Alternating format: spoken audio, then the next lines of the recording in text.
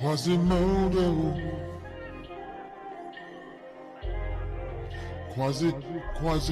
Quasimodo. Got lots of bitches calling me on my mobile. Quasimodo. I got a natural flesh patch right there for my mobile. I live a life Quasimodo. My bitches be calling me Master Modo. You don't even understand this flow though. When I get older, will I still have an effed up shoulder? Quasimodo. High school kids making fun of me and call me Play-Doh. On this back part right here, just this part is Play-Doh. Quasimodo.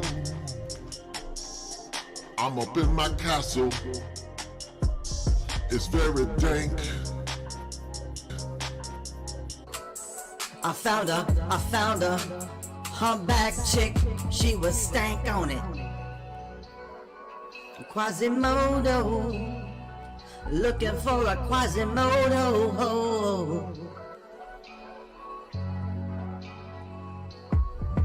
Quasimodo, you don't even know what it's like with a little bitty friend on your back like this right here. I got a little brother on my shoulder. Quasimodo, I just bought a weird modified Lambo so that I can drive in a weird way inside a modified Lambo. Whoa. You don't even understand my flow though. But this was very helpful for my therapy.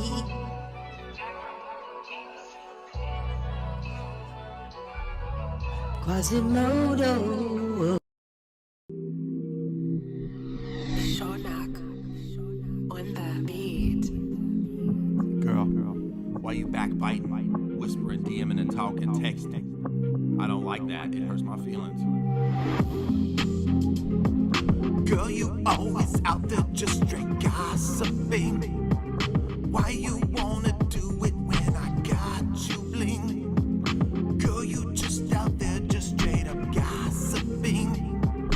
Always out there in the streets just gossiping. Texting, doing nasty things. All you wanna do is just straight gossiping. Girl, why you wanna gossip? I took you on that trip. I gave you all that stuff, all that junk. And you just wanna gossip. Hurt my feelings, girl. Why you wanna do that to me? When I got you all those things. Got you all those things. Got you all the things. Gossiping. Why you wanna hurt me with your gossiping?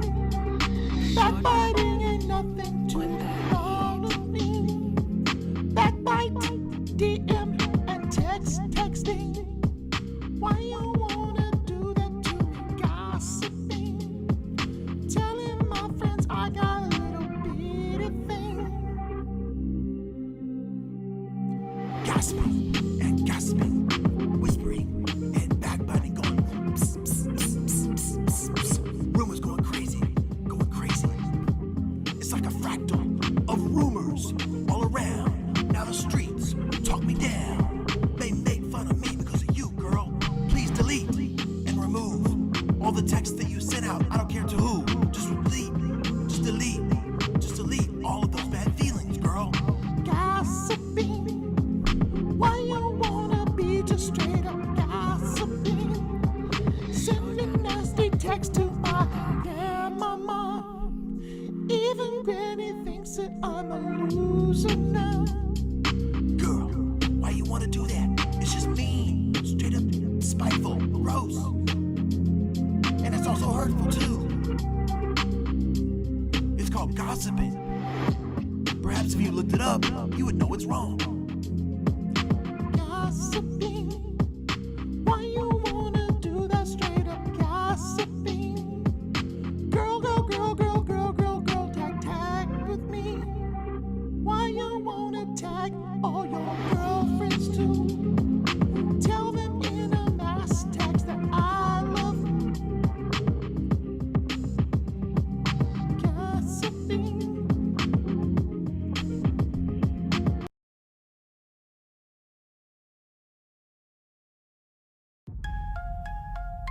Jamie!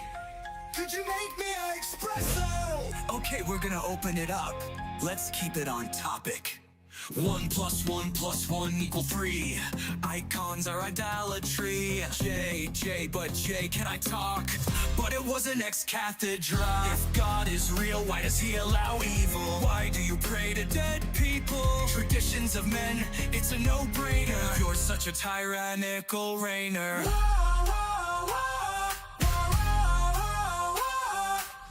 Is this your first time on the interwebs? Jamie! I need a ginger chew. Can't take it, these low-tier slow boys. Is this your first time on the interwebs? Jamie! I need a ginger chew. Was that an uncreated foot fart? Unmute, dude. Stop repeating my name, dude. You goobers call in, or I'll boot you. Where did we get the Bible from? Have you read the canons of Franzia? What are you, Catholic? Are you Protestant? I'm not trying to be mean, but do you have an actual argument? There is only one church. You are in a cult. You're a goblin, a demon, a boomer tard. Quick question. Do we have any Diddy-back venerators in the chat? Oh! Is this your first time on the interwebs? Jamie! I need a ginger chew. Can't take it, these low-tier slow boys. Is this your first time on the interwebs? Jamie! I need a ginger chew.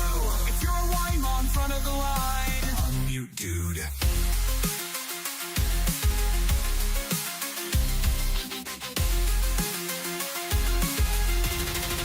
What is your epistemic justification? That argument is circular and you are refuted. Is this your first time on the interwebs? Jamie! I need a ginger chew. Can't take it, these low-tier slow boys. Is this your first time on the interwebs? Jamie! I need a ginger chew. If you're a wine mom, front of the line. Unmute, dude.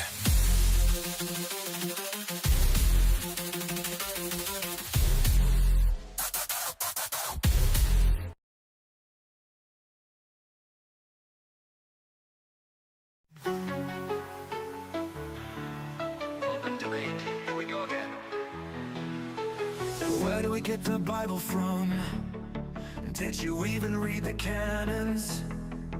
There is only one church. You are in a cult. You're a goblin, a demon, a boomer tard. You're so mean. I'm your dude. Is this your first time on the interwebs? Jamie, I need a ginger Jew.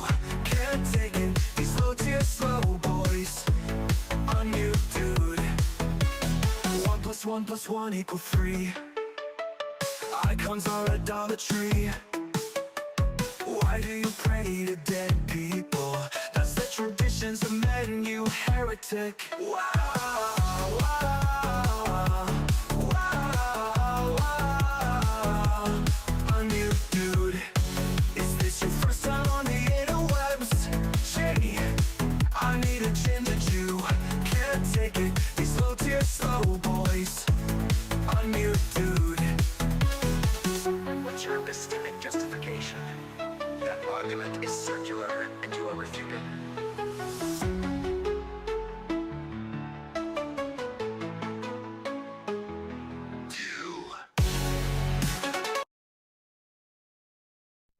Until the monkey, you climbed up in that tree.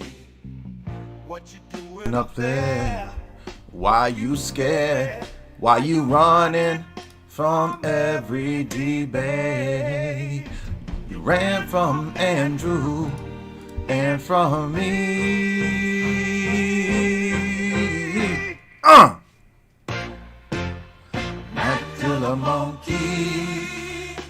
You like that female monkeys with them bananas between their trees. Hanging down, upside down, frown.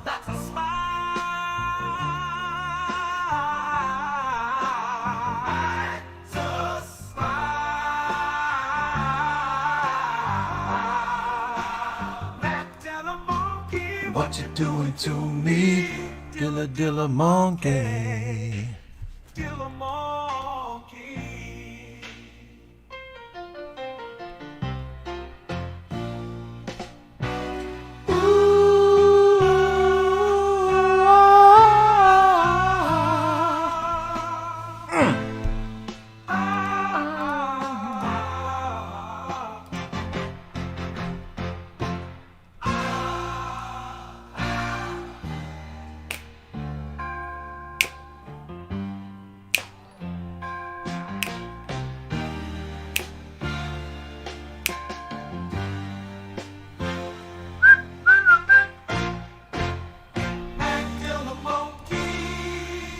What you doing to me, Dilla monkey? Oh yeah.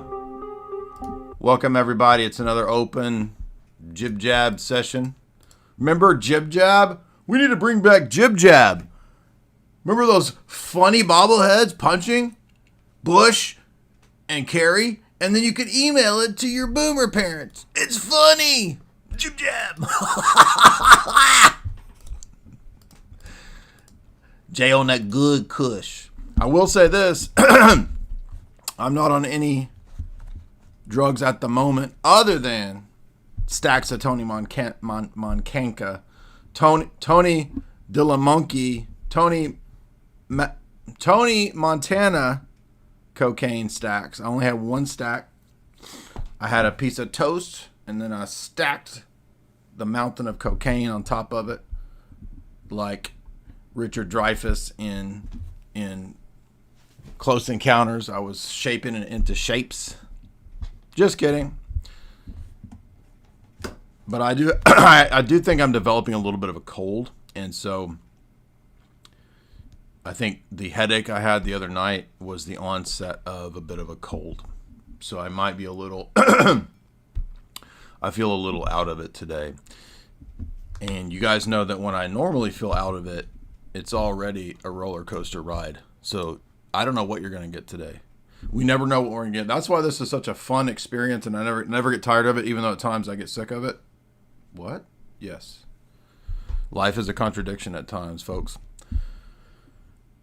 We never know who we're going to get. We get these feral individuals. Mormonism, for whatever reason, is just popping off everywhere. I think it's a coordinated, paid-for thing. I don't exactly know the mechanics of it. Don't have time to research, nor do I really care that much about that. But I can just pretty much reasonably assume that because the Mormon Church does have billions of dollars, they are probably really pushing online propaganda. So I think there's something like that going on because it seems to be popping up everywhere.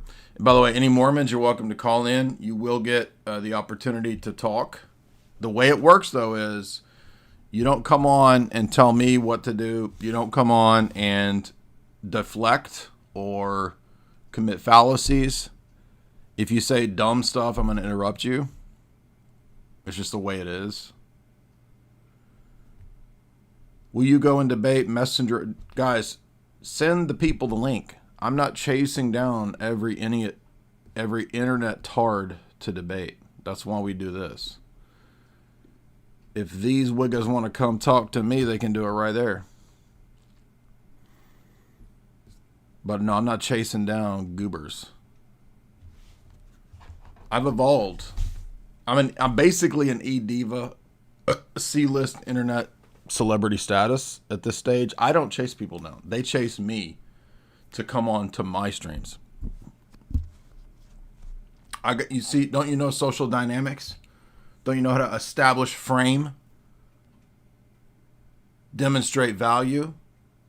And in the alternative media sphere, I have extreme sexual market value. I'm talking about extreme. Because I heard that Lauren Southern and Destiny slept together. Okay, if people are sleeping with Destiny, shit.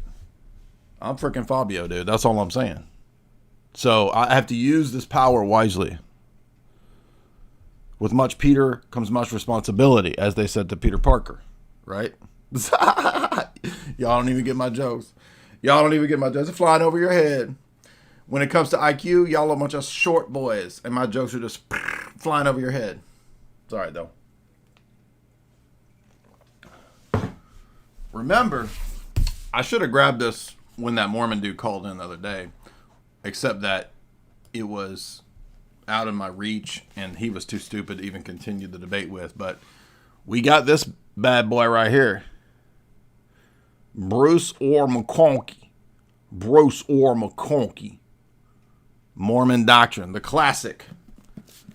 A to Z. All the Mormon nonsense. A to Z right here. So I'm ready for that. Also busted out my Quran study Bible. Right here I got my Quran study Bible ready to go. If any of y'all bad boys want to call in and set me, you want to smash me? Somebody said, Jay, I don't think you know what that means. I know what the words mean. I have the highest sexual market value in alternative media at this moment right now. So of course I know what the word smash means. I just use my powers wisely. I'm over here in this huddle mode. People are popping off. People are arguing. People are debating. Candace hates Nick, and Nick hates Tucker, and Tucker hates everyone else. And then, listen, I'm over here slow boiling. I'm a boiling frog in the kettle, and I'm calling the pot and the kettle black, and I'm not just talking about Candace. Okay, that made no sense, but that's why it was funny. We say shit that don't make no sense over here. That's what I'm talking about. You know what I mean? Just let me cook.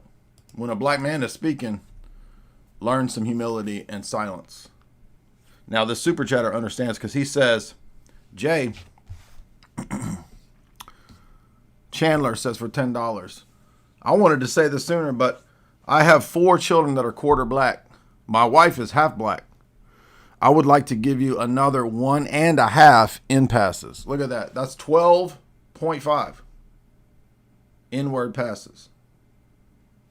12.5. Sexual market value rating 99, correct?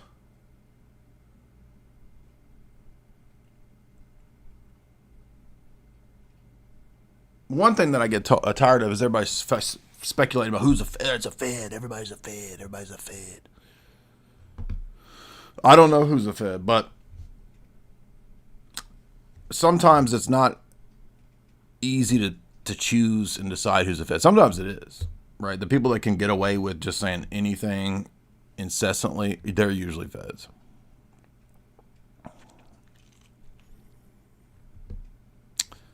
A lot of the right-wing media, and it's always been this way, they fight with each other mainly because it's like the drama causes a bunch of attention.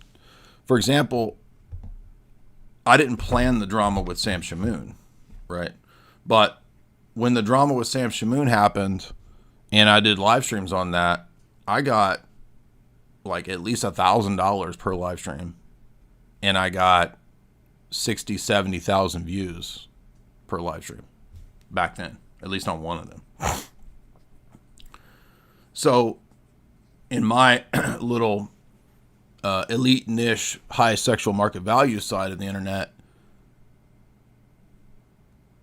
I could see why people get into spats and fights. I mean, you blow up from it. So the question is, who am I going to have a fight with? Well, I'm not going to have a fight, but we are 1 week away from the next big debate. Y'all know who it is. It's your boy Tim G. Round 2 with Tim G. It's going to be a little bit different this time. It's not a blood sport. Remember, 1 week from now, Elijah Schaefer hosting. Me versus Tim G. the topics are 2.5 hours on papacy, filioque, and divine simplicity. That's going to be an interesting time. And I noticed too, by the way, on Grumble, I don't really trust the numbers on Grumble, by the way. I don't think they're exactly accurate. I think they're kind of pumped up for everybody to make Grumble look like it's more popular than it is. That's just my theory. I don't have any proof of that, but like the comment, like even on my own channel and on everybody's channel, like if you look at the number of supposed views to the amount of likes and comments, like it doesn't match up. So I can't say for sure, but I suspect that when it comes to shows like that, they may not be as high. But I noticed the Tim Gordon debate with me on Timcast. I think we're basically, that's like 500,000 if the Grumble stats are accurate, which I'm dubious that they are. But I didn't expect. Actually, I thought it would do well, but I didn't know if it would do that good. But let's see what we got. And then the clips got a lot of views too. So no, it looks like we only got 200K over here on Tim Pool's channel, but we did get, according to Grumble, it says like 250K, which I'm like, I don't know about all that, but anyway, so almost 500,000 according to maybe fake numbers. I don't know, but that's not bad. But I know that the podcast that we did when me and Luigi were on, Elijah Schaefer, that got at least 100,000 views between different platforms, maybe 70,000, 80,000 on Twitter, assuming Twitter's numbers are right. So I think this one's going to be popping off. It's going to be hype. It's going to be different, a lot more focused, timed back and forth. There is cross-examination, so people love blood sports, even if people want to whine and complain about them. Regardless, people like it. And, you know, when I went on Piers Morgan, they were like, bring the heat. And when we had the Atheist, you know, that got basically 1 million views. So that one got 1 million views with the Atheist debate because we brought the heat. We talked about, you know, the N word, the R word. The Bloodsport debate with Tim Pool got pretty hype view-wise. And I think if you look over here at Tim Pool's Debate Culture War channel, basically most of these debates don't get that much. Some of them do okay. I'm saying as much as ours. Like, ours is the top debate in the last, I mean, you got to go back like 6 months, dude. Right? And amazingly, the number 2 and 3 debate, well, that one I guess makes sense, the liberals versus Soyman, but somehow Not So Erudite is the number 3 debate in the last 6 months after me and then John Doyle or whatever that guy's name is. I don't know how in the world anyone listens to Not So Erudite. It truly mystifies me. I don't understand how anyone could listen to her. I mean, she has to be one of the ultimate greatest suits of all time. She is so dumb. Maybe even just paid to. Somebody said on Twitter that she works for some progressive outfit and she's paid to shill this crap. I mean, that wouldn't surprise me. I don't know if it's true, but I mean, it sounds right to me. But how in the world does anyone find anything she says convincing and appealing? I don't understand. I don't understand. Regardless, we're 1 week out. It's going to be hype. It's going to be intense. I am excited actually to see a debate with Tim that has a structured back and forth. And I don't mind either format. You know what I mean? I don't mind Bloodsport. I think it's fun. I don't mind drama and heat and all of that in a debate. Doesn't bother me one bit. And I also have no problem with a classical, formal structured debate as well. Both have their merits. I think, when it comes to internet and clipping, obviously Bloodsport type stuff can be way more clippable, way more entertaining. And then when you get the really structured stuff, which we've seen like in the last 2 Ubi debates, right? Ubi with voice of reason, voice of booty. Ubi with voice of booty, and Ubi with Eric Candibara. Both of those debates were good. But it also kind of appeals to a different type of person. You get a little more serious nerds when it comes to the structured debates. But I think the most annoying thing about all debates nowadays, except for, our debate with that gay redheaded professor, or whatever his name was, even in that one, right, on a Catholic channel, like the comments were still, the polls were still like 80% on our side. Yes, thank you. Appreciate that.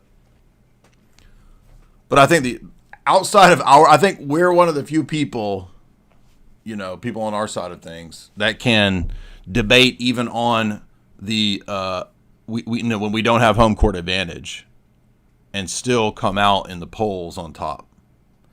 But outside of that scenario, like when I see, and I'm not dissing Ubi at all, I think Ubi's actually really good at debating. When I see Ubi debating Voice of Reason or Candibara, the comments and the polls are almost always like, Orthos got owned. And it's like, really? And they almost always hyper-focus on some tiny thing, like where Voice of Reason said, I don't have the burden of proof. I don't have the burden of proof. Oh, got him. Doesn't have the burden of proof. Oh, Orthos own. Catholic victory. What? So what I'm saying is, like, outside of our scenarios where we really just blow out people, when it's just a blowout, when it's an actual structured formal debate, the tendency is, unfortunately, to just cheerlead regardless of what happened. That's, I think, the most annoying part. Are you reconciled to Sam Shamoon? No. Why would I be reconciled to insane people? I move on. I don't understand why. I think one thing you do learn from media, and this is something that a lot of you guys maybe in the consuming side of the audience don't know because you don't do media all day long for the last 10, 15 years, is that one thing you learn is that people that are problem people, they're their own worst enemy. And they're probably not just a problem with me. Now, we all know publicly that Scam Shamu has run off pretty much everybody that he's ever been friends with. And so, what's more likely that, like, I'm the cause of that scenario when I just simply asked him and his leather daddy to come to debate, or that there's something else going on there with him and them? Probably not me if he's run off 10 other people. So, no, why would I reconcile with somebody who's a problem person? After a while, you learn to set boundaries and limits and you move on. And you don't associate with those people anymore. So, I think in the case of him, I would want to see some pretty significant changes on his part and an apology or something like that. But I move on. I don't even think about these people. So those people end up being their own worst enemies. And I've seen this for a long time in media, like people that have these kinds of psycho, what's the right word I'm looking for? Not bipolar, but something like that. Whatever their problems are, like the problems are theirs, and they've got to figure out how to get that reconciled. And I agree. Like, you're not really going to find the healing that you need outside of the stuff that we talk about. So anyway, moving on. Other than that, though, there's not really any other debates, and it doesn't really bother me. I mean, I'm always open to the possibility of this or that. I think some Protestant wanted me to come debate at a conference, and I'm like, nah. And then this other atheist dude wanted me to come debate at a big atheist conference. But he wanted me to, so he's like, oh, we're going to invite Lawrence Krauss and Sam Harris and all these people. And he's like, I want you to come. And I'm like, oh, cool. So yeah, I might go. And then he's like, I want you to debate Dennis Prager's son. I'm like, who? So you want me to come to this debate, to not debate the big name people, but some rant? No, it's like, no, dude. And then this Protestant dude wants me to come debate some random Muslim. I'm like, I'm not doing that, dude. I'm not doing the no name debate circuit. That just sounds like a nightmare. Anyway. Welcome, everybody. Hit like, hit share. Everybody to the limit. Everybody to the limit. I already covered Red Vaughn. Go find the clips. Again, if people don't listen, I don't understand why everybody doesn't have this same philosophy. Like, if people don't want to, if they're not vibing with you, move on.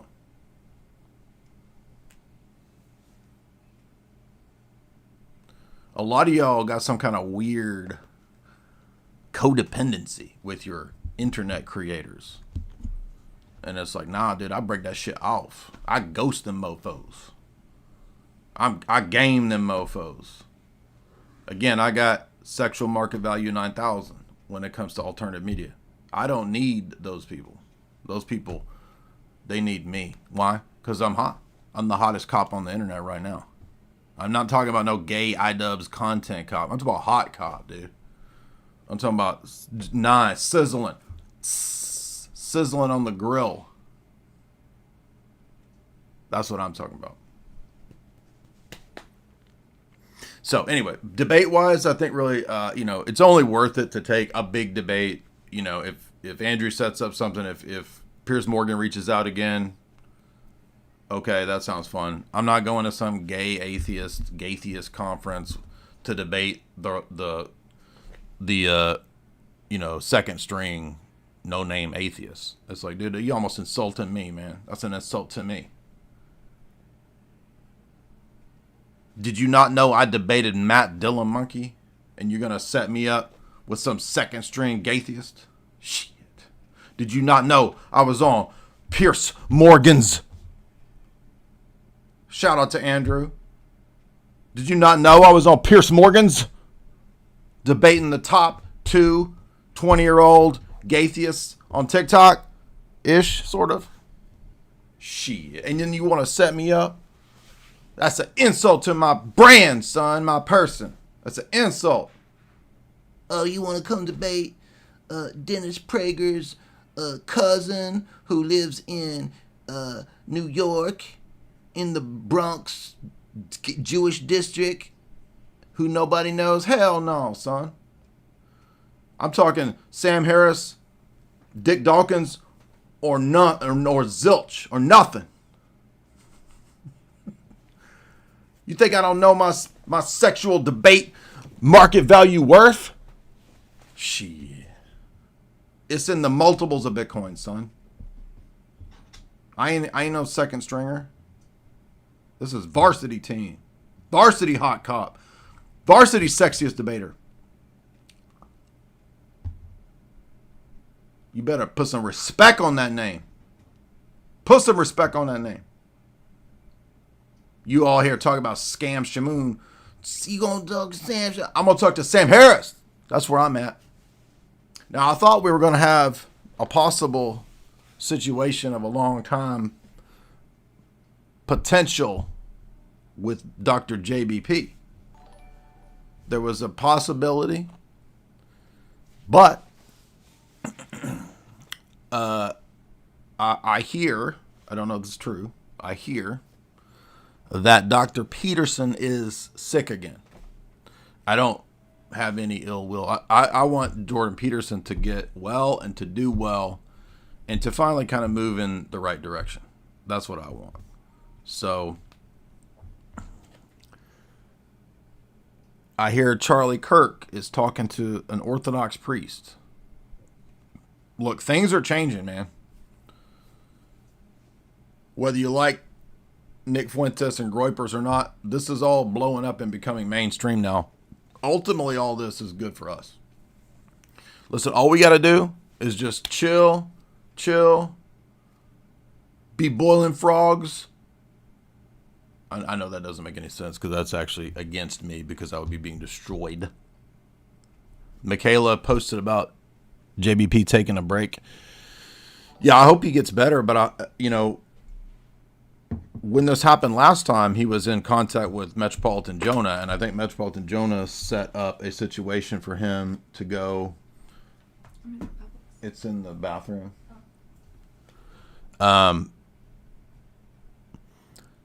When the wife comes in the room, you know what she wants? The credit card.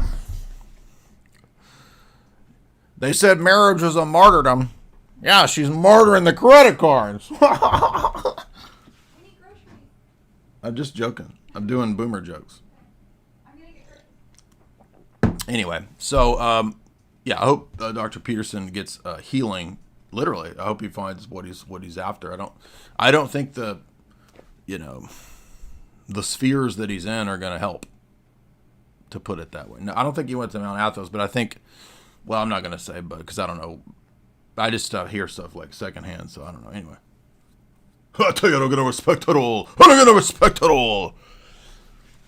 Somebody asked for Rodney Dangerfield, and I was just in the mood. Listen, I've got a bit of a cold coming on. I'm kind of out of it today. I don't even know where I'm at. I don't know what's going on. I don't know who any of you people are. Brad Bott became a member. What's up? Not an atheist, 5 pounds. We're going to open it up, by the way, to the callers in just a second. Be patient. What is the best critique that hits hardest when it comes to foundationalism? Well, there's the criterion problem. There is the, Roderick Chisholm criterion problem. I think that's probably the strongest and most well known. It's arbitrary. It doesn't really address the objections about justification. So, in other words, why do you get to just say logic just is, right? In a debate, it's like they don't even understand debate either. It's like in a debate, normally you're not debating the subject of logic itself, and so, yeah, normally you wouldn't call into question metalogical issues.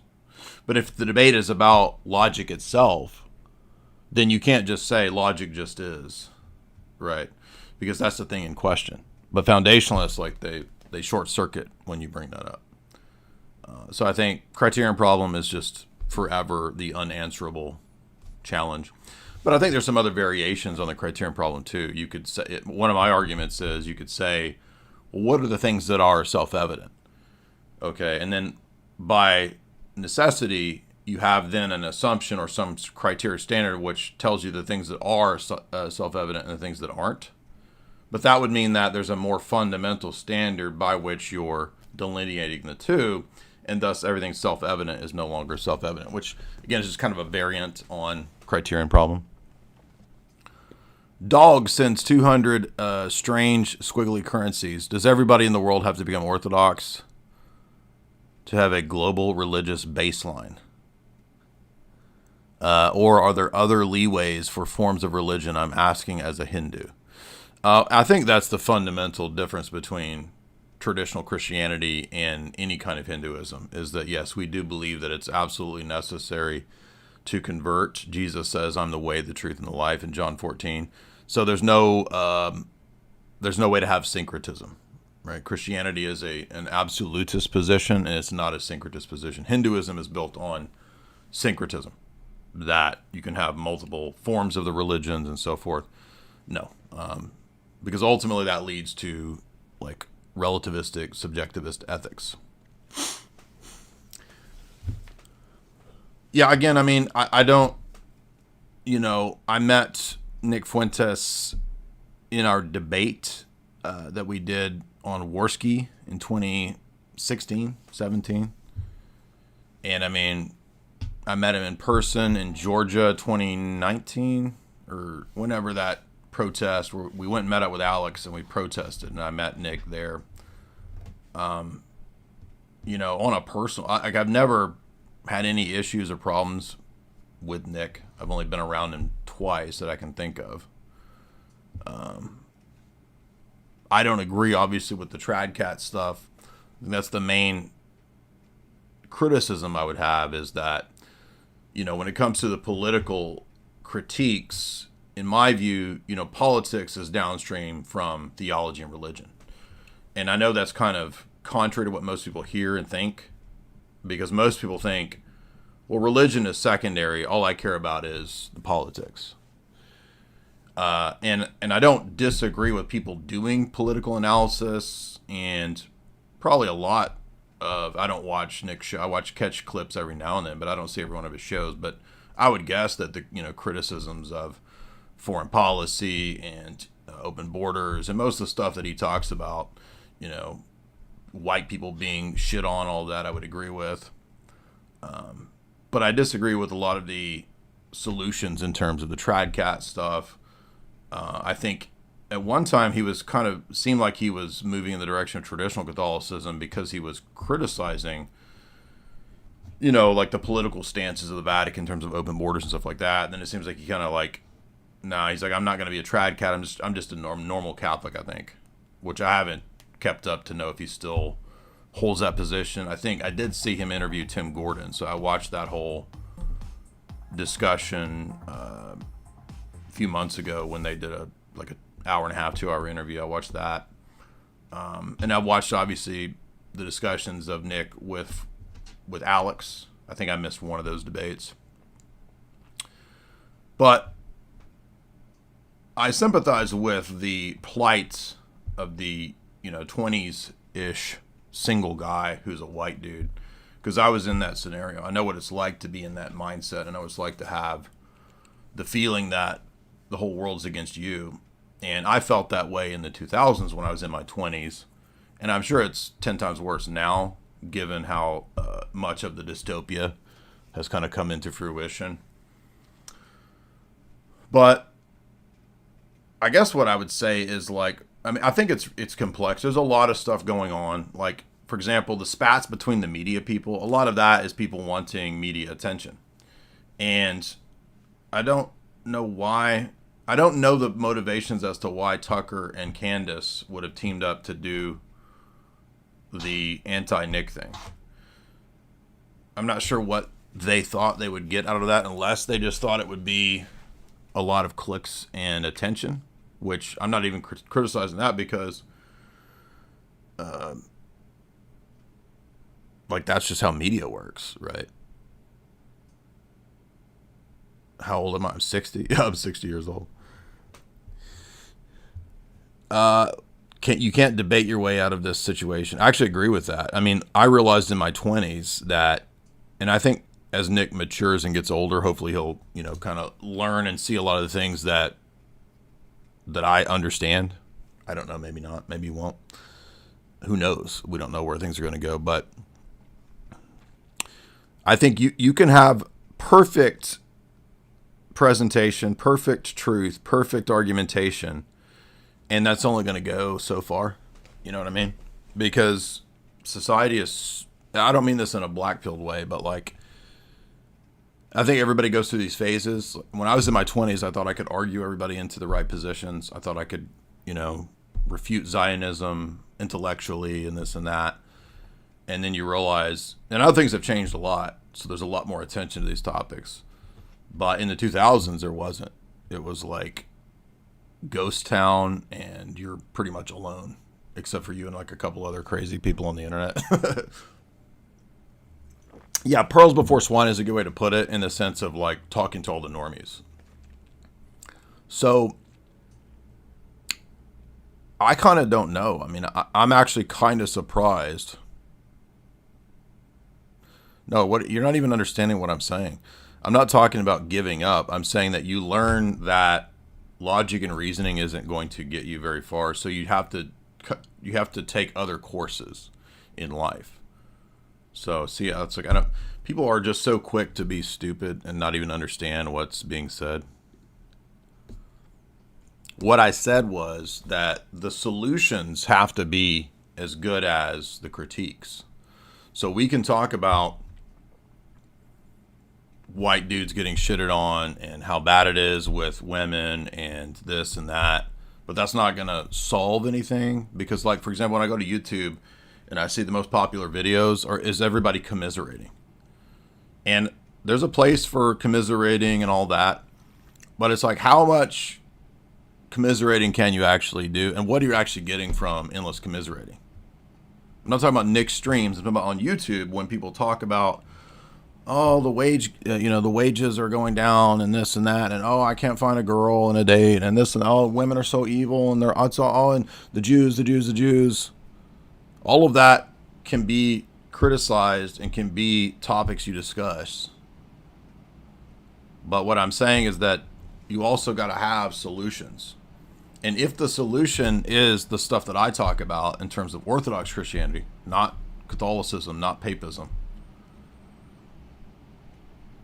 And this is one of the main issues that I would criticize that sphere for, would be that the papacy a long time ago caved to Judaism and Zionism. So what are you going to get out of papism? Orthodoxy is literally the only thing. That's all there is.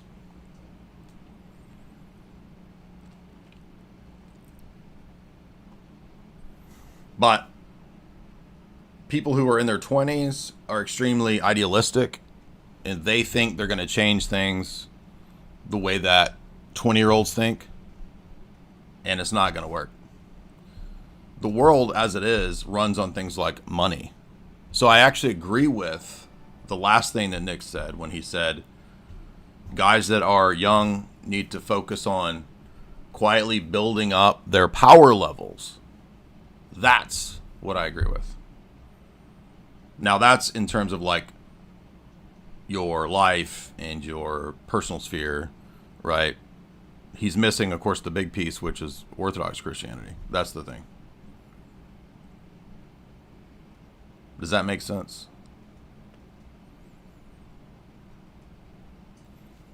It reminds me a lot of 2016 when Richard Spencer was getting popular, maybe 2015, somewhere in there. And everybody was talking about stuff and oh, this and that. And my first assessment was, because I did a debate with Richard Spencer back in the day, which was on Baked Alaska's channel, and that disappeared years ago. So I don't even know if it's out there anymore. It wasn't a very good debate because mainly Richard just kind of talked over me.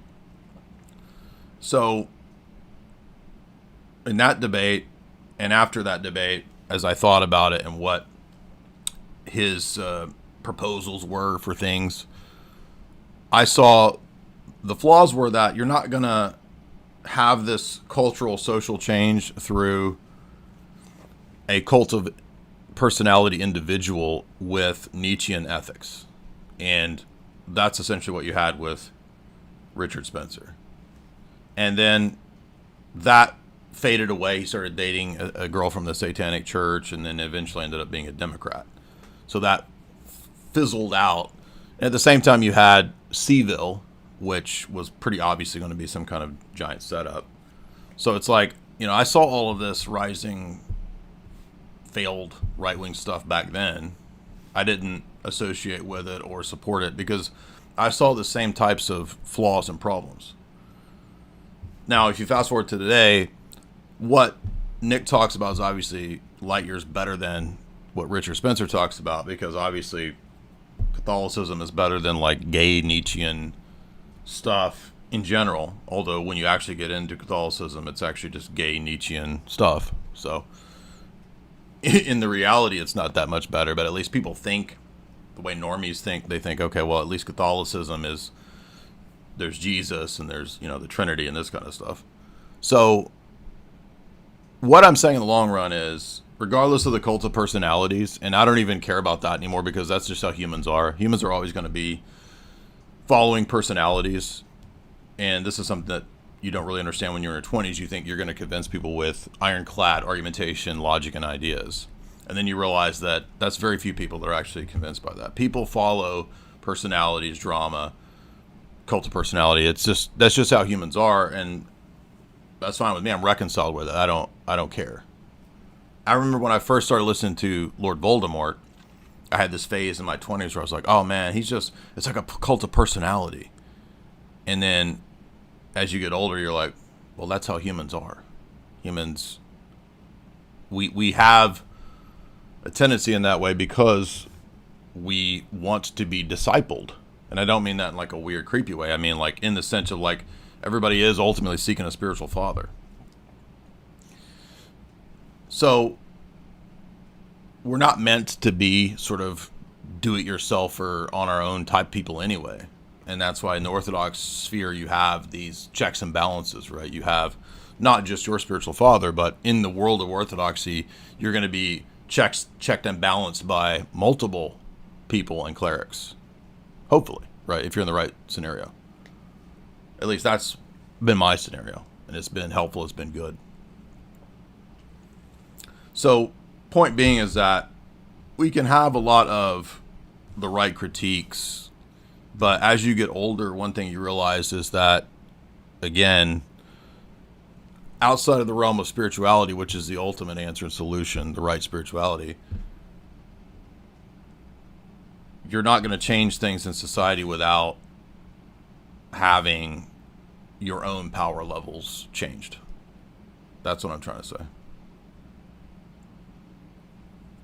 No, Orthodox, yeah, I mean, it's against this idea of like, I'm going to change culture on my own. I'm going to be this like, I'm not talking about Nick. I'm saying that when I was a young 20-year-old in my 20s guy that was idealistic, and then I grew up and realized, well, actually, how am I going to change and affect society if I don't have these things right yet?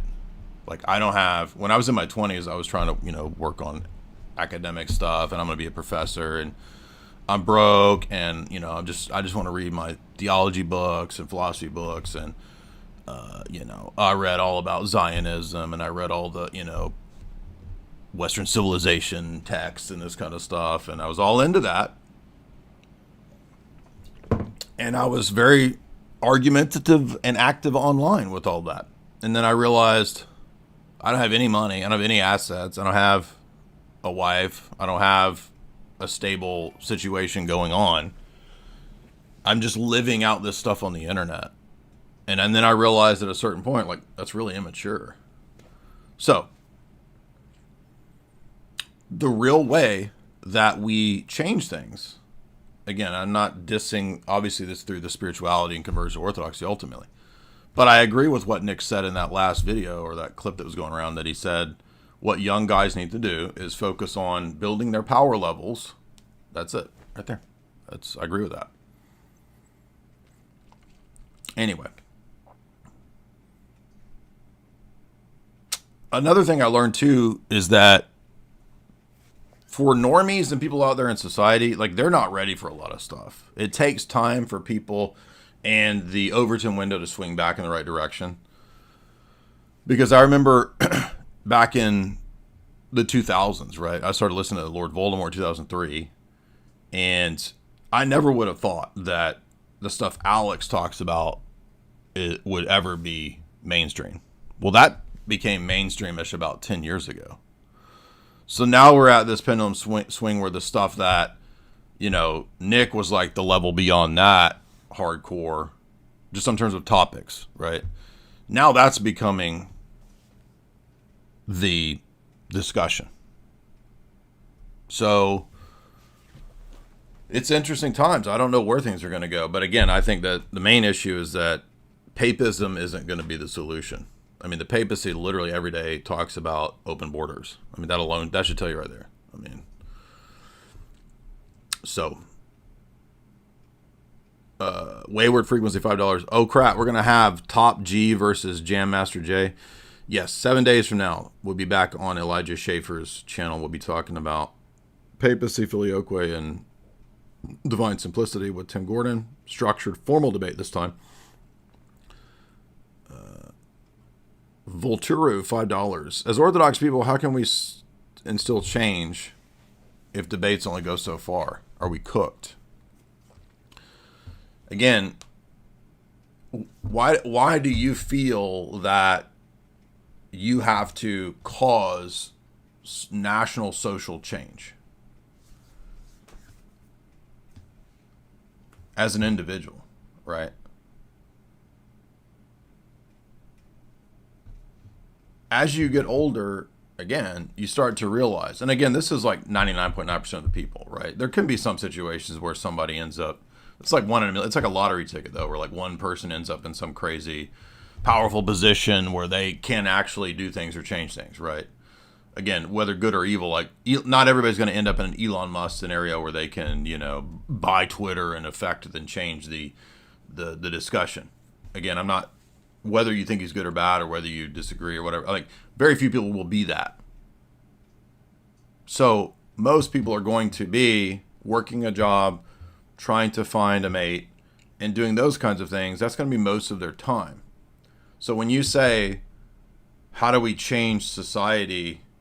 And I'm not even going to read the rest of that comment because that sounds like a Fed comment. But no, we're not cooked because our ethos is not hinging on worldly success, political success, or any of this, because the gates of hell don't prevail against the church. Even if every Orthodox Christian in America or in the West gets put in a gulag and killed, don't you understand that's only going to blow up the church even bigger?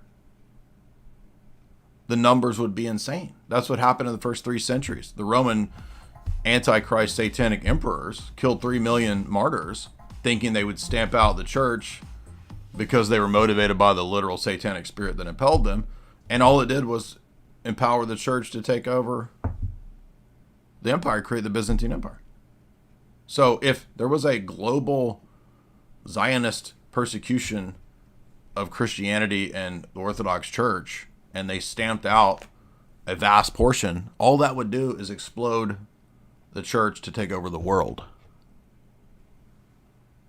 The blood of the martyrs is the seed of the church. Everybody knows this, right? I thought everybody knew this. So everybody gets it backwards. They think, oh, we got to seize political power. We got to convert as if we're, as if this is the year 800. Oh, if we just convert the king, he'll force all the people to become Christian and we'll have a theocracy. No, that's all backwards, dude. We don't live in the year 800. There's no Viking king who's going to become Orthodox and force everybody. It's like, if we just get Trump to become Orthodox and he can force everybody. It's like, that's all crazy talk, dude. But everybody wants those kinds of answers. And no, I'm not going to give you that answer. The real answer is, if you want to affect change, and I know this is a played out cliche, but it's true, you got to change, dude. That's where it starts. That's what Father Turbo is always saying. Like, when you become Orthodox, it's because you saw and you diagnosed all the problems of the world. Oh, well, congratulations. Now you get to work on you. Because you can't actually affect change and do this kind of stuff until you start to undergo physician, heal thyself, right? And everybody wants the easy solution. Give me a political hero. I need a hero. No. You should have listened to Beyond Thunderdome. We don't need another hero. We don't need to know the way home.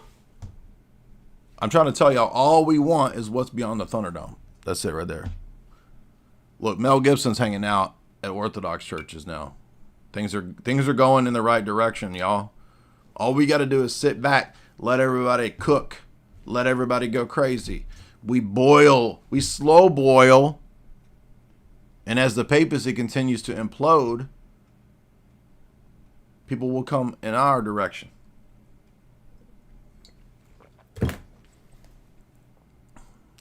I mean, things are looking good for us from my perspective.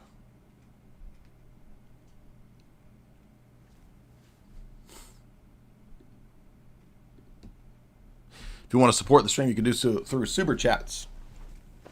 The other thing that's annoying too is, and this is what this always happens when the right-wing drama happens, is everybody starts going after everybody's personal life. And that's super annoying to me. Like even when it comes to Voice of Reason, I'm like, I'll make some jokes. I don't spend time going into people's personal life. It's just so annoying. But hey, that's what people want, drama. They want to talk about who's sleeping with who and all. And none of this even matters ultimately. Like in 5 years, nobody's going to remember who Destiny was sleeping with, hopefully. Because that sounds like the most disgusting thing I've ever heard of.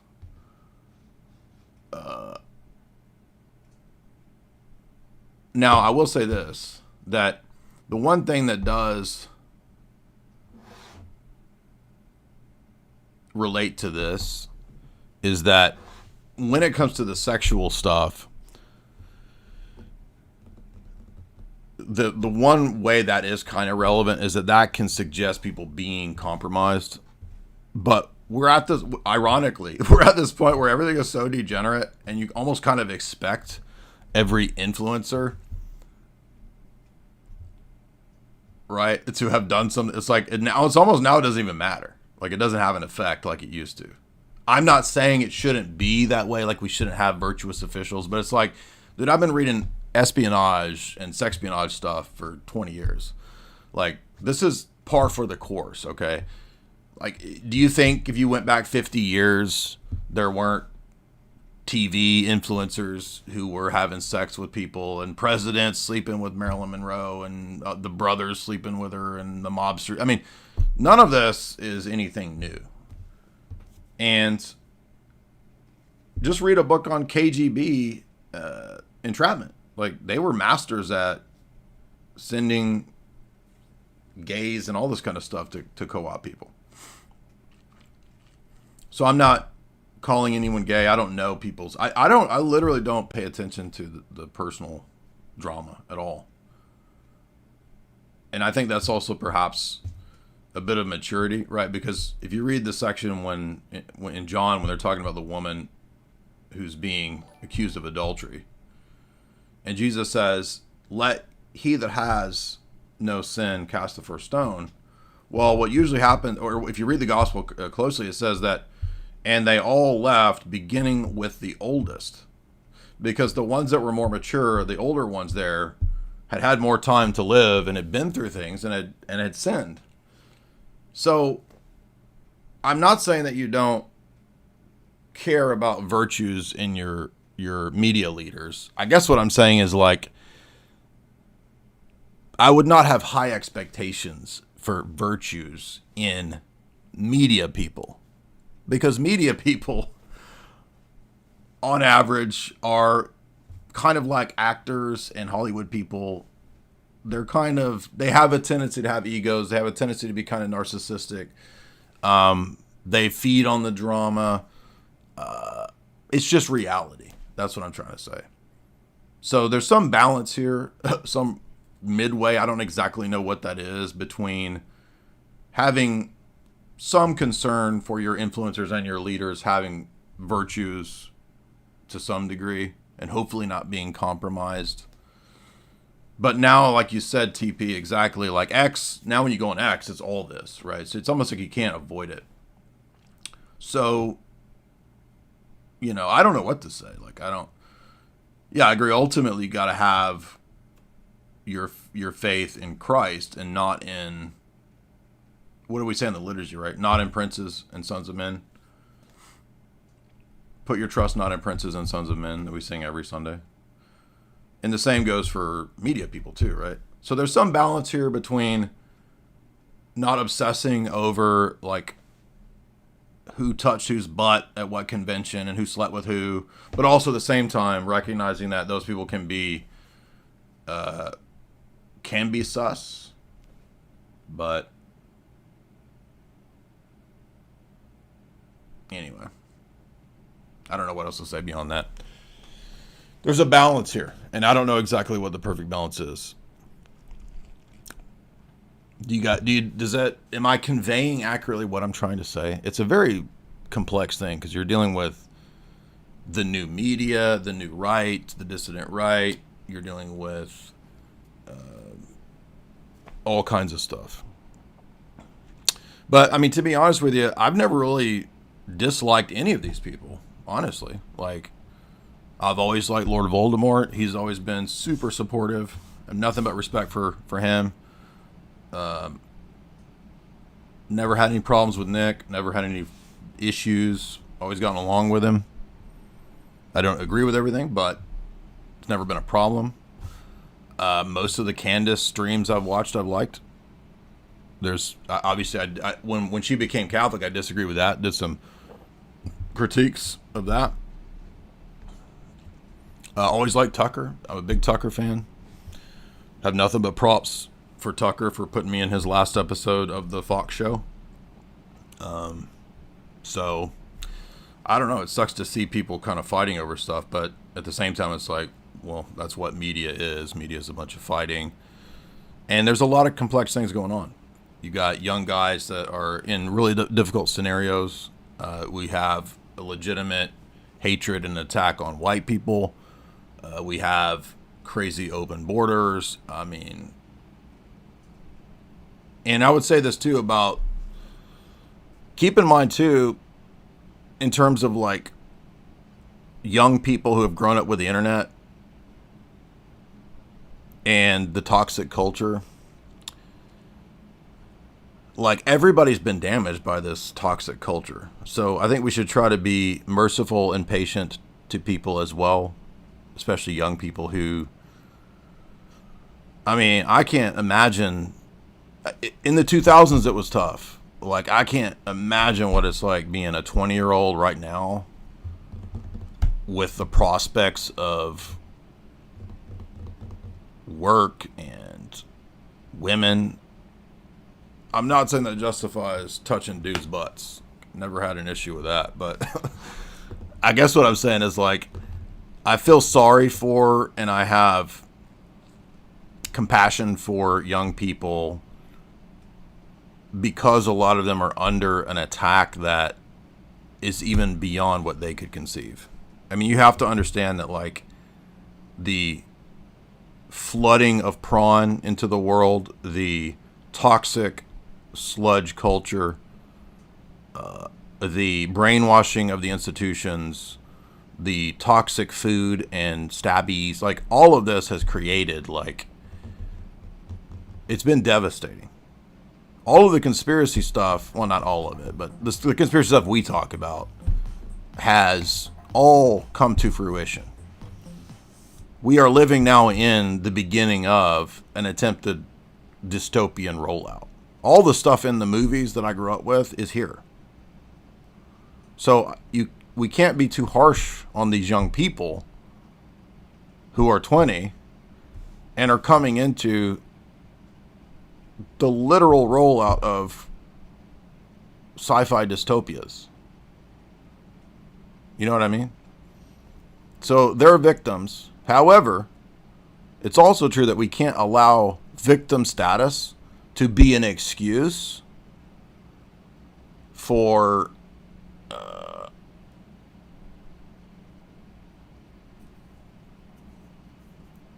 being lazy. Does that make sense? Like, and saying, well, I give up because,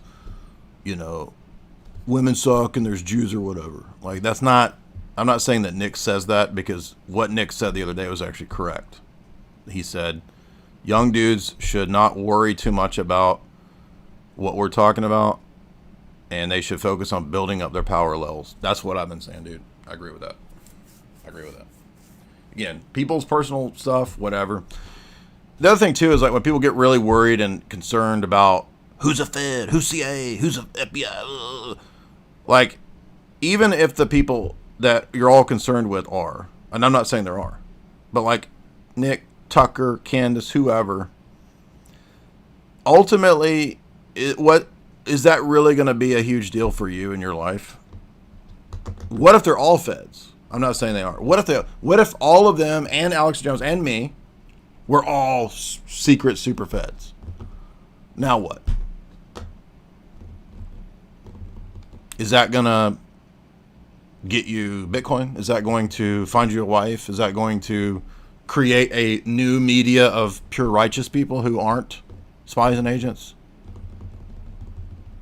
Like, what are you going to do now? In other words, I remember back when, I'll give you an anecdote, then we're finally done. Why are you calling me a fence sitter? I'm telling you my position. Fence sitting on what, dude?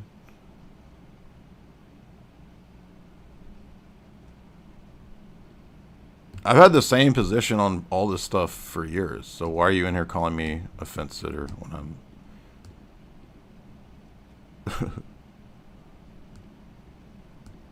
Yeah, I mean, I'm agreeing with what Nick said. Nick's main message in his last video was the stuff that I typically tell young guys to do. So what, I also had a good idea the other day on the other live stream, which was, what if we all became feds? And then it would dispel all Fed power if everyone was a Fed.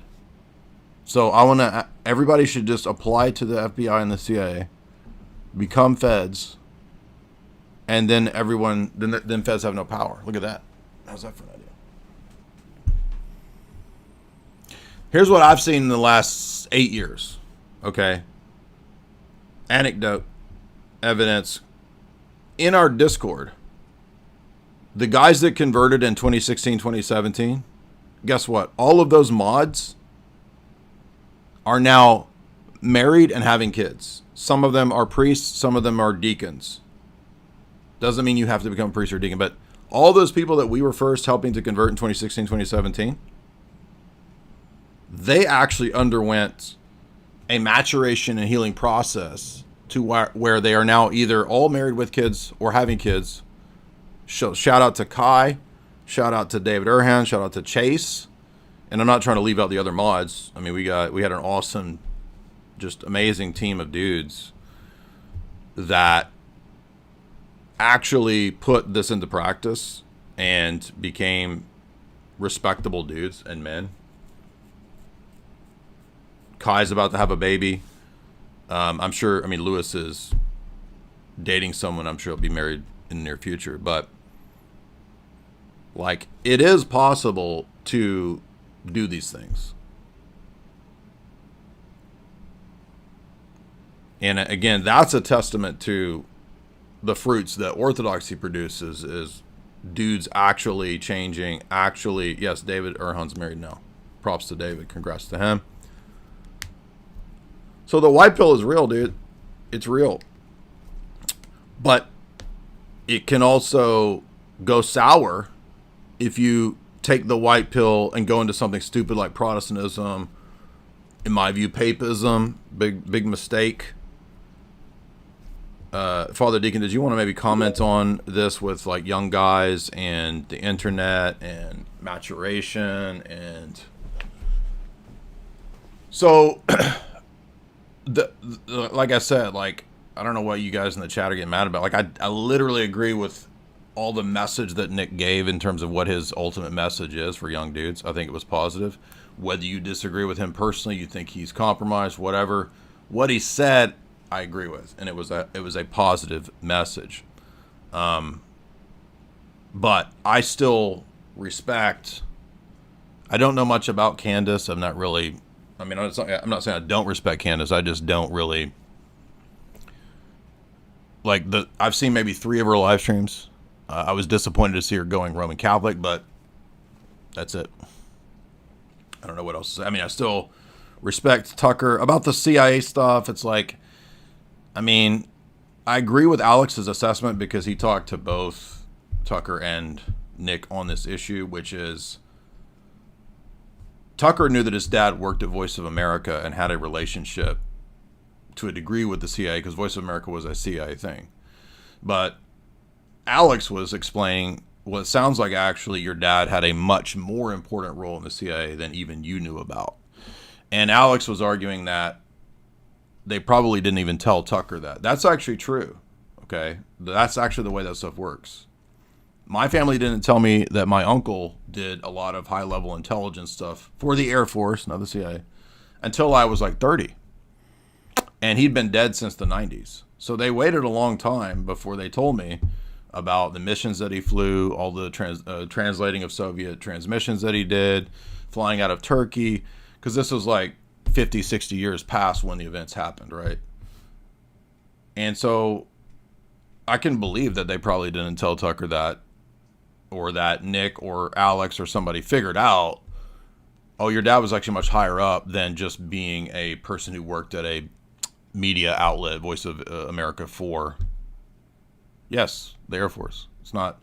I understand that many people in the CIA could be, the Air Force could have been recruited in the CIA. The CIA was very closely allied with the Air Force for a long time for recruits and people. No, I've talked many times about my uncle. My dad was in Operation Praying Mantis, which was the Gulf stuff. We talked about that like 3 live streams ago.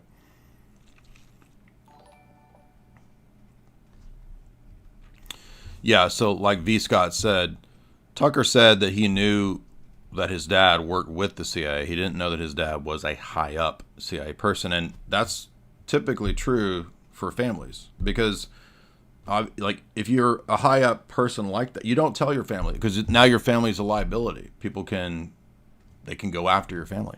So that's all true.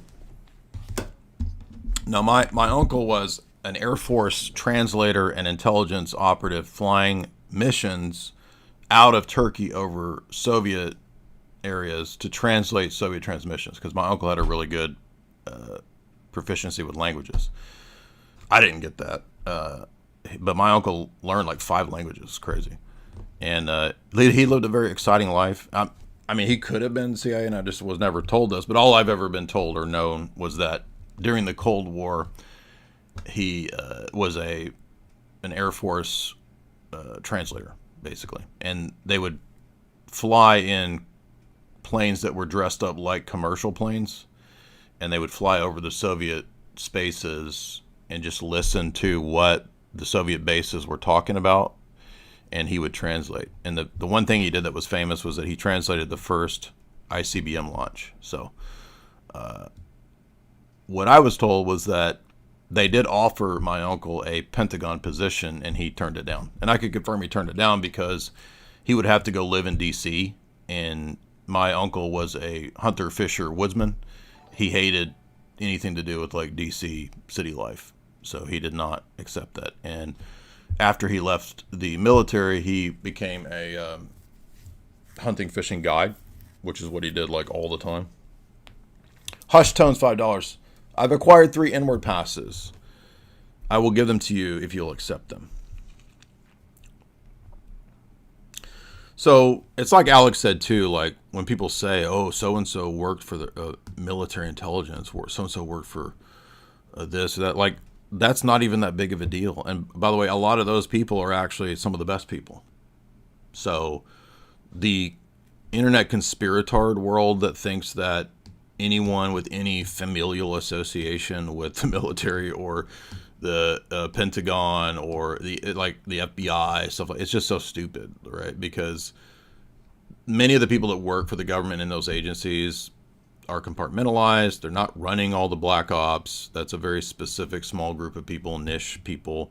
Most of that stuff, by the way, comes out eventually as well, right? So when you hear about Iran-Contra and CIA drug trade, that kind of stuff, that's all pretty much public now. So it's not like your, people who are analysts are all, evil, compromised, Illuminati mind. It's just so stupid, right? And we have tons of military and former military vets in our audience. And all the vets are like, yeah, he's obviously right.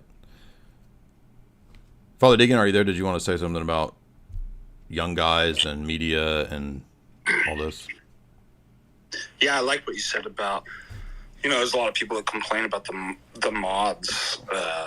They're so mean and so bad. Remember how everybody was saying the ortho bros are loser incels? Remember Father Damick said that in 2018? And now all these people are literally becoming clergy and married with families.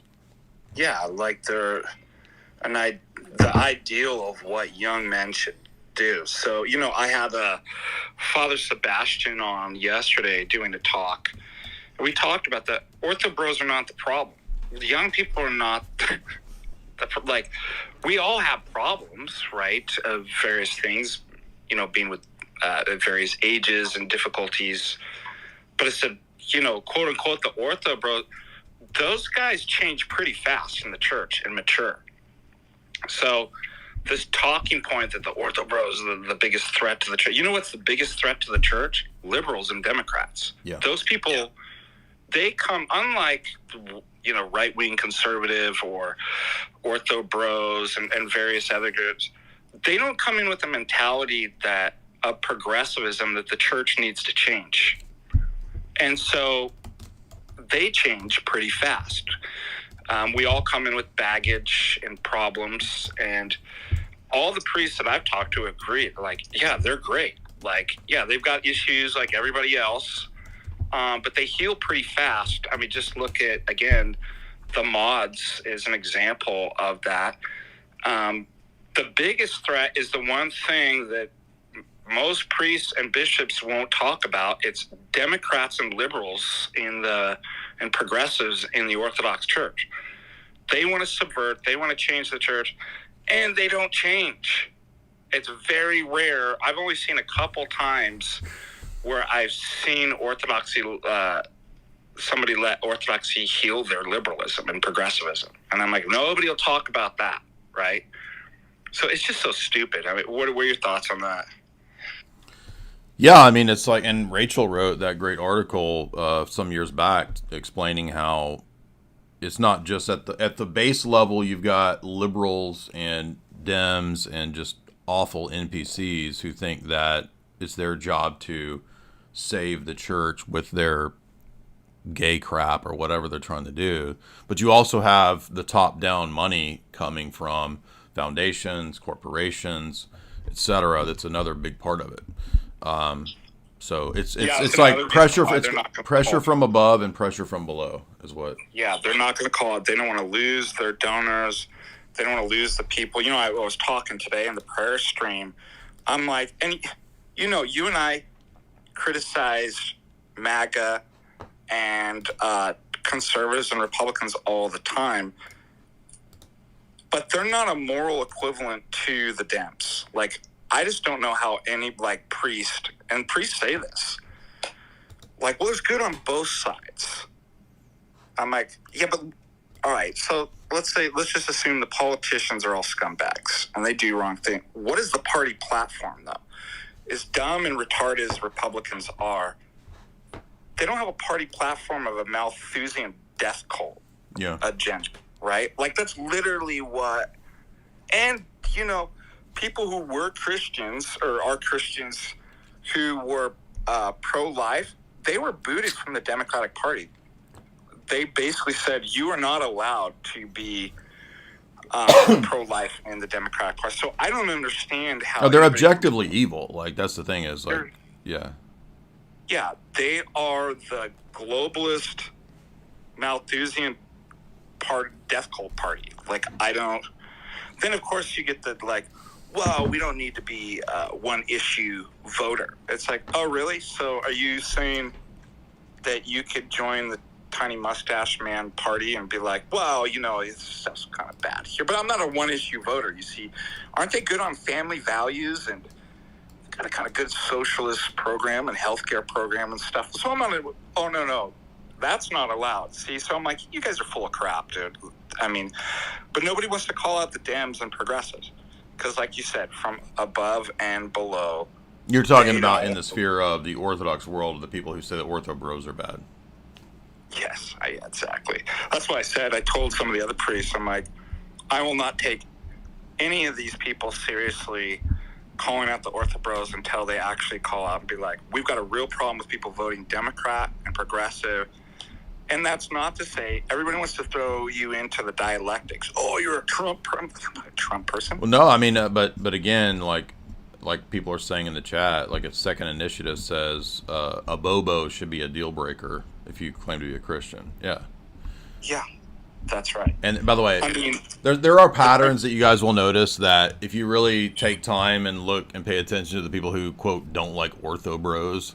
What you'll usually find is it's liberal women, pro-gay. They liked Obama. Like they're, you know, they believe in evolution. They believe in just all the worst crap imaginable. That's usually what goes along with this critique. Although sometimes there are, bad actors in the space that claim to be, quote, Ortho bros. But remember, in a lot of these cases, we don't even know that these people are real people. Let me give an example. This profile, I thought this was funny right here, and I'm assuming this is accurate. I haven't looked into it, but there was an Indian crypto scammer who created a large right-wing X account called Inevitable West, and it's got this white dude with like a British and American flag, like the David statue or whatever that's supposed to be. And he was just an Irish Indian crypto scammer, brother. No, don't redeem. Stop. No. So come on, like anyone can create a Twitter account. Say there was a Jewish dude that created a Twitter account that said he was Orthodox. This was like 2 years ago. And he created like 5 accounts. And he was literally saying the most insane, crazy stuff. Shocker, right? Like he wants to go to war. He's ready for violence, all this stuff. And people found his other account. It's like, it was just some random Jewish dude. Zionist. Shocker. People are just so dumb. Like, I mean, that's an argument that you shouldn't be voting. If you're that dumb, right, you fall for this stuff. It's a real person. These people just believe what anybody says.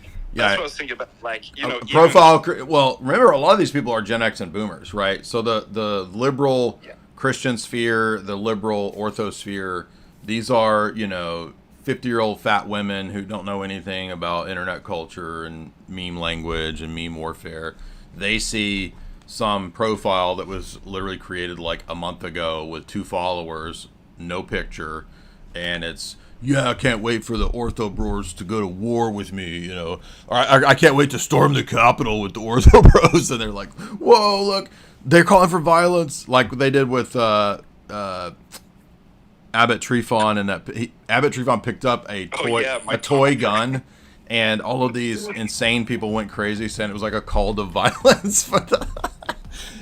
It's so fake. That dude. was so funny. I had to even tell my auxiliary bishop. He's like, "What's going on?" I'm like, "Come on, Your Grace." I'm like, "Seriously?" I'm like, "Dude," I said, "First of all, I wasn't even there. I would have just, in terms of optics, been like, probably not a good idea. Don't take the photo." But I'm like, "Don't you?" I said to my bishop at the time, His Grace, "Don't you find it odd?" So he's in a museum. Somebody hands him a toy gun. They take a photo. And an article comes out 30 minutes later, as if it was waiting. I'm like, that doesn't sound odd. I'm like, these people are demons. Yeah, remember what one of the guys that wrote the expose on me is like now a universalist, open gay dude.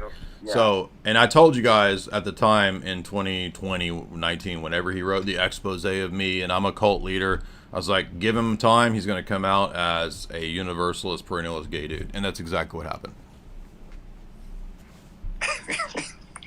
and let's not forget the other people who spent many years on Twitter constantly going after me. The other 3 or 4, it turns out they were on meds. 3 of them openly had mental problems and on meds and schizophrenics. I'm not kidding.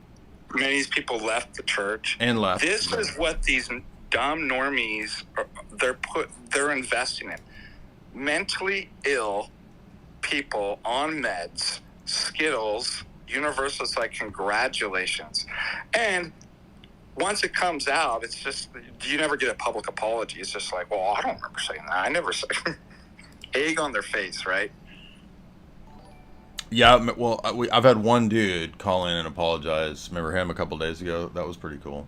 Yeah, that was like, awesome. Hey, I used to call you a mean ortho bro, but actually I was just a giant vagina, and you're pretty cool. So I had several people come to the, in the last couple of years, come to the conference and took me aside privately and basically apologized. They were like, and you know what they said? I was wrong. I was listening to the internet, and it was all lies about you. And I'm like, well, God bless you. That's a manly act to own your mistake and come up to me face to face like a man and apologize. It's rare. You know what I mean? In this day and age. And they realized because I was listening to stupid idiots they didn't know online.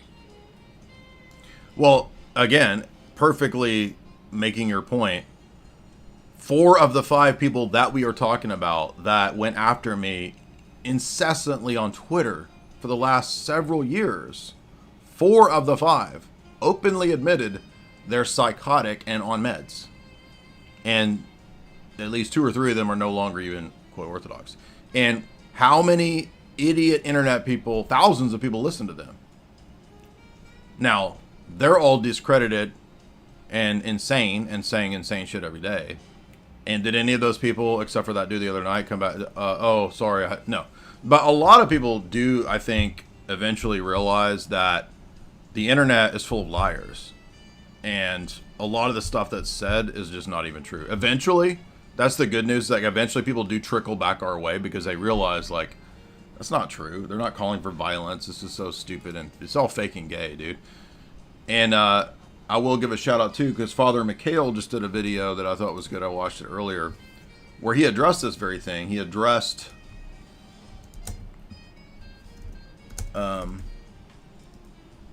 internet religious church gossip. Yes. Amen. We just got his name. It was a really good video on accusing. Now he's talking about accusing priests, but it's basically the same thing, like in terms of accusations in general, right? Like, yes, this is about a priest, but just apply the same principles that Father Mikhail outlines about the royal path, right? The golden mean, these kinds of things. Like, when you hear something, don't immediately necessarily believe it. And I practice the same thing. That's what I'm trying to tell you guys in the first hour when we're talking about Nick and Tucker and drama and feds and CIA, all this stuff. Don't immediately necessarily. It may be true, but wait when you hear things. Give the benefit of the doubt. Exactly. Even even the people I don't like, and I don't mean that I mean like ideologically or practice or something like that. I still give them the benefit of the doubt. Exactly. You know why? Because in as much as you judge, you'll be judged the same way. And Father Turbo and I talked about this when he was up here, and he said something really interesting. He said, these people, God forbid, you don't give the benefit of the doubt to clergy. That's really awful. And that's what Father Mahai's talking about, people slandering clergy without fact-checking or the evidence, not giving the benefit of the doubt. Father Turbo says, it's not just in the great dread judgment that you'll be judged by that standard. You're going to be judged by that same standard in life. Not in a weird karmic sense or anything like that, he said, but he's like, you'll find that somebody's going to slander you and you're going to lose everything in life because you were doing this to other people. And so I was like, that's a really good point. And he gives, I'm not going to mention the specific examples of the people we're talking about, but I'm like, yeah, can you imagine that? So we're encouraging people, even, people who hate us. It's like, for your own good, like, don't do this stuff. Like, give the other person, even if you don't like them, the benefit of the doubt, because this is going to come back on you. Like, yeah. God will teach you a lesson even before the final judgment. But, like, fine, you want to judge people that way? Here you go. No evidence, you lose everything, your job, your family, your savings, because you judged other people by the same standard. Yeah, everybody should watch Father Mikhail's video. It was really good on that. I think also that a lot of this comes with time and with age and with wisdom. You know what I mean? Like, when you're 20, you make snap judgments. You know what I mean? You know it all. Everything's black and white. But you haven't lived through a lot of tough times, harrowing experiences. You haven't been accused of things falsely. And as you get older, I think you're a lot more reserved about when you hear, like, when I was younger and if I heard some drama story, ooh, like tickling ears, ooh. But now when I hear bad things about people, I feel sorry for them, right? For example, somebody sent to me some clips that were pretty embarrassing about a Catholic person. I won't say who. It wasn't Nick. It was a different Catholic person. And my first inclination was to share it and to make fun of them because it made them look really bad. And I don't just mean making fat jokes. I mean, this was pretty rough. And then I thought about it, I prayed about it, and I thought, you know what, that's not the right approach to doing that. I shouldn't share that. Not because I like this person, I don't like this person, but what ultimately, like, rather than just being right in a scenario, I actually just felt sorry for the person. Does that make sense? Do you see what I'm saying? Like, I hate it for this guy in his situation, and it would just be too humiliating to the, you know, it's not Ibarra. No, it's not Ibarra. Do you have like elevator jazz on in the background? Is that you? Yes, I found a instead of Japanese funk, this video popped up and it's called Spy-Fi. It's supposed to be like cool. 60s Bond music in the background. That's not copyright, so I thought maybe this would give me a little bit of a more chill vibe if things got heated today. So, do you understand what I'm saying, Father Deegan, about the Yeah. like there's a fine line between when it is good to expose something and talk, you know what I mean, versus like feeling sorry for a person. Do you see what I'm saying? Yeah, I've been working on that too. You know, especially I was just talking to somebody who's going through a rough go and having a difficult time finding compassion. I'm like, that's the best place to grow. When it's really hard to have compassion, when people really are idiots and enemies. Anyways, well, you know, what you're talking about is like we're learning stuff, you know, and we all as Orthodox want to get to have that rather than, well, this guy's the enemy and I'm just, you know, going to take anything I can to smear him. To feel bad, you know, I've been thinking about all this year about the Skittles stuff. You know, I worked so hard to get out of California, and I sometimes feel like maybe it's just because my city's only 30,000 people. I'm like, is my city more gay than California? I'm like, why is it everywhere? And you can get really upset about it. But then I look at these people walking, they're all like obese, right? They look disgusting. And I don't mean that in a judgmental way. I actually started feeling compassion for them. I'm like, man, that's really sad. Can you imagine what it must feel like that? Like, you know, you eat something wrong, how bad you feel. Can you imagine being obese and having diabetes? And, like, what you must feel like from day to day? Let alone whatever kind of psychologically is going on with same-sex attraction. Like, and I'm like, that's terrible. And you know what's really terrible? They don't even know what they're doing. These ideologies brainwashed them into that. And I'm like, it's not even their faults. Like, that kind of compassion, I just encourage everybody you can separate the ideology from that and the people and just look at a person, just be like, pray for them. It's really sad.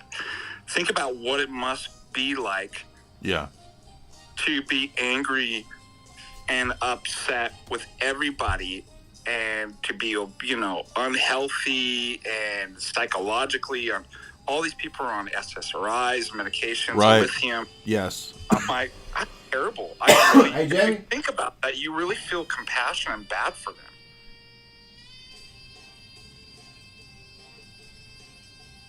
Yeah, people in the chat are asking maybe we should not make insulting jokes. I'm not talking about insult. I'm talking about something that was more so humiliating. Okay, I don't believe that jokes. I mean, to me, it's kind of preposterous that, you know, people think that if you make a fat joke about a bar or something, that's the end of the world. I don't agree with that. I think that's insane.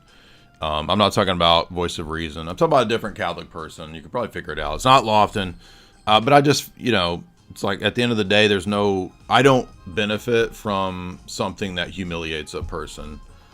And in my, you know, meaner 20s era, I might have done that. That's what I'm trying to say. I think that if you're on the other side of the internet, when you're creating media and, you know, you see the way people out there talk about you, it ought to be a thing that helps you be more patient in the sense of like tolerating and ignoring One of the elders, this is what I'm trying to say. One of the elders, I forget who it was, there was a great comment where when there was gossip, and he said, when I hear gossip or something like this, my first tendency is to forget it, to stop up my ears.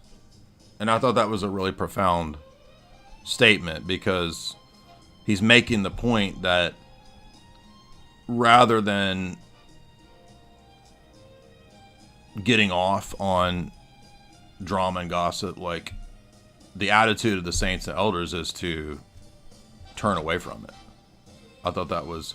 Now, there's some situations where you can't, and it's necessary to hear the bad information.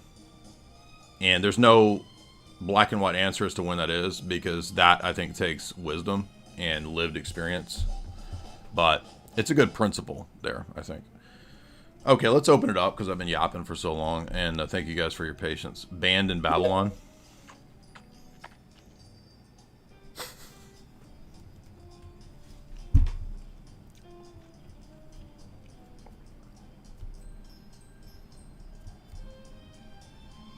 Humiliation. Are we going to get Mormons on here?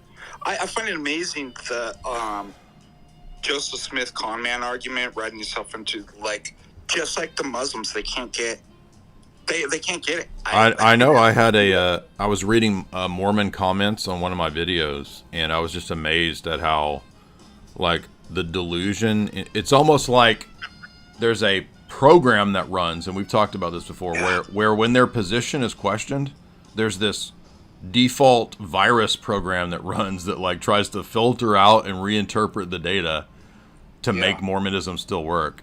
And one of the Mormons was saying, you can't make the argument that Genesis 50 ends his prophetic status because you can't disprove it. It's unfalsifiable.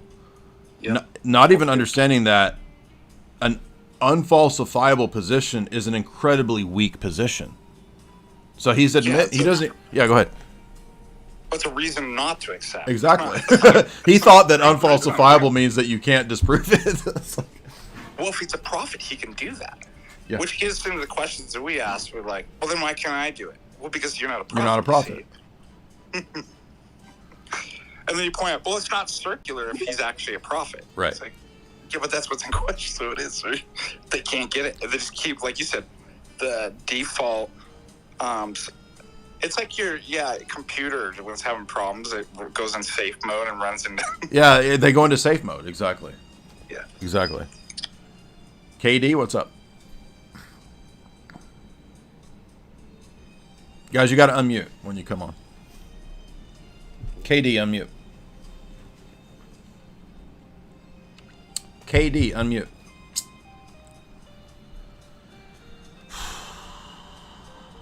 Ivan, what's up?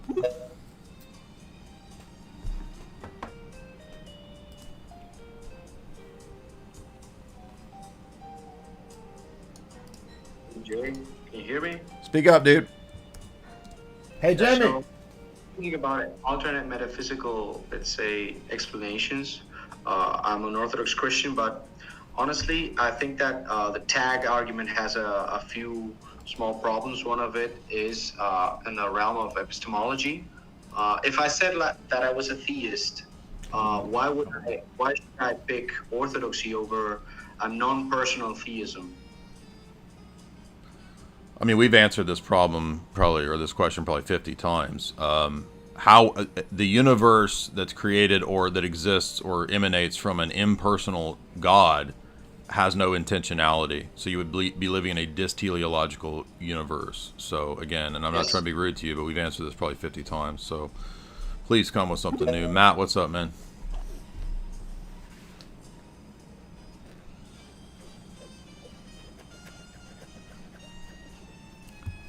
I guess I need to just, you know what I'm going to do? I'm going to find areas where I've answered this question, and I'm just going to put it on my clips channel because, like, I'm so tired of this question. It's so tiring. It's like, and you know, I understand that people, maybe they hear these kind of well, people hear clips. They hear clips of stuff, and they think Oh, yeah, and then they don't know, they haven't thought through this or something like this, and then we have to answer it over and over and over, and it's just... So I understand where you're coming from, but understand where we're coming from too. Like, we just can't keep going over the same thing over and over, unto the ages of ages. Hell is going to be just answering PSA and tag questions over and over for all eternity. Yeah. What do you say to this, Father Deacon? What do you say to this, Father Deacon? How do we answer that? How do you answer? What do we... like we could make like a skit where we're like having nightmares. How do you answer this? What if they say it's an axiom? What about this? Well, how do you justify it? It's like... So guys, remember, if you type in PSA, J Dyer, there's now 8 clips that will come up. So just make your way through those. Matt, what's up? Unmute. Hey, what's up, Jay? Can you hear me? Uh-huh. This is going to be a bad segue. I'm sure you've already answered this probably 50 times. I'm just too dense to really get it. But I called in the other day. I'm an atheist exploring other options. So I'm at the intro level, all right? Be easy on me. I asked why, like, what the problem with my position was. I think you said I simply can't justify like any knowledge claims. So I've been thinking on that, and I suppose I agree. And I want to concede that, but I'm not sure how you justify. Like, I think you're doing kind of the classic thing where, like, I can't explain my axioms. You posit this thing that explains axioms, so at least you have that on me. But then, can you help me see the connection for how you justify? Well, it's not just a question of axioms, it's an entire worldview. In other words, you need to give an account not just for logical entities like laws of logic or propositions or universals or numbers. You also have to give an account for history, for ethics, for meaning, and that gets you over in the domain of metaphysics and ethics. So it's not just epistemology, it's an entire worldview argument. So a lot of times I think people misunderstand tag because they think that if I'm making an argument using epistemology or talking about epistemology, that tag's only a kind of a justification argument against skepticism. The argument is for the entire worldview that Orthodox Christianity posits, and that's also a metaphysic and an epistemology and an ethic. And so I argue that worldview apologetics is necessary because everybody has a default perspective in those 3 areas of a worldview. Even if you don't know it, you still have some ethic, some metaphysic, and some epistemology. And so the argument is rather that only Orthodox Christianity gives a holistic, explanatory, justificatory approach to how that's the case and how it's grounded, versus the other worldviews and paradigms that don't have any justification, any coherence, any explanatory power, any explanation for meaning, intentionality, etc. All those things are completely collapse on the other positions. So in other words, what a lot of people don't understand is it's an argument from and about entire paradigms, not specific claims. Okay, that's clicking for me. Another basic question: where would be a good starting point to, like, where does the Orthodox religion address the paradigm? Where do they define the paradigm? Where would I read about that? Well, I mean, I've done tons and tons and tons of live streams on paradigms and justification. In fact, Father Deacon and I have done many, and I think somebody actually collected together a bunch of mine and his streams, and it's an entire playlist. Let me see if it comes up. Paradigm playlist. Yeah, somebody did a good one.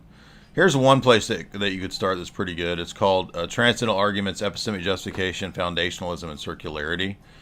This one would be a good one actually to address the question of the previous guy about intentionality and how just saying the laws of logic just are doesn't get you to justification, because this is a whole talk where I'm covering the Russ Mannion paper. So you can go watch me covering the Russ Mannion paper here. I also did a talk on the Quine paper, which I reread the entire paper a couple years ago. Did a whole talk on it. I forget what I It's always so hard to find these things. That's the main problem here, is finding this. Yeah.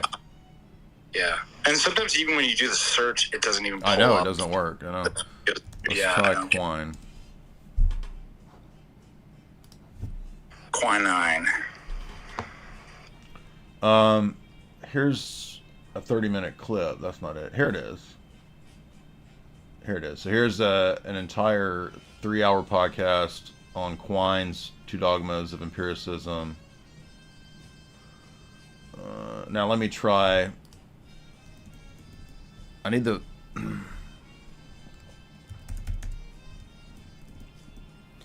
Wish I could find that playlist of me and you that somebody made.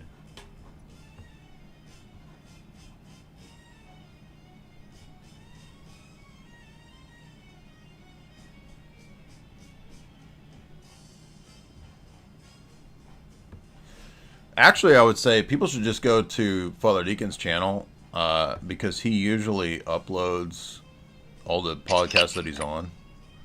And your stuff is easier to find than on my channel.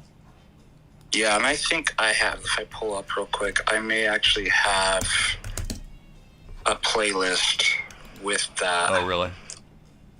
Hold on a second. Let me view my channel, what my playlists are. Okay, you've got a tag playlist. Yeah, here we go. Yeah, there it is. Yeah, so FDA has a tag playlist. This is really good. And in fact, this one right here has stuff. Oh yeah, they're all in here.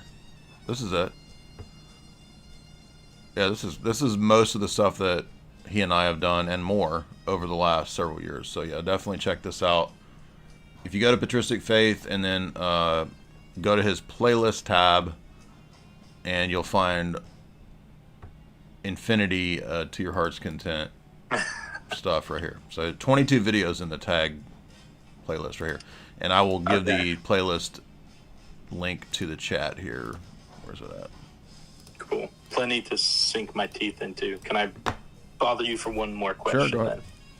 All right, I don't have like a term I can throw out to say this is my worldview. I understand it is going to be a paradigm, but if I can just take a stab at trying to defend it, and you just eviscerate me, show me my holes, Jane. Show me where I'm lacking here. I guess we start with epistemology. I guess I'm materialist currently, so I'm in the position. I'm not going to try to describe the evolution story. I know that's not a justification, but if I were to try to justify my paradigm, I suppose I would say it's like more of a humble position. Like, I'm just trying to figure this out. Got my current faculties, and I'm not ever ascribing 100% confidence to like objects in the external world. It's like I got a confidence ratio that I can ascribe to things. I'm not really trying to convince other people of it. Where's the fault in that? Well, but none of that is an account of knowledge. So epistemology and justification is we're concerned with good reasons for our beliefs, why we believe what we believe, what counts as knowledge. So you need a theory of knowledge before you can have knowledge. And one thing I would say to look up if you're a skeptic or a materialist or whatever your position is, look up the criterion problem. And basically all that's doing is saying that anybody with a kind of a foundationalist starting point or a self-evident starting point is going to be in this conundrum, this dilemma of, on the one hand, you want to have knowledge and knowledge claims, but on the other hand, to have that, you've got to have some theory of knowledge that gives an account for justifies knowledge claims. But if you say you have a theory of knowledge before you have knowledge claims, that's also a knowledge claim. So there seems to be this irresolvable conundrum for all autonomous epistemologies. So in other words, our position would say, yes, we affirm this is a conundrum, and thus autonomous epistemologies fail and can never provide justification. Okay, I resonate with that. That's just kind of been an annoying fact, I guess, that I didn't know was had been articulated in a an issue like that. Okay, damn, but it just seems crazy to me that if I give you that, I don't know, maybe I just don't see the end of the tunnel yet. It just seems like I'm about to go a really far direction. Well, the whole history of philosophy in the West, and that's why I would say you should watch my video I did on the Quine paper, because Quine's paper just kind of is a summary of where epistemology and justification in the West has gotten to, and it's basically given up. Right? It doesn't mean that you can't. It doesn't mean you haven't. It doesn't mean you can't find some philosopher somewhere who thinks that, I can provide a materialist account or whatever. But for the most part, it's kind of like it ended up just being psychology, and he's basically saying like, you can make fun of theists for believing in God. He's like, but if you think that words tell you meaningful things about the external world, you're actually also in the same position as the theist. Because like words are basically magic for you. Damn, this is really rough. Because like, well, I mean, that's why it ends up. That's why skepticism. This is what happens: is that philosophy in the West ended up in terms of epistemology and skepticism, and it basically just became psychologism. So they just basically say, we're done. We're doing psychology now. There is no more epistemology. Dang, that tracks, because my little chart of like history philosophy goes to like absurdism with Camus, and then it spins into they give up. They give up the Enlightenment project of Yeah. having a rational answer and explanation for everything is just kind of, they give up. Seth, what's up? But good questions, appreciate that. Seth.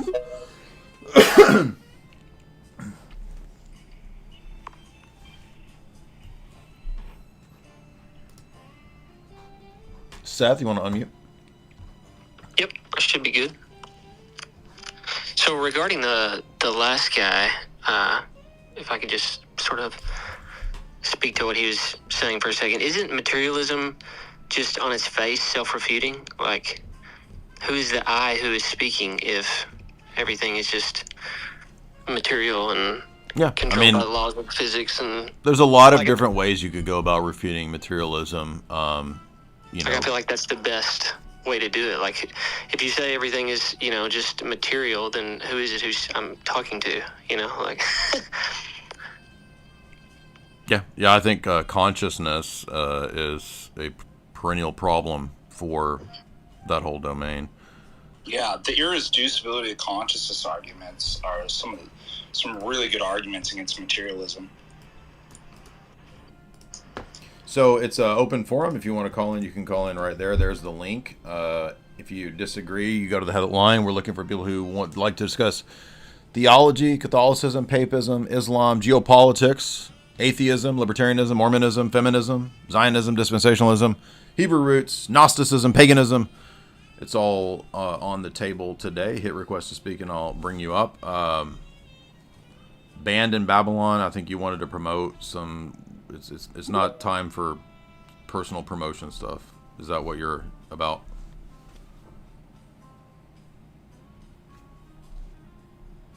All right, you're not replying. So Julian, what's up, man?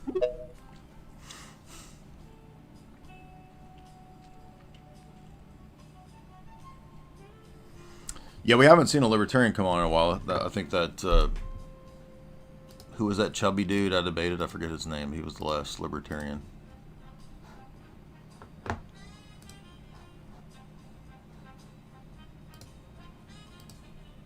Julian, what's up? You're here. Thank you. Julian, unmute. Guys, when you come on, unmute. I don't know why this is so difficult for people. Ivan, did you want to say something else?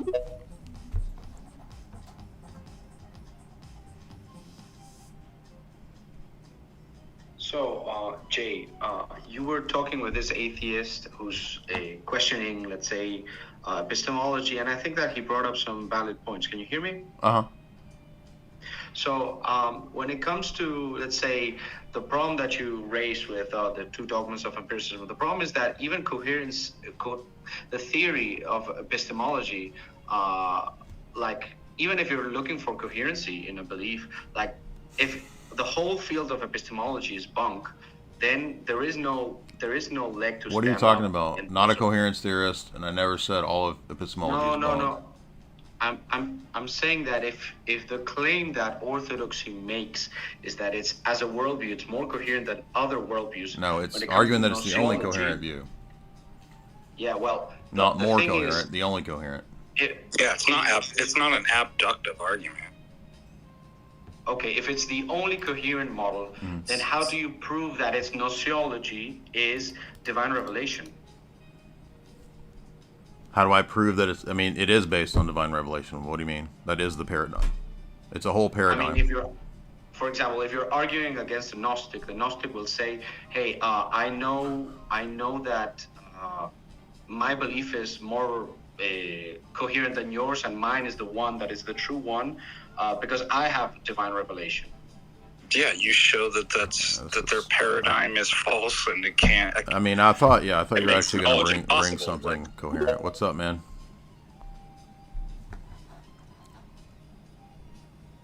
I don't think he understands what transcendental arguments are. What's up, man? Hey, do you think that Osama bin Laden actually believed in the CIA cause, or was he actually like a Wahhabi kind of Salafi guy and he just happened to take money or have connections from the CIA? Well, he was funded by the Saudis, so I don't even know that he necessarily directly took money from the CIA. There could be some evidence of that, and I'm just not remembering it.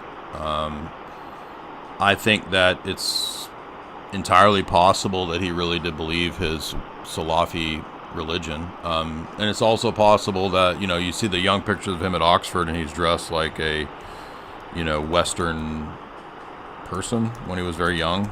I don't think he's not decked out in his garb, so I mean, it could go either way.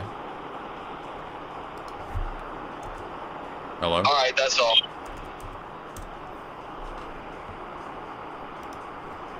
Yeah, that's a good question. Here's a picture of him when he's young. I don't know why I can't. Can I not just get the frickin' old? This is why the internet is just frickin' sucks now, dude. The internet's ruined, man. It pisses me off because nothing comes up. Like, I just have to use Yandex, I guess. That one guy said that you can search the old internet with Google, but I don't know how you do that. Let's see. So you have to go to Web Archive to get this old BBC article. This is so crazy. Look at that. Good grief.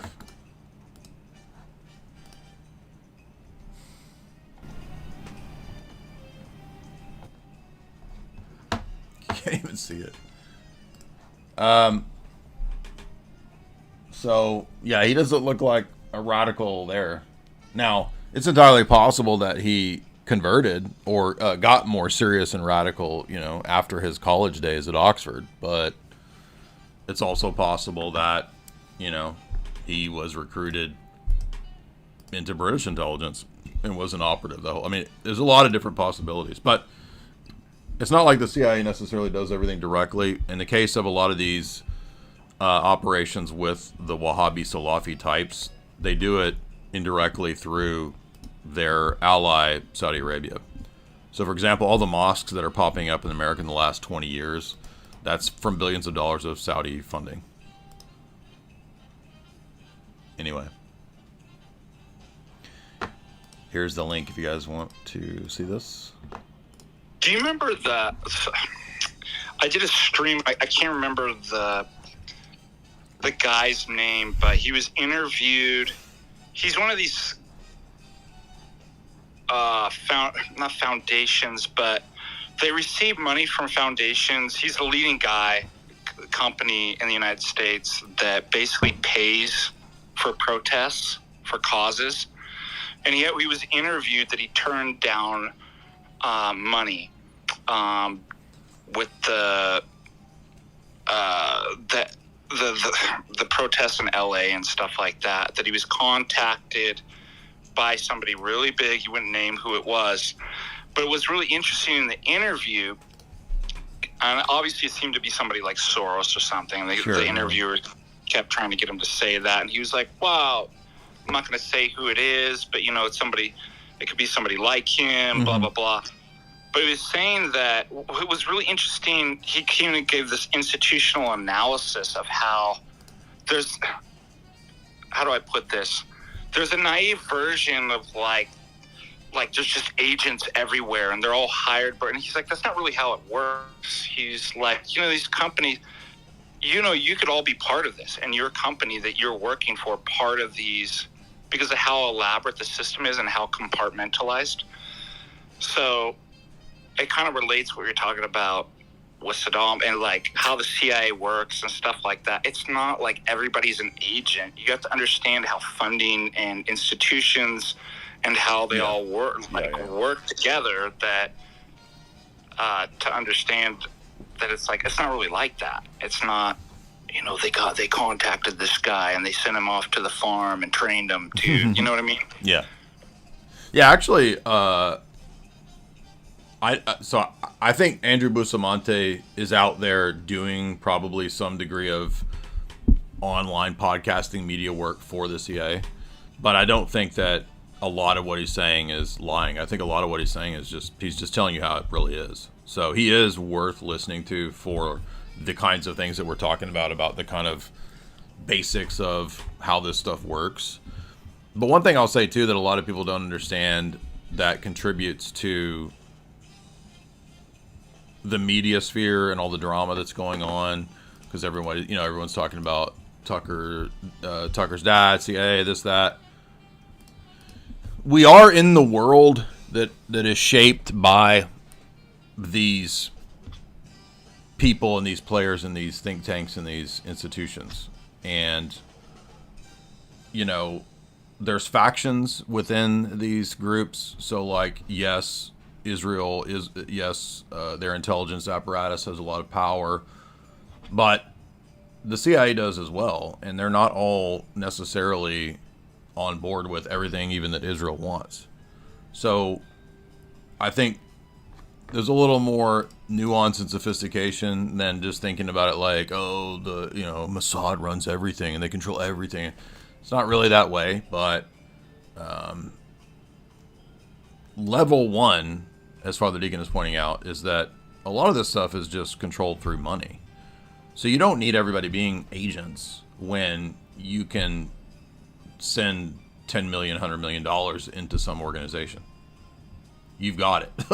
Like, it's that easy, right? So you don't need all these dum-dums that work in down at the street level. Like, they don't, in fact, the less they know, the better, right? So, no, you're not going to make all these people be agents. Yes, of course, for the most part, British intelligence, CIA, Mossad, all those entities tend to work together. I understand that. But they're not totally monolithic either, because there's also people within these groups. Let's take, for example, Michael Scheuer. I mean, when he was the head of the Bin Laden unit and, very famously came out and opposed all the stuff that was being done with Western approaches to Islam and all this. And you could say, he came out as a fake. I don't think all of these people are fakes. I don't think Kiriakou is a fake. I think basically a lot of what you can piece together from what's out there is the case. So it's not an impenetrable, thing where you never know. Like, it's not like you don't know anything, but you're not going to know everything. But eventually you can kind of piece together overall. Does that make sense? I think so. Hingis Khan, what's up?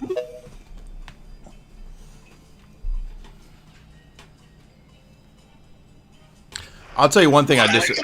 One thing that can Hingis, go ahead. What's up?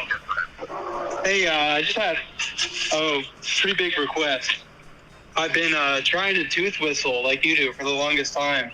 Do you have any tips on how to do it? It's not with the teeth, it's with the tongue. So if you can whistle, you can just basically... And it's supposed to be a booger whistle, by the way. It's Osho's booger whistle. There's something I was going to say, but one thing I disagree with, for example, I was watching a Bustamante video, and he was talking about it's partly right, but it's not telling you the whole story, and that's a lot of the way this stuff works. Is he was talking about how the Soviets, the NKVD, and Chinese intelligence, they have no qualms about using sex operatives, right?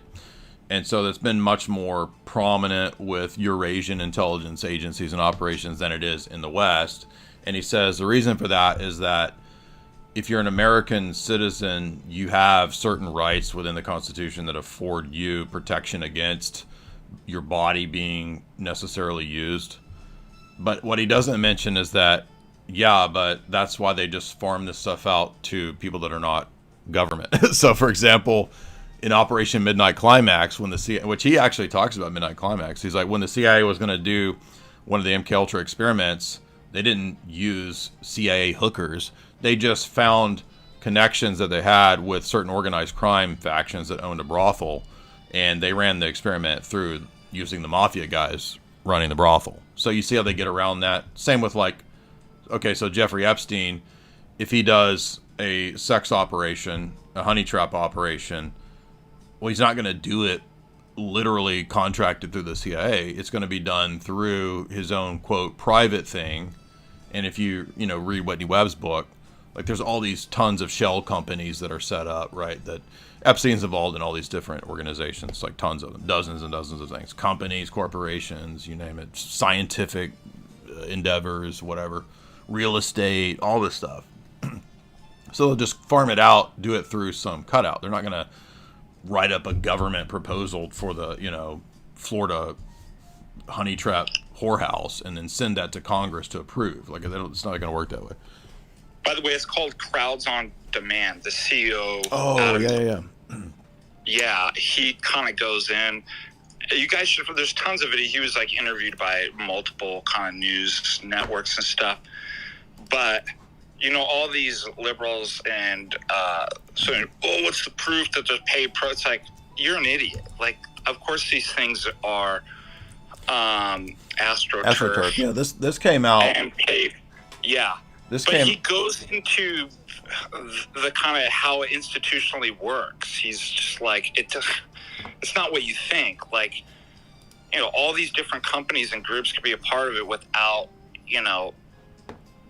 being like agents and, we're going to get. Well, no, I mean, in the case of what they were doing at the time of, remember the Summer of Love when they were busing in Black Lives Matter protesters to.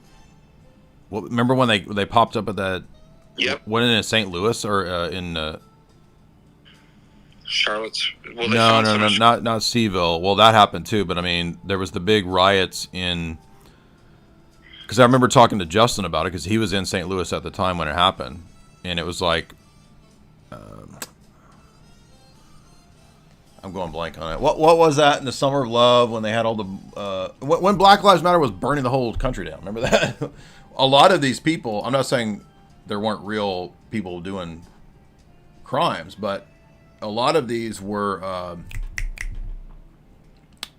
like Soros was bussing in homeless people. They were just paying homeless people like $50 to protest. Ferguson, thank you. I couldn't think of the Ferguson riots. Remember the Ferguson riots? Ferguson, yeah. And they hate it when you bring that up because they really want you to believe, it's I'm going to put this in the chat. It's grassroots. No, it's not. I mean, the whole thing is like right side of history. We're waking up. That's what progressivism is. So they hate it. If you say actually it's AstroTurf and this stuff is actually fake and gray and paid for. What was the proof for? It's like everybody knows that. What? Well, yeah, and here's the CEO right here of. He said, "This is an 8 hours ago post that you're talking about." Crowd Company CEO says that there's a 400% surge of fake protester boom in the Trump era. So here you go, all you idiots that are too naive to understand that this is how it really works. Here's the very CEO that Father Deacon's talking about. And then, here's... yeah, I forgot. Remember when they were just, like, burning down Ferguson? Yeah, and this guy's he's obviously a liberal. He's from San Francisco. And he's telling you, it's like Noam Chomsky too. Like when I play people like Noam Chomsky's, it's like he's your guy. Like he's telling you how this works, and you're still like, no, this is conspiracy theory, right wing's conspiracy theory. But yeah, that's it. That have been burning in Kenosha, Wisconsin. Here's the mostly peaceful clip. Over the course of the night, a second night since Jacob Blake was seen shot in the back 7 times by a police officer. And what you are seeing now, these images came and come in stark contrast to what we saw over the course of the daytime hours in Kenosha and into the early evening, which were largely peaceful demonstrations in the face. They're literally showing like everything burning down, and he's like, "It's mostly peaceful." I mean, it's only like half the city was burned. It's just mostly. But J6 was there's somebody I'm not gonna name who is like that actually was still thinks it like. They're like, yeah, man, those right-wing people, they had spikes on the end of their flags, man. They were on J6. I'm like, you gotta be kidding me. I can't believe people still believe that. Well, I was saying that there was an event I was invited to debate atheists. And one of the reasons I didn't do the event was not just because they wanted me to debate some random no-name atheist, but I went to the guy's profile, and his whole thing was, his most recent video was how Trump is still co-opted by the Russians, and it was like Antifa stuff. I'm like, okay, no, I'm not going to an Antifa supported event.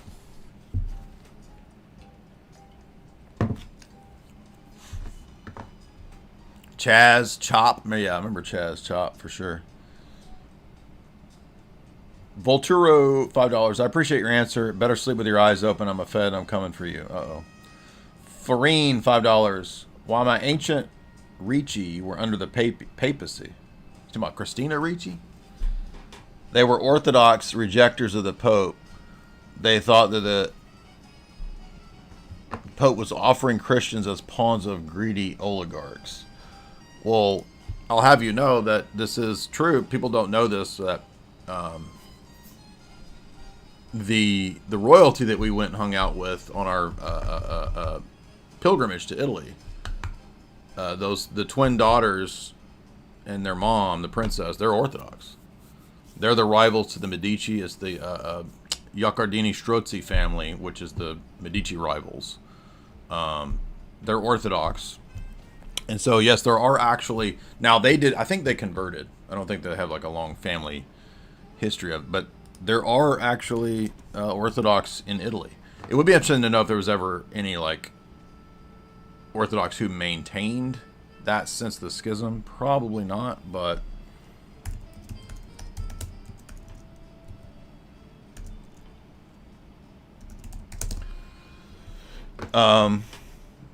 they're also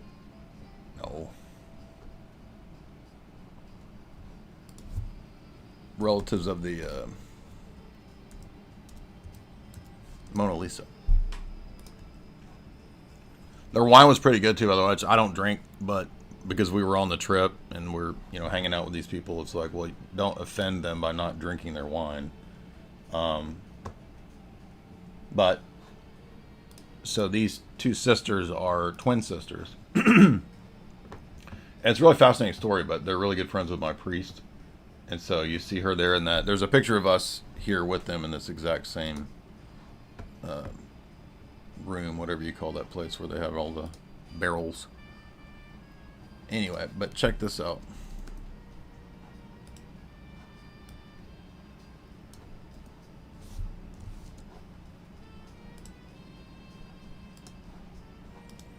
So here's the vineyard that we went to. The only thing that was... I was like super sick. I had like 104-degree fever when we were at this place. It was awful, absolutely awful, just the worst.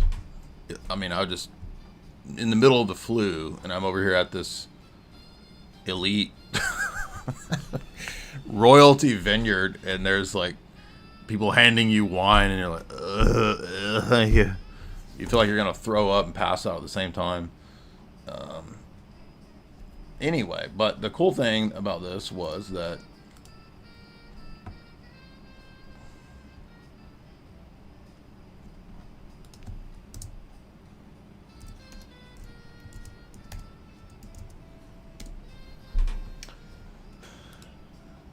They are the descendants of Mona Lisa, which is fascinating, through the Strozzi line.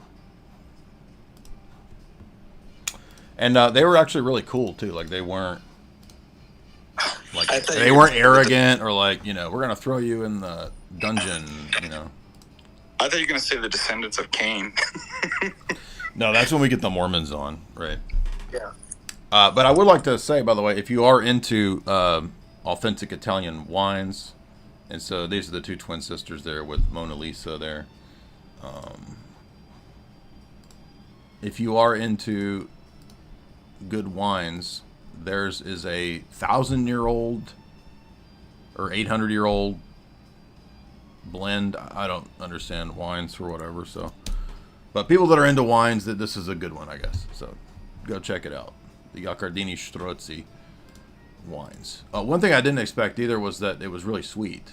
So, you know, usually you think, oh, the, you know, fine wines are bitter, but these are actually sweet, which surprised me. All right, who's next? Let's see. CJ? Tell us more.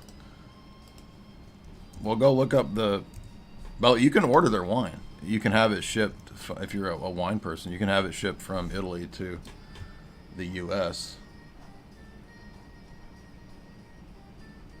What's up, man? I'm you, CJ. Hey, what's up, Jay? Can you hear me? Mm-hmm. Hey, I just had a couple of simple questions. What in your mind, your expertise, are some of the best countries that you see right now, just in terms of like their population's health and resisting degeneracy and just overall like health of the society? I don't know. I mean, honestly, I'm not a world-traveled person. I've only been to England and Italy. That's it. So I'm not really in a position to say. I mean, Father Deacon's been way more places. Jamie's been way more places than I have. FDA, do you see any countries or areas that show signs of flourishing and strength? Yeah, that's a great question. I mean, you were in Ireland, and it seems like it's gone down pretty bad. Oh, that's weird. Like, what places are just resisting degeneracy? I mean, I guess Poland, you know, Serbia, like there's some of these kind of right-wing, they're kind of, you know, that's the only thing. I'm not saying like they're correct about everything, politics and ideology, but I think there are some of these kind of right-wing nationalist movements that are springing up in like Poland and Serbia, that are trying to. They're the only groups that are actually trying to push back against this kind of stuff. So you have Italy even, but I mean the thing is, even though you have these groups, their countries are such a mess anyway. Like, so I don't actually know. As far as like what country is like, yeah, but it's healthy. I mean, Liechtenstein, I don't know. We just picked a country that like nobody even knows about. Switzerland, like they seem to, but they have basically, you can't immigrate at all. Like they have really strict immigration, right? They have a very homogenous. But the thing, the downside about Switzerland is that's where all the elite bankers and Davos and like all those. So there's probably a reason why that country is like really clean and nice and not degenerate, right? Right. That's a real question. Yeah. Yeah, because what you're saying is a lot of these countries that are starting to resist, like Poland and Serbia, they're like gotten to a breaking point. So it's not like they're good countries right now. Just the people are so sick of it, and now they're finally standing up and resisting. Ireland's totally shot. So my wife and I were just talking about what's so unfortunate about Ireland. We left December 2011. I was there from 2004 to 2011 before it got really bad. And all the immigrants were like, I had to register at the Gardaí in immigration every year. And I'd lived there long enough that I qualified, because I didn't know where to go. You know, I'd been in school for so long. I was like, I wanted to stay in Dublin. I was like, yeah, I want to teach at the university, but my student visa, after I got my PhD, my student visa expired, so I have to apply for permanent residency, and I qualified for that in terms of years, and they denied me twice. And I'm like, that's crazy. Like, if I'm not a sub-Saharan African, like, I can't. They were letting all kinds of people. This is before it got bad. And I'm like, do they give like a plausible deniability reason as to why? No. Well, my That's wife crazy. found out that we would have to made over $100,000 or 100,000 euros. Those are the only people. If you're not sub-Saharan Africa or Pakistani or something like that, the only people that they would take in that were if you made over 100,000, and I'm like, God, wow. You mean Orthodox deacons don't make $100,000 a year? Well, I was an Orthodox time, but yeah, it was. I mean, thank God I didn't stay there, because it's unrecognizable right now, and they're rising up too. You have kind of some of the nationalist groups and just the people of the streets rising up that are through with it. So yeah, that's a great question. I don't know. I have no idea. By the way, I put the link in the chat if anybody would like to get some of the Yalkardini Strozzi wine. If you're a wine connoisseur, feel free to check the link. It will ship to the U.S. Hush Tones. I'm 27, about to have a 2-year anniversary. Upon joining Orthodoxy, my wife became pregnant. Her due date is November, as well as our baptism. Hey, that's great, man. Shout out to you guys and all of you, your youngins getting baptized. He's the one that said that he's acquired 3 inward passes because he worked in kitchens. He said he would like to give me one. Well, if you're a white dude, even if you're married to a half black girl, I don't think that transfers. I don't think the black community will accept that. Ridge Pounder, $5. Oh no, Jay cannot talk Thai. Jay, talk Thai real well. I don't get it. Flame Mess, $5. A lot of people have somebody in their family that has some sort of security clearance. Yeah, this is pretty common. It's like schizos run wild with that, though, because then like everybody's part of the gang stalking community after them. E. Nelson, what's up, man? You want to unmute? Hey, Jay. How's it going? What's up? Hey, I listened to your last episode. You were talking about the CREC. Yeah. That was hilarious, by the way. But I was curious, for people who are in the CREC but aren't ready to jump to Orthodoxy, what would you recommend for them? Like, just say they have some theological hurdles or something they're still going through. Well, I mean, I think, you know, most of those major issues we have tons of content addressing. So whether it's Mary or icons or whatever, like, for example, if it's icons, I've got at least 5 podcasts, multiple hours addressing all conceivable iconographic issues. You know, if it's Mary, I just did a recent talk a few months ago on the Marian doctrines from Scripture. You know, I guess. Go ahead. Yeah. I appreciate those. I guess since you also have personal experience, some of it, of the jump, say, the jump that you have to make to basically put Protestantism behind you, but more so the relational aspect of that. So kind of like taking your whole family, making that jump. I don't know.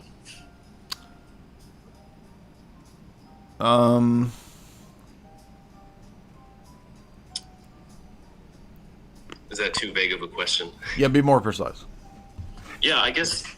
So thinking if you still have families in Protestant churches, you go into town, how you kind of maintain those relationships going Orthodox. So you go in to visit them and you do or don't go to church with them on Sunday, or I guess that all the kind of being hesitant to make that jump because of all that kind of conflict that would come, not taking communion together.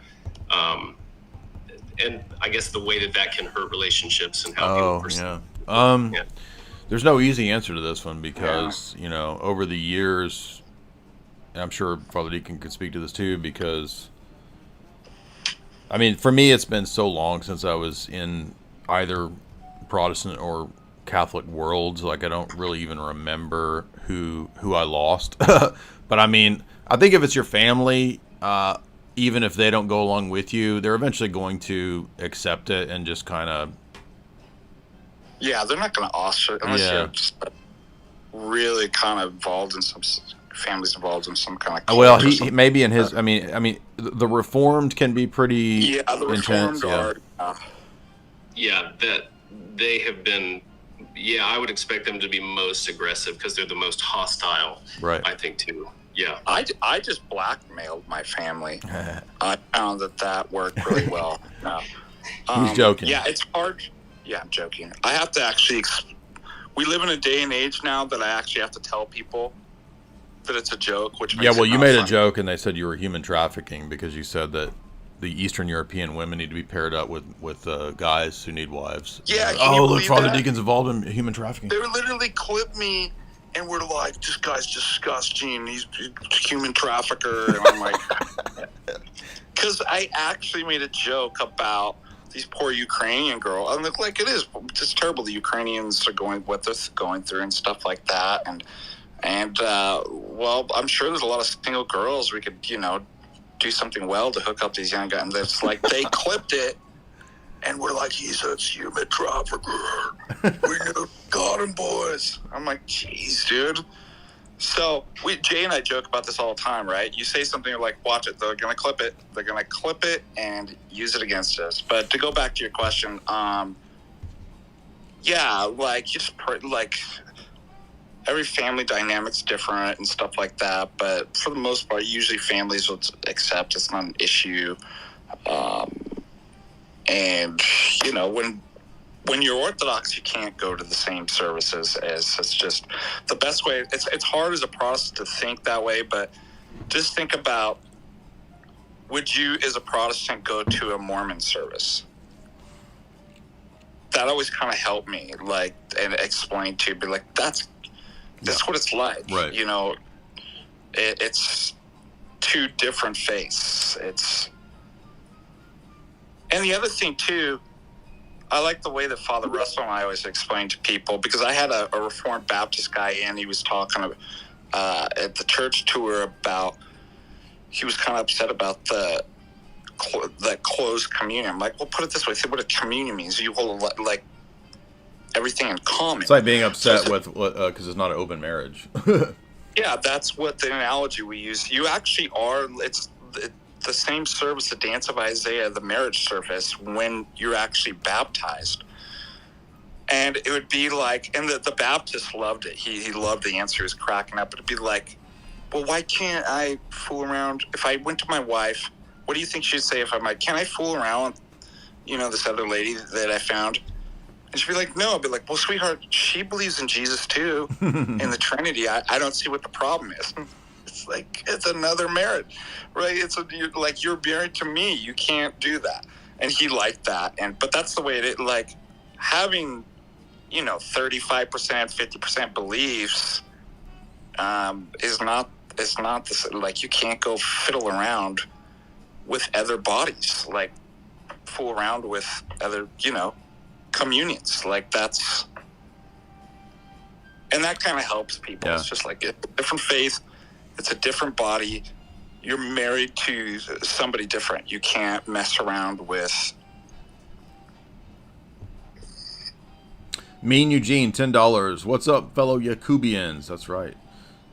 Dog sends 100 weird currencies, and he says, my kids' cousins' friends all make right-wing Sigma funk edits, and they're all 15-year-olds. That sounds fun. Paul D., 25 Rons, and it's some foreign words. I don't know what they mean. Flame Mess, $5.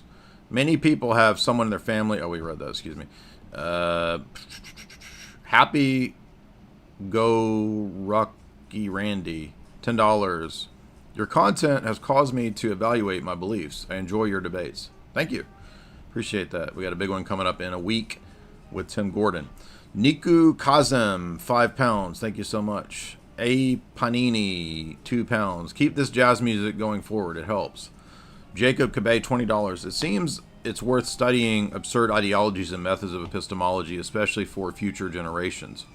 in this internet age. I see so many of my family members that could benefit from codifying their justified beliefs. Yeah, that's an interesting one that, you know, I'd say 99.999% of people have no idea what epistemology is and have no idea what it means to justify your beliefs or give an account for them. But it seems like it would be something that you'd want to know, but pretty much nobody does know or cares. Volpes, 2 A's. Why would I get wine from Italy when I have Franzia box wine? Well, I think you're resonating with a lot of the wine moms in the audience who have not called in a while. It's been some weeks since we had a wine mom. Dr. Clearpill, what's up? I'm a wine mom. Awesome. What's going on, Jay? I watched your video on YouTube about the GATE program. It came up in my recommended. Largely, I agree.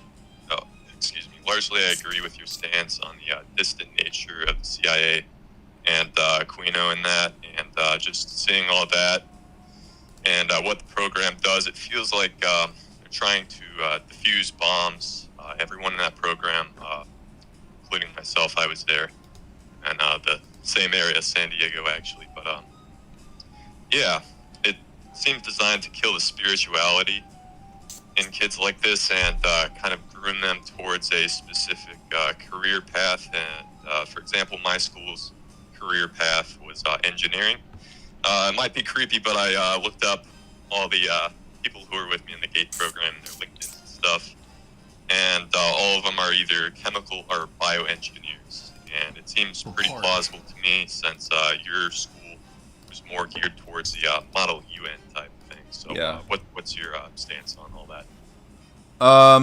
Yeah, I made that GATE video some months back, and I remember thinking that, you know, like I said, it had clear connections with various UN programs. There was kind of a trend in the conspiracy world for a little while where they were trying to say that it was like all MK Ultra and they were doing all that. I don't think or remember any of that stuff, but I also remember putting some GATE stuff in the Sam Hyde episode, but I don't remember what Sam said on it. But also, you can watch this episode of the Sam Hyde Show that covers education and the GATE program. But yeah, I think it was basically just mainly engineered towards maybe more of a normie, watered down version of X-Men, like where they're trying to find the future influencers or change agents, and not necessarily mind controlling them, but just kind of funneling them into the establishment, into the system, right? To have them be, you know, future World Economic Forum youth or whatever, that kind of stuff. I think was mainly what it was. Half Pack, what's up?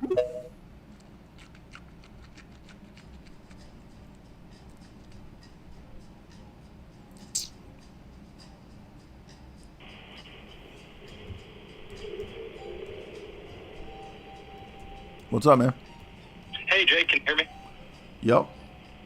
Hey, first off, God bless you and Father Deacon, and blessed feast day to you all for the Dormition of Theotokos.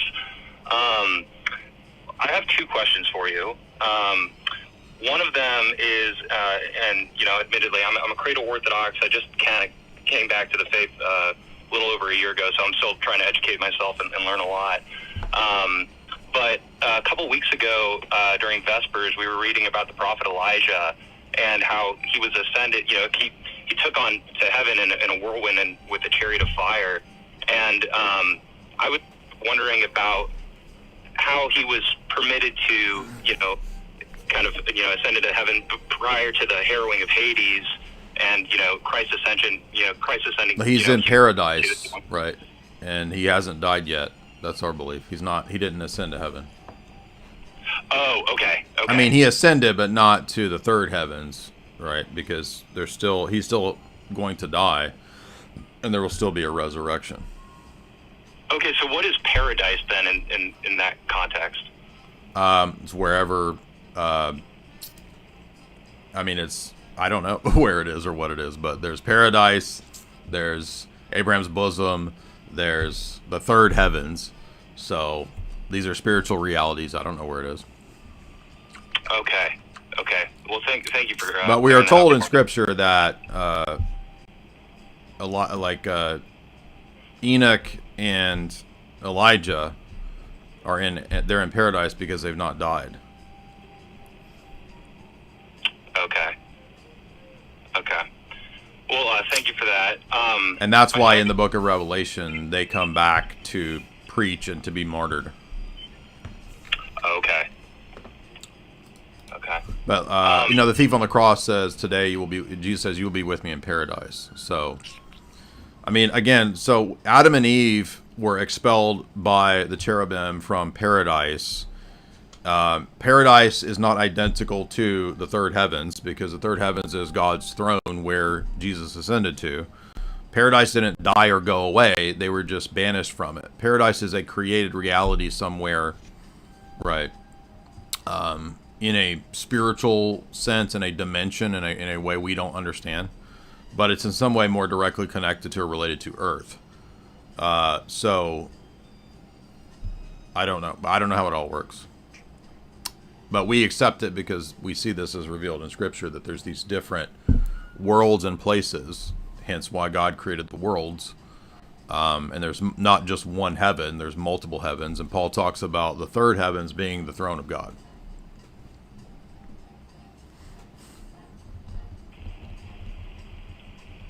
Awesome. Thank you for answering that.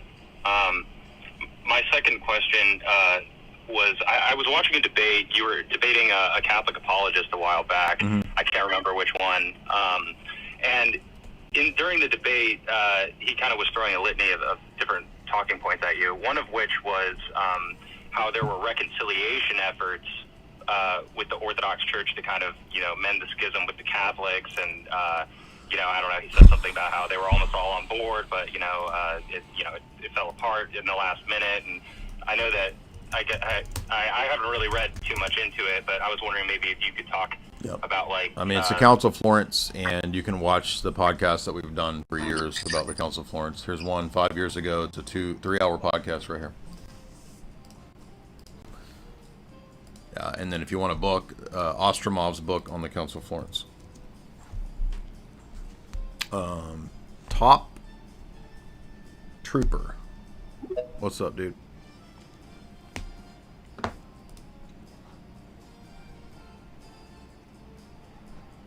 Yo, what up, Jay? Hey. Alright, man, I just wanted to ask you, thank you for having me on, man. I just wanted to ask you, what are your criticisms of emergentism in the philosophy of mind? And also, what are some good sources in literature? Of what? Emergentism. In philosophy of mind, there are different ideas about the mind. For example, you have physicalism, obviously. Physicalism, and one of the models of physicalism is emergentism. What are your general criticisms of it? Father Deacon. It's not a model of physicalism. It's emergentism. I wrote my PhD thesis on emergentism. It's a refutation of physicalism that, no pun intended, emerged in philosophy of mind. So it was specifically created to refute physicalism, identity theories, functionalism, and stuff like that within. So people always get this wrong. They think like, oh, it's a version of physicalism. Materials, like, no, it's anti. You can't actually be a materialist or physicalist and hold to emergentism, because it was literally created to refute. Now, of course, I used to subscribe to it when I was, and developed kind of a neo-Aristotelian, neo-Thomistic kind of account of it. Obviously, becoming Orthodox, I think it's incompatible with that, but there's great arguments to refute physicalism and materialism in it. So you can use it, sort of like we do with David Hume, right? It's like you can use somebody else's arguments to refute, your enemy's arguments for like the very worst positions. So just a reminder to the guys, people in the chat. Thank you, Sadie, by the way. I appreciate you wanting to get us our Hollywood 3. And I keep getting emails because people are thinking that I forgot to deliver it. The book isn't printed yet.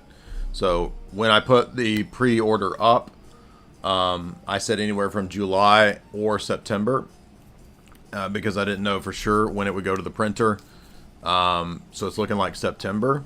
I did last week finish all the revisions that the editor and the publisher requested. So that took me quite a while because it was quite a bit. But I think it's going to make the book better quality, obviously. So it took multiple sessions of hours of talking. I had to go back in and catalog about 100 revisions. I had to write some significant new sections. So that's all done. That means that I believe, unless there's something else they request, it will go to the printer soon. And hopefully in the next few weeks, it will be printed.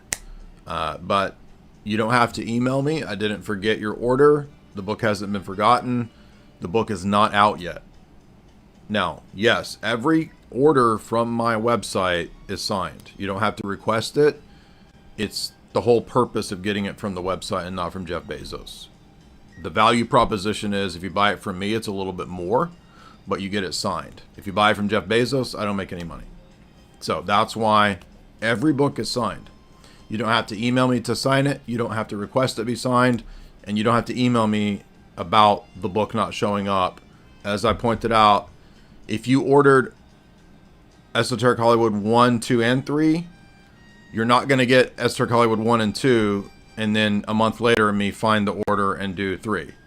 Because there's hundreds of orders. There's literally no way. I would be doing orders all day long to ship you half the order and then the rest of the order when part 3 comes out. That's why I've been telling you guys from the beginning, if you order part 3, even if you ordered 1 and 2 or something else, you're going to have to wait until part 3 comes out before I can ship you all of it. So pre-order means your order's in, contingent upon when it ships out.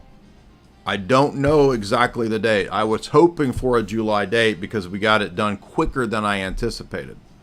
But the editor and the publisher came back and requested significant revisions. That happens in publishing. I don't know what else to tell you. Like, I have not forgotten your orders. Please don't email me. Please don't complain. Don't complain to PayPal. Like, I'm not stealing $40 from you. I don't need to steal your $40.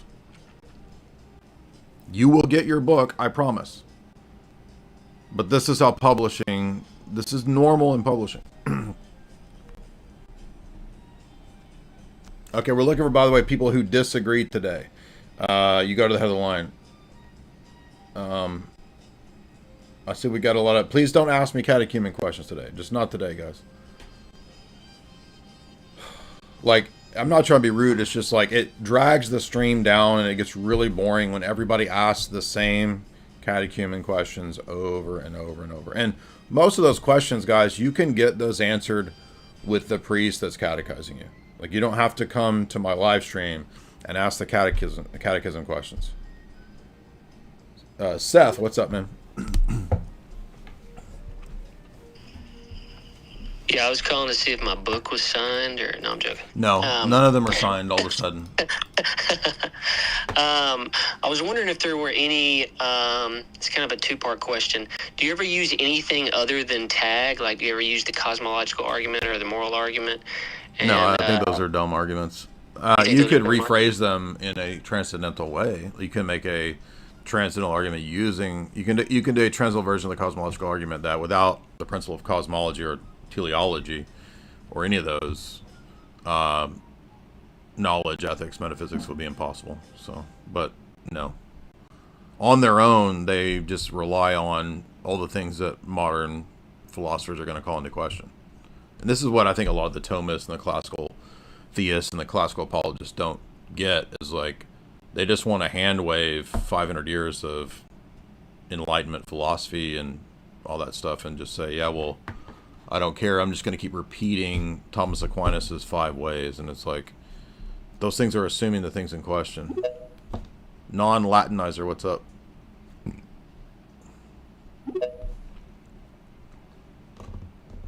And then we'll go to Reformed Catholic.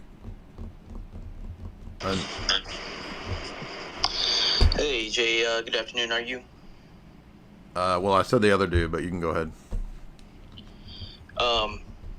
Got a couple quick questions. So, So I'm currently in the Reformed tradition. However, I've been reading some of the patristics. I've been going through the early church fathers. I've come around to more orthodox understandings with the canon, with the atonement. Like even as a Reformed, as when I think of PSA, I'm a little bit more inclined to reject PSA.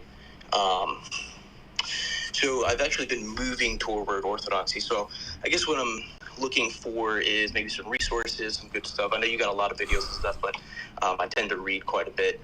Usually listening to audio is really good, but I'm also ADD, so I get distracted pretty quick. But any good books in particular about Orthodox atonement? That's a particular thing that I'm looking at right now. If you type in PSA J Dyer, you'll get 8 videos that cover in-depth critique of PSA. And I mean, I would say Christology is really what's going to solve this issue. So read John McGuckin's book, St. Cyril of Alexandria, the Christological Controversy. That will get rid of your PSA hangovers and hang-ups. Non-Latinizer, what's up? Unmute. Hello, I guess you send the other guy first. I hope that I can speak, right? Okay. Go. So I want to hear what is our position against the idea that reality is a dream. It's similar to the idea that there is a simulation, but in this case, your mind is simulating it. What would be my refutation of reality as a dream? Well, it would just be self-refuting, because if everything is illusory or a dream, there's nothing I could have as a grounding bedrock to contrast against the false. So basically everything would be part of the illusion, including the laws of logic, including any counter arguments, and thus I would be stuck in a trap, and thus knowledge would no longer be possible. Dick, what's up, man?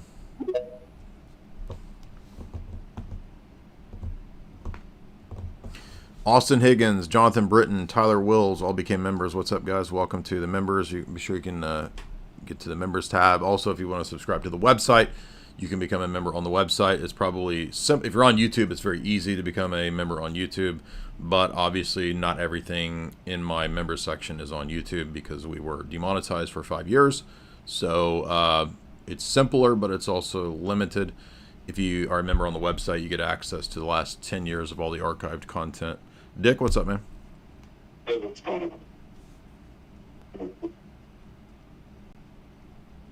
I can't hear you. Hello? Can't hear you, man.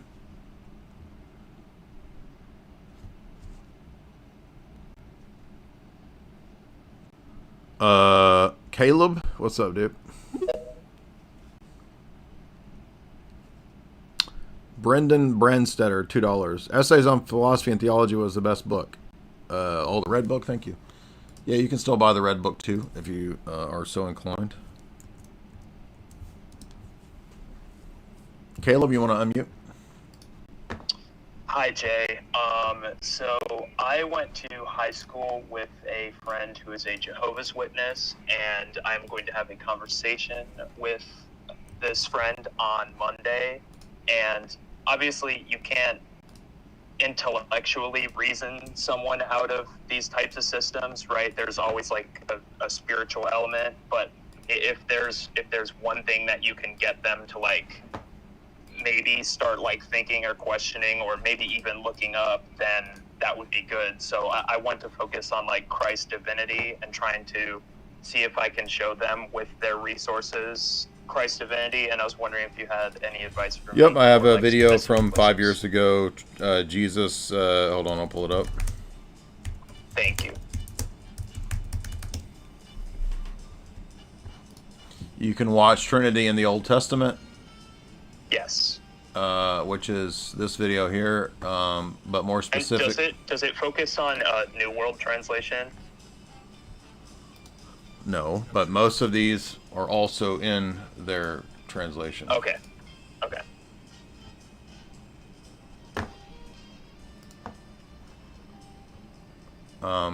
Deity of Christ and Trinity in Ezekiel is another one, and then I'm looking for the original video.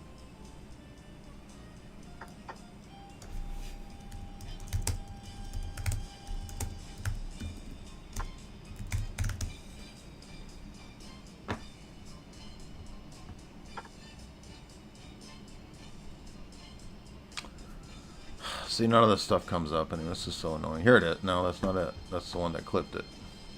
There's a 3-hour talk. Here it is, just on this. Is Jesus God? Is God a Trinity? Many of these references are still in the New World Translation, and that's why if you can show it from the Old Testament, it's even more. Yeah. Because they have the same they have this assumption that it's a Unitarian God, the Old Testament, like all the other goofballs do, like the Roman Catholics. Coach Christpill. Tyler Wills, $5. Is Israel a puppet state controlled by the U.S. and British intelligence? I wouldn't say they're controlled. I think they're very powerful on their own. They have a huge amount of influence in American foreign policy, especially in the Middle East. So, no, I think you got it kind of backwards. Coach Christpill, what's up? Yeah. So I don't. You said don't ask catechumen questions, and I don't have a catechumen question. I don't believe, but okay. My real question is: so I became an Orthodox Christian because of a lot of the debates that I saw, and I was awakened to this. I shared it with my spouse, and I ended up losing a lot of my family because of this. Oh no. And I was wondering if there's any. And I've gone to my spiritual father and talked to him, and my deacons, and I've been instructed on all these things, and they just said that spiritual delusion is real.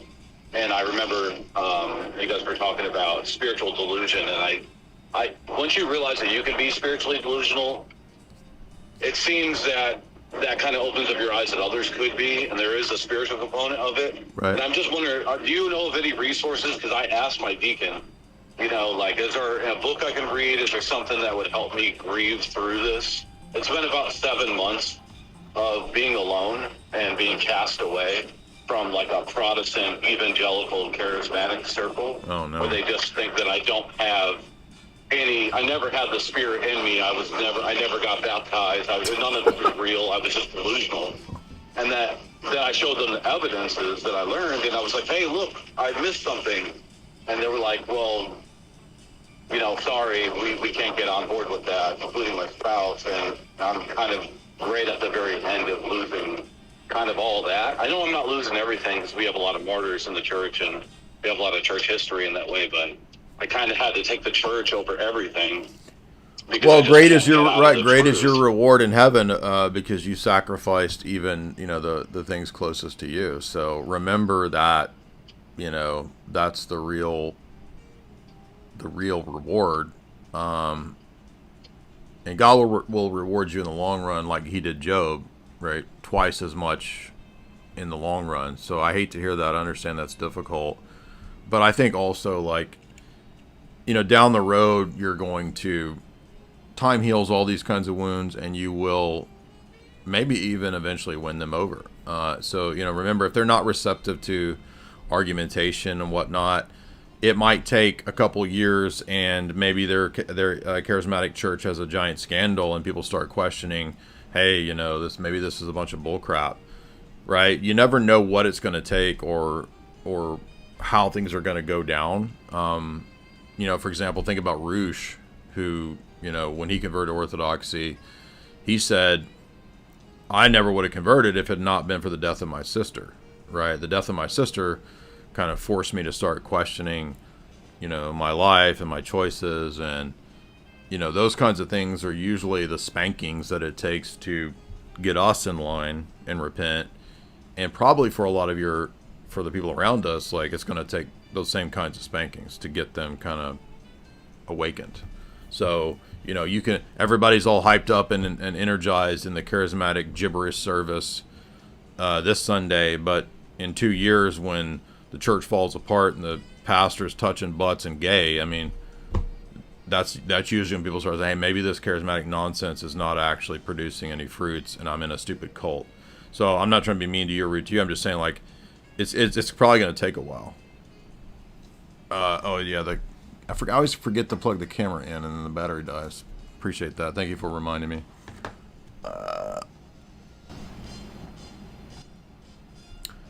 But I hate to hear that. I don't know about a specific resource, though, for Father Deacon. Do you know of any things to read that are, like, specifically comforting about, maybe one of the lives of the saints or something like that, where people are really losing those close to them over this kind of stuff. I mean, I can speak to this to a degree because when I left Protestantism, I mean, my Reformed church totally disowned me, and I was pretty close to those people. Yeah, I don't know anything offhand. You might. What's the? Am I blanking on the website? It has a bunch of resources. Forgive me. Like, I can't think of it. All of a sudden, just blanked. It's not Orthodox Christian, but it ortho. You know what I'm saying? It's ortho something that has a bunch of resources. It'll have like breakdowns of like you could look up for Roman Catholics, for Protestants. Forgive me. The old website, Orthodox Information? Yes, thank you. There might be something on there. Oh, yeah. I forgot about that. I have to charge the camera. I'll turn it back on, guys. But the battery died. Yeah, this old video here has had almost 50,000 views from 7 years ago. If you're looking for Old Testament references for the Trinity, this is an old one. But there's even a newer one I did just from the Torah, all the references to the Trinity in the Torah. Guys, we hit like and share. Appreciate the support and the super chats. We got some more to read here. Daniel Mace, $20. Jay, I'm new to Christianity. I have friends who claim to be Christian with an open marriage. I don't understand why I think people just think that Christianity is just like you can just make it up and you can just be whatever you want. It's just so weird when I hear evangelicals and these people say, "Oh, I'm a Christian," and it's like they just make it into whatever they want, as if this isn't a historic religion. You know what I mean? Like as if there's not historic standards and ideas about what does and doesn't constitute the religion. And then in the mind of the evangelicals, it's just sort of like, oh, you can just make it up and make it into whatever you want.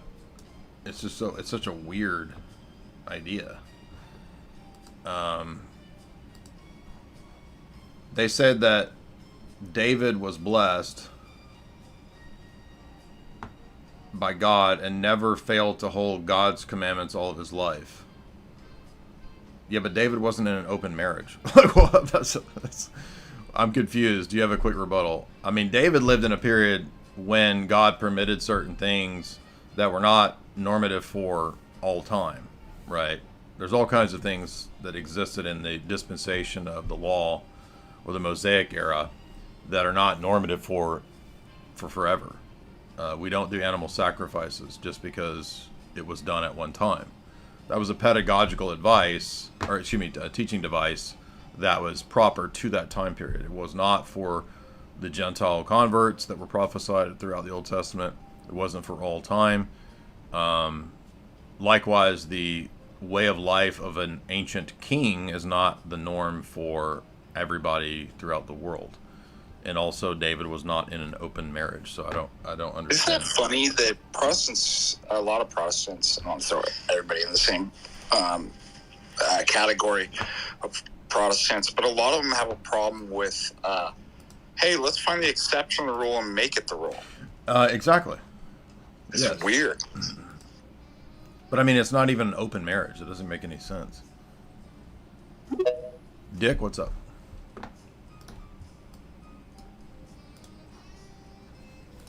Yo, can you hear me this time? Yes, sir. Yeah, I just wanted to know what you thought, if anything, would happen with this, the meeting between Putin and Trump in Alaska. Well, it seemed like at first it was good news, and then today Voldemort was saying that it sounds like it's a deal they know the Russians won't accept, so now it sounds like bad news. So it keeps flipping back and forth, but I don't really know. Yeah, I mean, I try to kind of look at it from both ways, and I really don't see a reason why Russia would stop right now. I mean, unless the U.S. gives Russia what they want. Like, Russia is continuously advancing. If you believe Putin, and I know it's going to be, the old trope of you're believing Russian propaganda, but I don't see a reason why they want anything more than what they've said they want, which is those 4 provinces and Crimea. Right. And then I just don't see what else, we could say, we'll lift the sanctions. Like, that hasn't mattered for the last 3 years. What makes you think that they care about that? Like, yeah, I'm sure it would be nice for them, but they've obviously, it's turned them into a harder economic force, by relying on their domestic capabilities. So that's kind of the way I see it.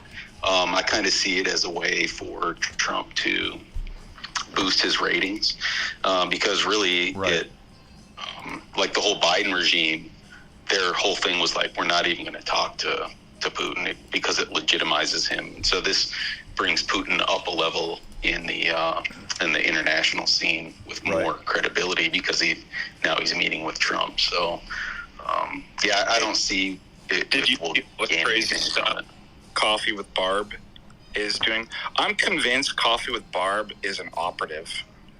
What is this? I don't even know who that is. I don't know who that is. What's that? Well, Sister Vasa, since she was removed from Manassas. Oh, now it's Barb? Her name's Barbara, so I just call her Coffee with Barb. That's funny. But it's crazy, the stuff that she's getting money from somewhere. Okay, she got basically. By the way, I said from the outset she was bad news a long time ago. Yeah, but I'm convinced she's some type of intelligence operative or something like that. But she was removed from ROCOR, and I don't know what the term is, not laicized, because she's obviously not. She was a monk, right? Demonasticized. Demonasticized, yeah. But she was like freaking out.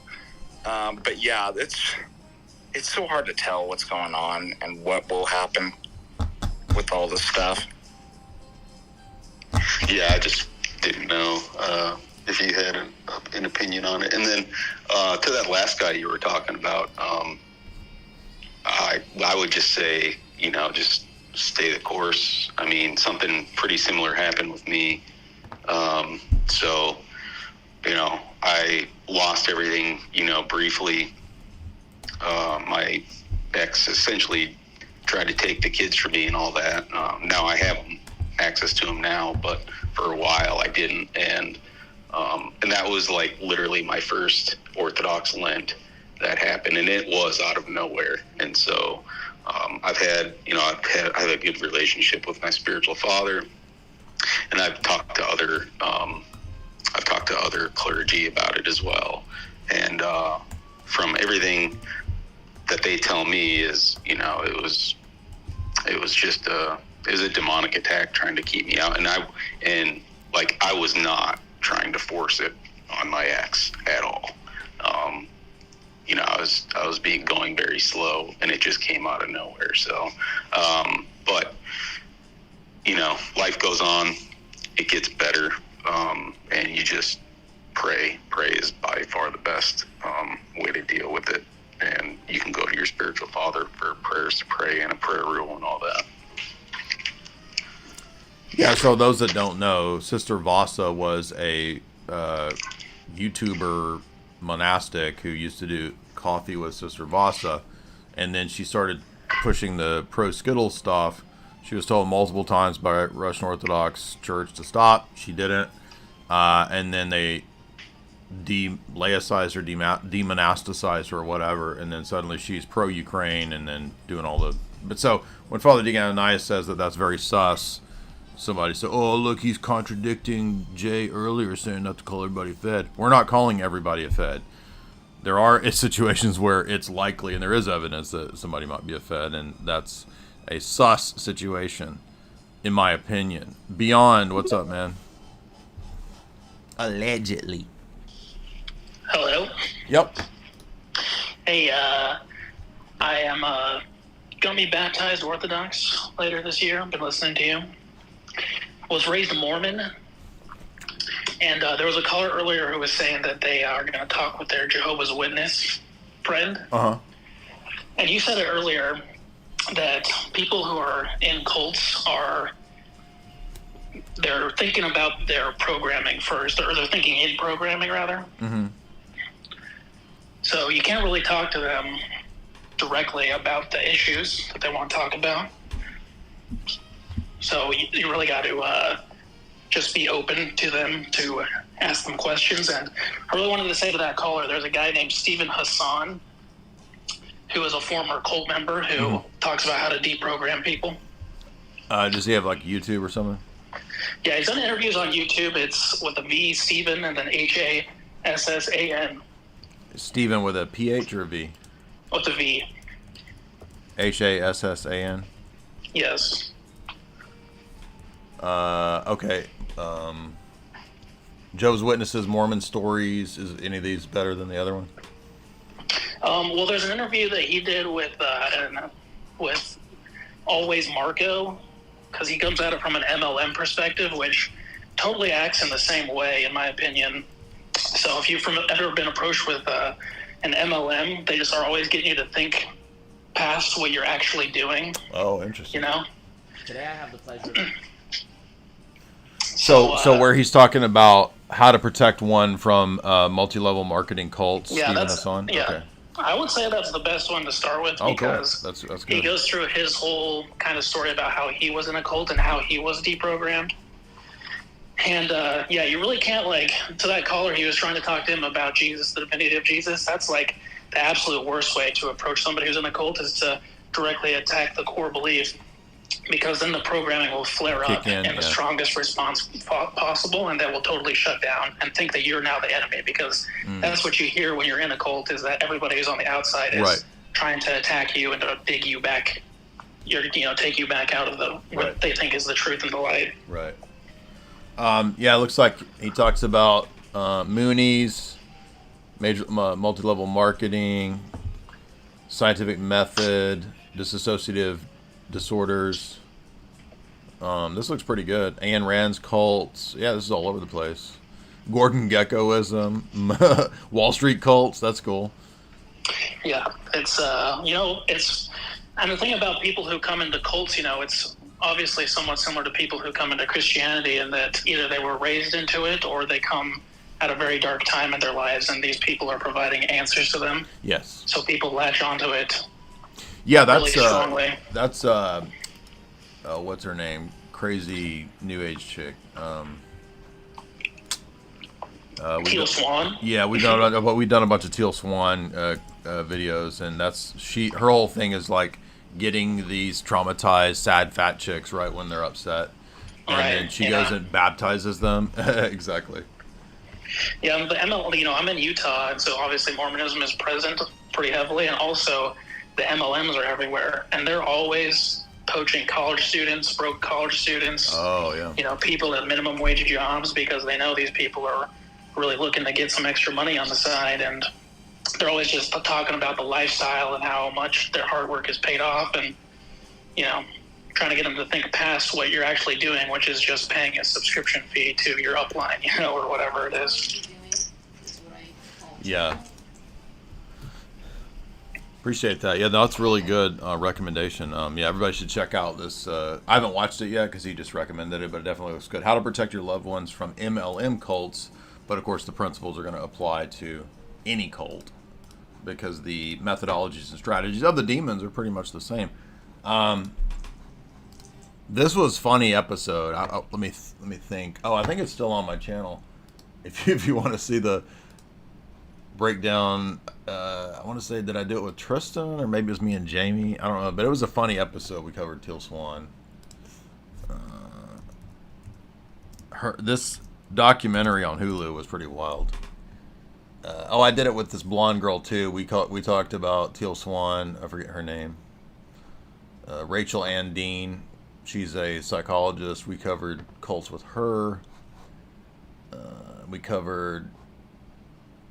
Maybe this is where we covered Teal Swan, me and Tristan. Keith singing to a. Watched it, right? Because I shared. Oh, Tristan didn't make it, so he was. No, he ghosted me. Shocker. I know there's another one though that where I talked about gurus.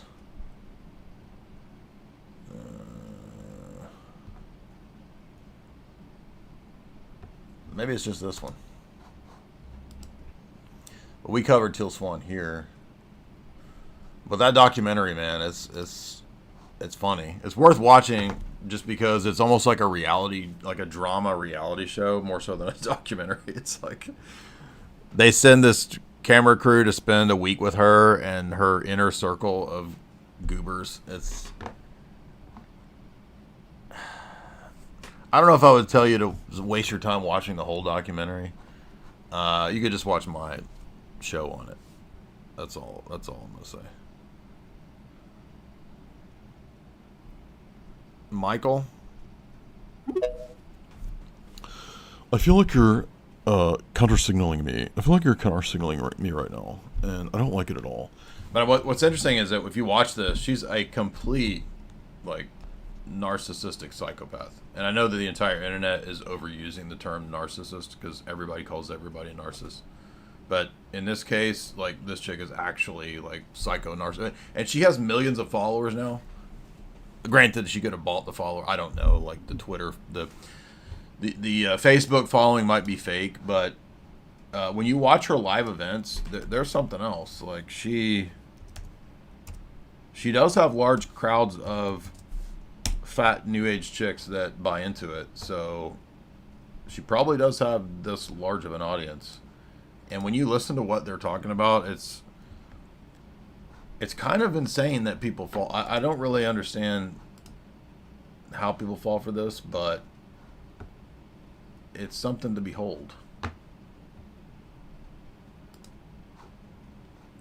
And she doesn't even really say anything. It's kind of like the Sphinx and Mystery Men. Like, she just kind of says words and people are into it. It's like, it was so deep.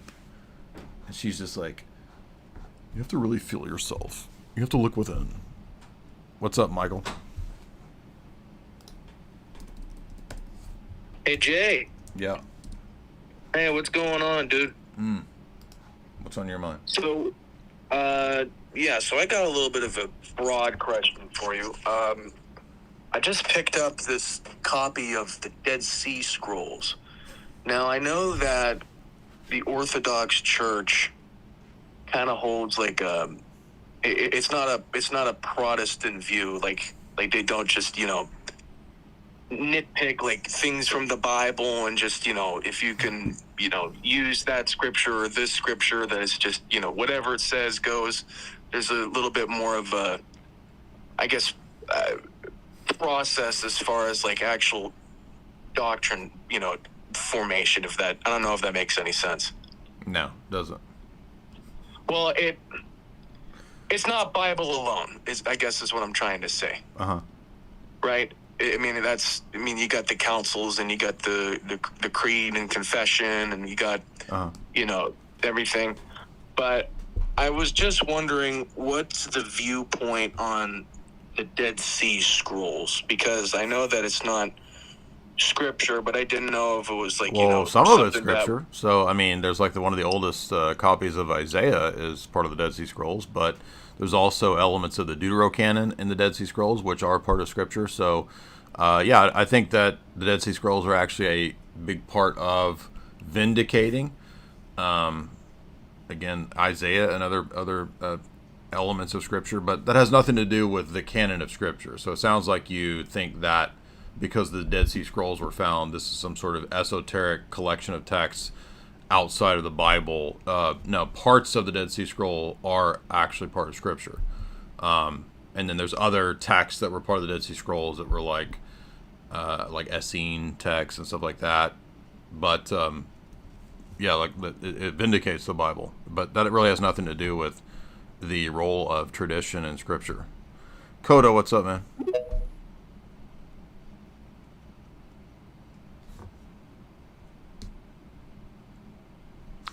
So, Keegan is doing psychoanalysis in the chat and has identified me as a total narcissist. Would you like to come and explain? I'd like for you to come on, Keegan, and explain your armchair YouTube chat psychoanalysis, you and Freud and Carl Jung and Jordan Peterson, I'm sure could dissect me. So I'm going to lay on the couch and give you the link, and you perform your healing diagnoses of me. I don't know if I offended you because you're a Teal Swan fan, or you think that debating with people on the internet somehow signifies psychopathy and narcissism, but please feel free to call in and diagnose me. Anon, what's up?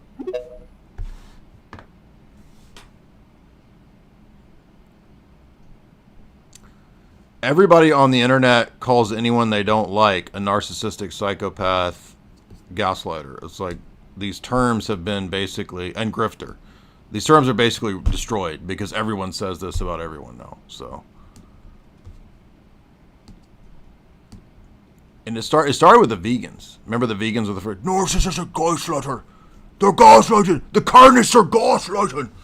All these idiot UK schlubs. Anon, unmute. What's up? I don't understand waiting an hour and not talking. Like, what did you get out of all that? Ruben, what's up? Unmute. Hi, Jay. What's up? Yo. I just had a question about... like the Western United States. Europe and Central Asia. What's up, Jay? This is Sean. Can you hear me? Yep, what's up? Hey, man. Quick question. More of an inquirer right now, looking into the Orthodox faith. I find the history very appealing.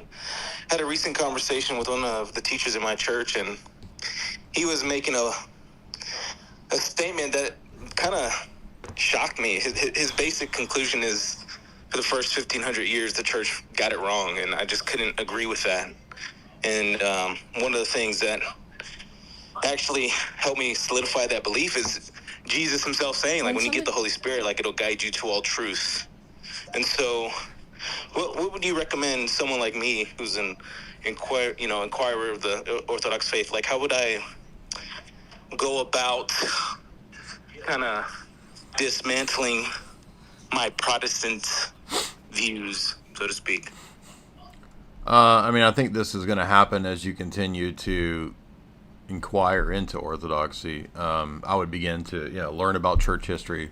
You could read a book like Yaroslav Pelikan's Volume 1 of Christianity and the Christian Tradition, because that's the first 400 or 500 years of the church. You'll see that clearly they were not evangelicals or Protestants.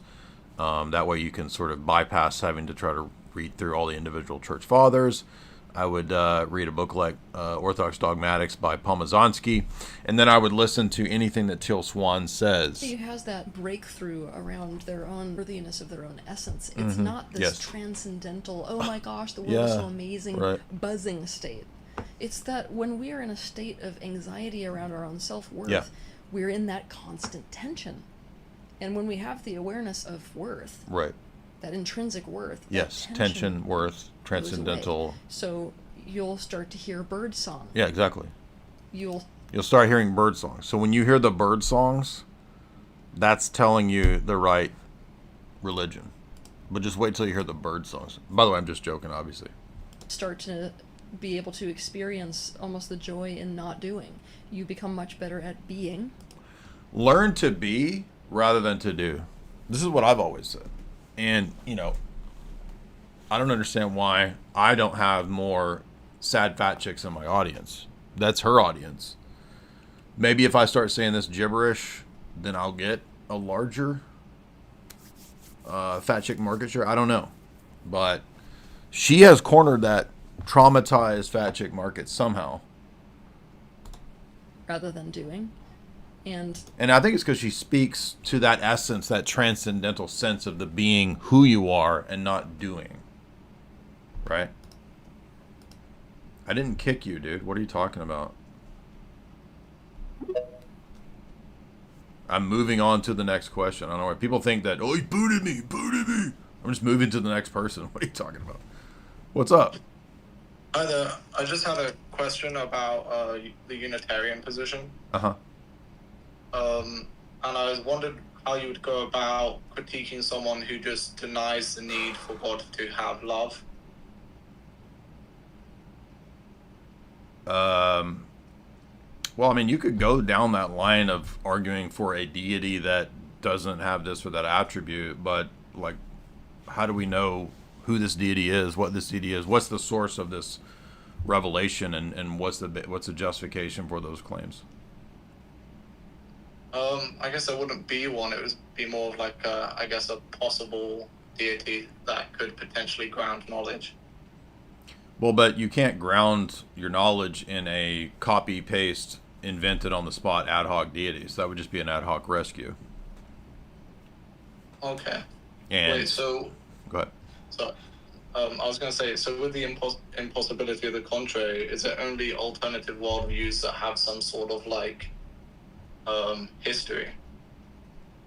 Yeah, I mean, that's part of, because it's a paradigm argument. It's not like, and your paradigm has to account for history. Yeah. People just think that, like, well, just add, oh, it's just like any other argument. Just add a little bit of this from the smorgasbord buffet of logical. They think it's like inventing a system. Yeah, it's like you come up with an invented mental system.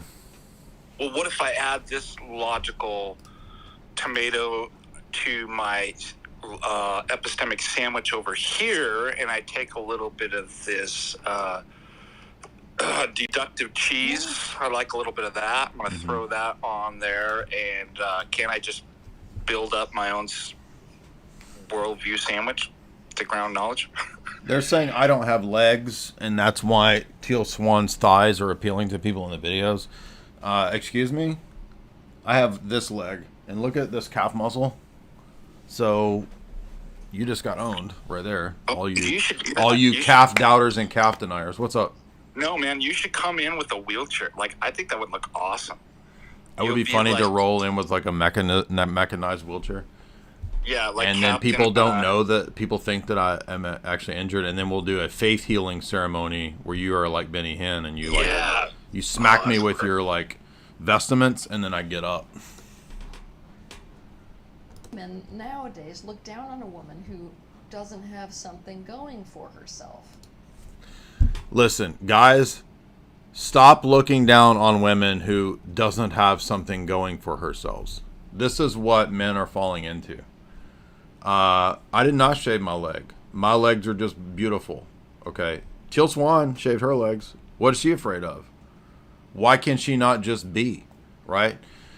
If she was to just be, she would have hairy legs. But she's a doer and not a beer. So I'm more spiritual now than Teal Swan because, as you guys said, I supposedly shaved my legs. But that would mean I'm just being B. She is doing and not being. Of course, this means a woman whose authentic calling quite literally is about supporting others. Many men are now looking for a woman who will pull her own weight financially and who is driven for personal success in some way. It is far harder in today's world for a woman who falls into this category of being a natural supporter to find a relationship that works for her. What kind of nonsense she's talking about? Let's see what the comments are. The goddess woman, she gave up dating years ago because roles were defined. We should do streams where we just like riff on Teal Swan the whole time. This is great. Let me say this as a man. I never look down on women because she was probably paying the bills, dude. In fact, I find overly self-reliant women a turnoff. Ooh, does that jibe with what Teal's saying? Here's a boomer woman. My husband and I wanted me to stay home with the kids, and I did. We're empty nesters now. I run a small business and make more money than him. Finally, I have the respect I deserve.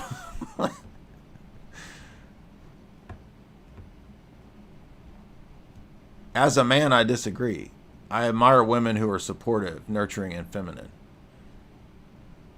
What is she talking about?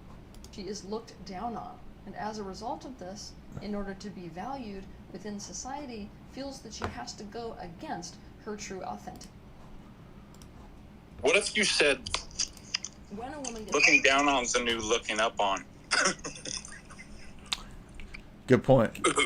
Yeah, let's see what she's saying here. a conscious energy exchange, she really Look, when a woman has a conscious energy exchange, this is what we want to hear what about. is a yes and what is a no for her. And if you want my honest truth, this is what has been taken for women, regardless of what culture it is that we're looking at. Women, you had your conscious energy exchange taken from you. That's what's wrong. Over the course of history, they have convinced women to not have a no. You've been oppressed to not have a no. I don't know what the hell that means. Jacob Cabay, $10. In terms of holistic paradigms and what is in evidence, can you link a book or video that explains the resurrection? My cousin doesn't understand different types of evidences for different things. Well, I mean, there's tons of, I mean, you can find all kinds of evidentialist books like Josh McDowell's, evidentialist books, but the point is that you're not going to prove the resurrection or disprove it by historical evidences. That's the point. So, like if somebody said, we have no evidence for Jesus existing outside of the scriptures. Well, that would be an appropriate situation where you would bring in a historical evidence and cite somebody from history, Tacitus, whoever, who does refer to the existence of this person. But that doesn't prove the resurrection. But even if you did say, for the sake of argument, prove a resurrection, doesn't prove Christianity. Like, Jews believe in resurrections, presumably. So why would I, just because there's a resurrection, why would I accept Christianity because of that? The point that I always make is that for the resurrection to have meaning, it only has the meaning it has within the Christian paradigm. Otherwise, I don't know, you could be a Hindu and believe that Jesus was some avatar who worked miracles and maybe he rose from the dead. Okay, so I'm a Hindu who believes in mystical gurus who rise from the dead. So I can give it a Hindu interpretation. But I think people who are naive about paradigms and they don't understand that facts and events are theory laden, they will just assume that, well, if Jesus rose from the dead, then I'm going to be a Christian. But that could, just that phrase or that idea or that proposition could conceivably fit into all kinds of different religions. Thus, just proving the fact or the event or producing evidences for that doesn't tell you which paradigm explains it. In other words, it's a religious version of underdetermination of data thesis. The worst of these is the apostles became martyrs argument. This is one of the stupidest arguments I've ever heard. I don't know why anybody would believe or make this argument. It's so dumb.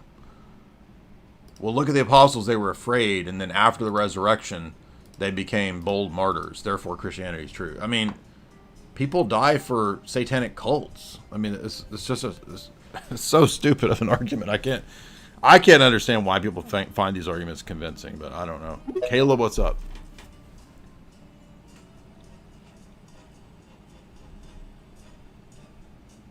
A wicked and perverse generation demands signs. Yeah, like signs and wonders is a sign of a weak faith. What's up, man? Caleb?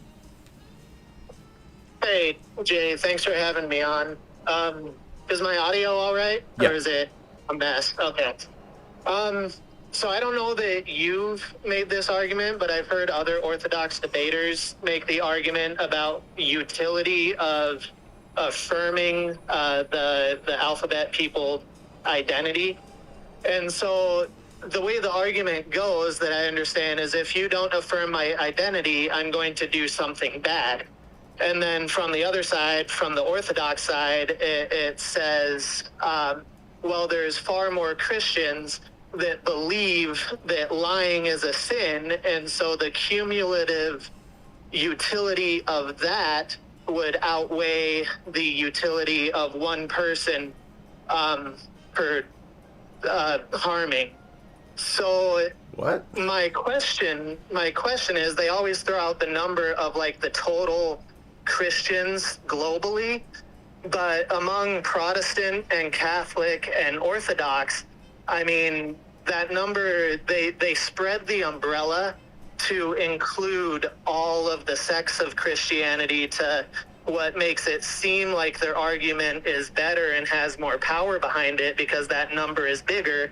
But then when we focus it into the actual infighting between Christianity, it looks like Catholics say, no, Protestants and Orthodox are getting it wrong, and so they're considered heretics, not Christians. I'm sorry. Hey, look, Caleb, I'm totally lost in this argument. You began with gender identity, and I have no idea. Can you restate this in a simpler way? I'm lost. I don't understand what you're arguing.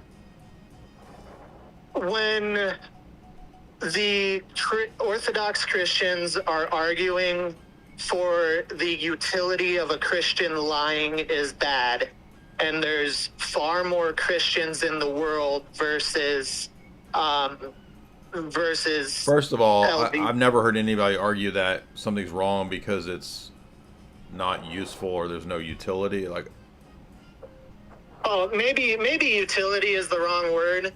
The outcome of an event, if the outcome is bad, we should not do it. If consequentialist ethics, we're not consequentialists, so I don't know where this is going.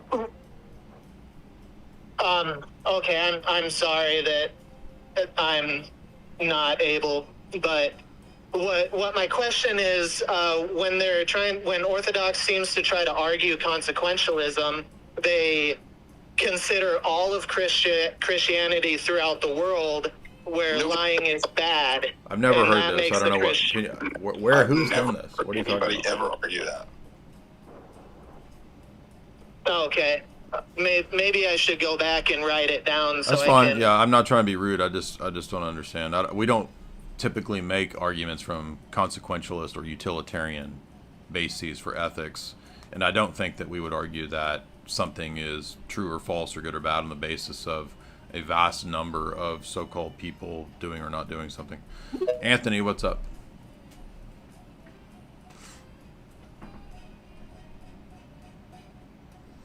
People are saying Andrew Wilson discussed this. Okay, maybe he's referring to something that Andrew talked about, and I just don't know what he's arguing, what he's saying. Anthony, what's up, man? And then we'll go to Dan. Anthony, you want to unmute? All right, we'll go to Dan. No, JJ, can you hear me? Yeah, hey. Oh, thank you, man. I'm sorry about that. It's okay. So I just want to follow up from, I have 3 points. I'll make it really quick. The first one, I called you last week, and you about the Zaytun apparition and the geopolitical angle, and you elaborated a lot more when we finished, and it was really interesting. And I want to ask, so pragmatically speaking, like, do you think that's like, it happened in 68, right? So, I mean, do you think they were just using like a high-tech hologram or something? I'm curious about, what do you think about... well, I mean, I don't know about all that. I mean, it's a lot easier to fake news stories or to fake pictures than it is holograms. I see what you're saying. I see. Gotcha. I mean, there were at this time CIA faked apparitions admitted by the CIA. Now, they don't say this one, but they're saying other ones that they capitalize on, and they would run articles in magazines in Latin and South America saying stuff, and Vietnam as well, saying that Mary has sided with the anti-communists. Now, that doesn't mean I'm pro-communist, but it's like, well, that's not true. There were no apparitions of Mary talking about the CIA being the good guys. And I mean, Ed Lansdale says he was wanted to fake apparitions and do this stuff. So interesting. Okay, thank you for that. I'll look into that further. The second thing, out of all your content, you have tons of great content. I really like the discussions you have with Seraphim Hamilton. I was curious, do you know where I try to look him up. I can't find anything on him. Does he still create videos or anything like that? I think he's on YouTube. Oh. All right, well, I'll bench that. I thought I couldn't find him for some reason. Okay. The third thing is, you mentioned frequently about how evil has no ontological basis or no ontology. Can you redirect me to like some text or some books I could look into? I mean, most of the church fathers that discuss this, Athanasius, Cappadocians, Augustine. I mean, I don't know about one specific text where the church father. I mean, it's just sort of topics that come up where, you know, they discuss it. Athanasius maybe in Ad Gentes. City of God. Augustine has a really good. Yeah, City of God. He'll talk about evil not being a substance or having being. So.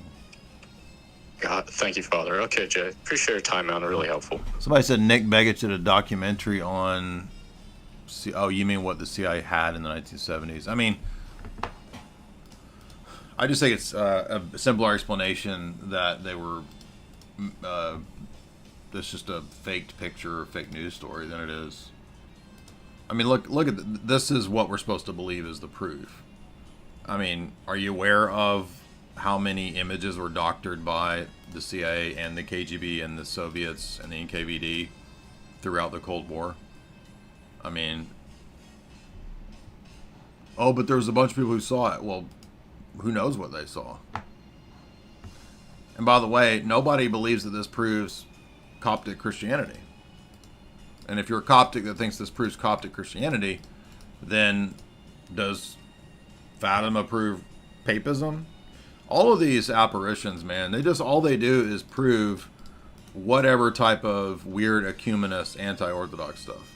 I'm not saying there's no apparitions, but I'm not going to base my faith on apparitions. And you guys saw 6 months ago when we had that one Roman Catholic dude that called in like 3 times to have the exact same debate with me over and over and over. And he was trying to make these arguments about, oh, well, Zaytun proves the papacy because it's still Mary. It's like, but it's Coptic. Oh, well, but it could still be Mary and Catholicism could still be true because we're all still Catholic. It's just, I don't know, man. It's Dan, what's up? Yeah, I kind of wanted to voice a little bit of thoughts about Protestantism. I've been quite disenchanted over the last couple of years with it, and I mean, you try to explain. I mean, much of what you do, I mean, is explaining orthodoxy to Protestants, and do you think there may be some of them are worse than atheists? Because yeah, I think so. And Roman Catholics too. There are plenty of Roman Catholics and Protestants worse than atheists because they have a type of prelest that is, in some cases, even more insane than maybe more so than an agnostic. Agnostics kind of seem like they don't know, but the Protestant evangelical prelest is usually off the charts. It is. Like, let me give an example. Hold on. Yeah. Before you go on, I meant to cover this earlier. Somebody sent me I think Tristan sent this. Did you guys see this Protestant guy that thinks he's a prophet? Oh my gosh. Like, he's even trying to look like Jesus. Joseph Philip Daniel. I think at one time this guy followed me and I muted him because his stuff was just so unbearable. Yeah, he's still muted. Where's that? This guy went crazy. This guy's insane. So here, listen to this. In the name of the Lord Jesus Christ of Nazareth, I see him here in the spirit with me to my right, as King David saw him in the spirit. Oh, this guy, this is so creepy. Hear his voice for the rest of your lives on the earth. He's prelust maxing. Move in his name. Doing the same things that he did with God and then with the Holy Spirit, and even greater. Ooh. I think those pauses are him thinking of the next thing to say, right? Well, he's a prophet. Oh, he's a prophet, so you need to back off. I guess. Because you're right. We don't blaspheme the Holy Spirit here. He's got a. I love evangelicals. Love this kind of artwork where it's like the Lion of the tribe of Judah in space with a lamb, and then like menorah, right? Surprised he doesn't have that. I'm surprised he with an eagle. I'm surprised he doesn't have with like Trump in the background. Well, where's his Israeli flag? They usually have that, but let's see what's going on at his website. He's a prophet. So Prophet Joseph Daniel's newsletter. Oh no, he was on with Owen. Oh my gosh. Owen, what are you doing, dude? He's pro Bitcoin though, so there we go. There you go. Let's hear his story. Where's his biography? He began to hear and see visions of Jesus in 2009 in Spain. After an acid trip. Yeah, right. Yeah. Is he on the 700 Club? Don Sears and Joseph Daniel needed prayer in the worst way. The two went hiking and before long found themselves lost, trapped. Now, bro, if you're promoted by Pat Robertson, that's pretty much a self-own. What's up, Dan? Go ahead. Yeah, I mean, I like when I do talk to people that are agnostic or not staunch atheists, but people that just don't really know, there's a lot of humility in just being like, yeah, I don't really know, I haven't looked into it yet, just living my life, versus like, oh no, I got the answers because I read the Bible. No, trust me, this is what you must do, right? Come join my fucking crazy cult, it's pretty crazy to imagine that, if Protestantism never happened, there would be two options, right now. There'd be the Orthodox Church and the Roman Catholic Church. And now there's so much confusion. And it blows my mind sometimes. If the new gospel does save, then great. Then fine. But if it doesn't, then what's happening here? The new gospel? What do you mean? Yeah, well, Martin Luther's, if his new gospel saves, yeah, right? Okay. Yeah, if that went out in the 16th century, right? It just blows my mind how arrogant, and I mean, I came from that too, I was that same way, and it did take, to some degree, it took a bit of a leap of faith, because it's like, okay, this stuff still doesn't feel exactly right to me yet, but I have to trust the people that came before me, it's not all about me, right? I'm nothing. Well, I mean, just take your time, and a lot of those things that, I remember the first time I saw a relic, it weirded me out because I was such a, hardcore Protestant Calvinist. And when I started inquiring into Catholicism, and I went to the local Novus Ordo church, and, I've been meeting up there and doing question and answer stuff for a while, and then the priest was like, it was Father Victor, I'll never forget this, come here, I want to show you something. He was a big, chunky Italian guy. Let me show you something. Come here. And then he took me in the back of the sacristy. He's like, look at that over there.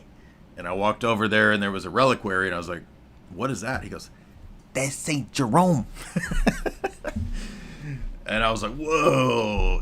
So it kind of weirded me out. But then it was like,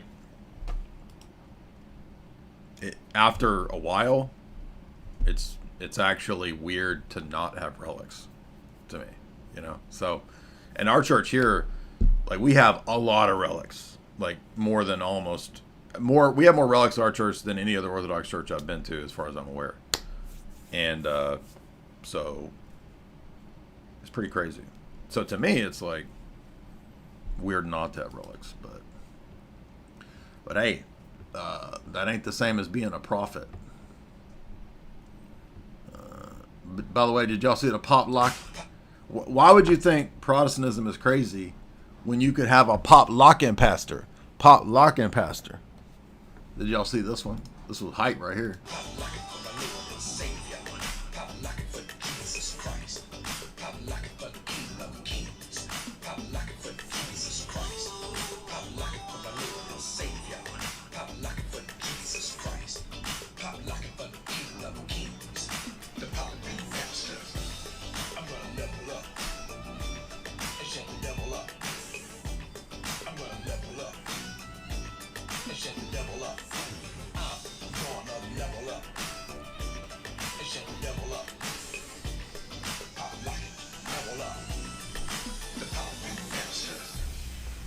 Yeah, baby, that's what I'm talking about. Pop locking it.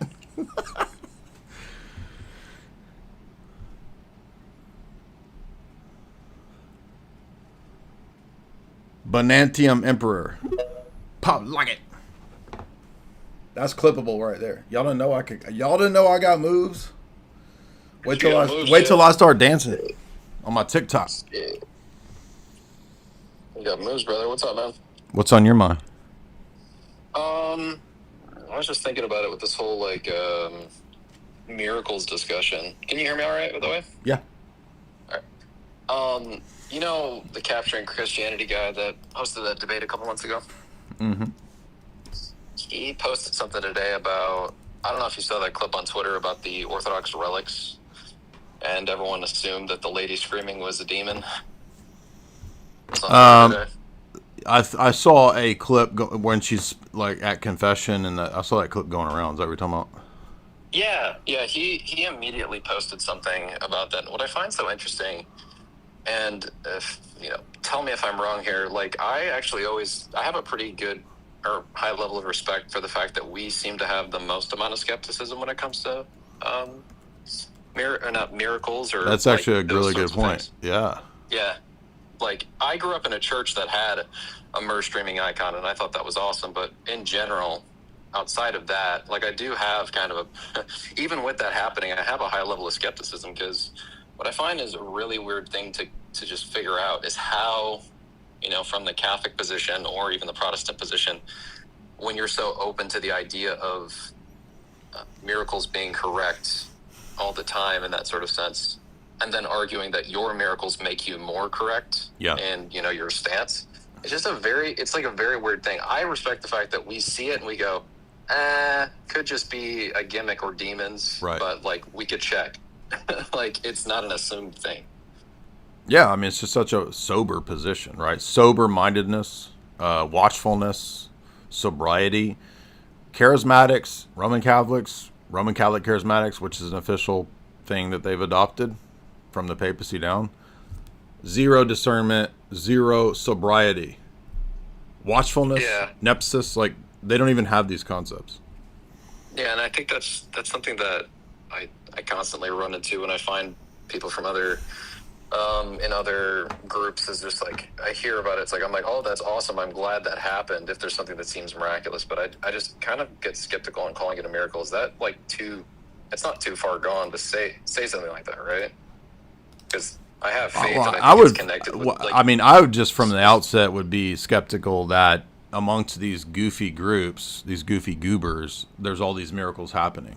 So, and by the way, if I was a Roman Catholic and I'm arguing with, say, some crazy Pentecostal dude, and the Pentecostal dude's like, bro, we've had so many insane miracles at my church, you wouldn't even understand. That proves God's with us. And the Roman Catholic's like, bro, we had so many insane miracles at my, Roman Catholic. It's like, how do you, like, if they're conflicting crazy claims on both sides, then obviously both sides saying that there's all these miracles isn't going to do anything. And if I'm not wrong, maybe this is something else. Is it not within, like, church teaching that a lot of the times if something like that were to happen, it might be an indicator from God that, like, it's a warning that someone's doing something incorrect? Like, what not specifically? Okay, so even in the Catholic tradition, which they seem to have forgotten, I think early indications of what they believed were Eucharistic miracles. The church actually believed that was something along the lines of, hey, you guys aren't doing things correctly, or you're I didn't even know that. I mean, that's the Orthodox attitude, but I didn't know that was within. No, but that is also in a lot of the Roman Catholic position as well. So, sorry, my first comment was that, is it not our position? So you're confirming, yeah, it is our position. That, like, to be honest, I'm familiar with some of the MERS streaming icon ones, and I grew up in some of the areas where that did happen in the Midwest, and just to be blunt, I don't think the church was doing a great. It wasn't doing very well. I just grew up in it. But anyways, what I find interesting is that Catholics seem to use it as a position of, like, oh, look, this is an indicator of truth or God being with us. I'm like, but you do realize, like, the stance, not only from the Orthodox position, but from my understanding of, like, well-knowing Catholics, is that it is also a warning. Right. Yeah. So I'm like, how does that prove anything? Exactly. Father Deacon always talks about that, like, that the Orthodox perspective is, if something like that happens, the Orthodox attitude is to stop the service, and the assumption is that maybe something isn't right. It's not a default assumption that it's a miracle, Jesus is in the toast, Mary's in the burnt piece of cheese, silly. Coda?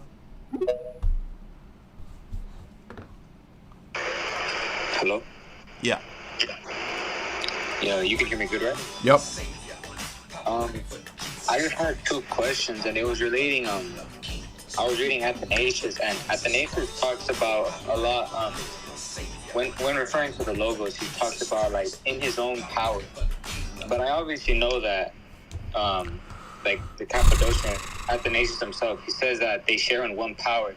This is referring to the mode, right?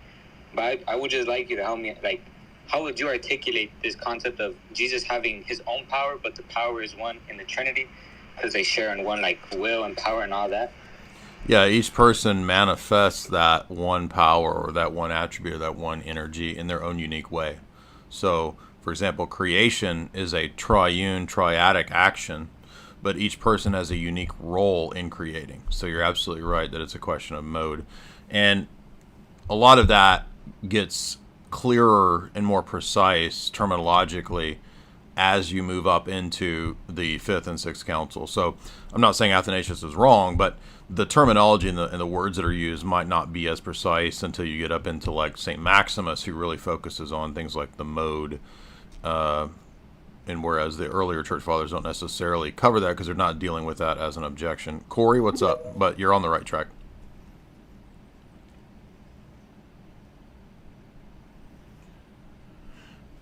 Listen, if y'all ain't gonna pop and lock it, I ain't got nothing else to say to you because that's all I'm here for today.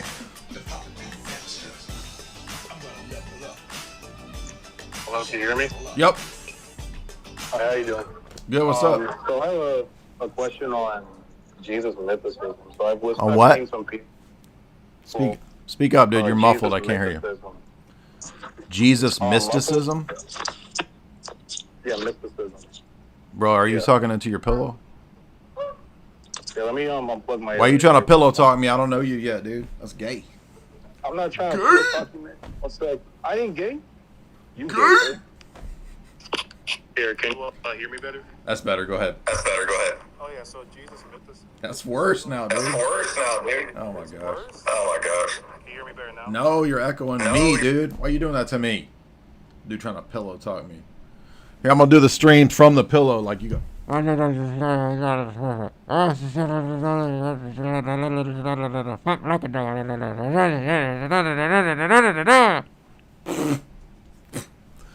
what y'all sound like.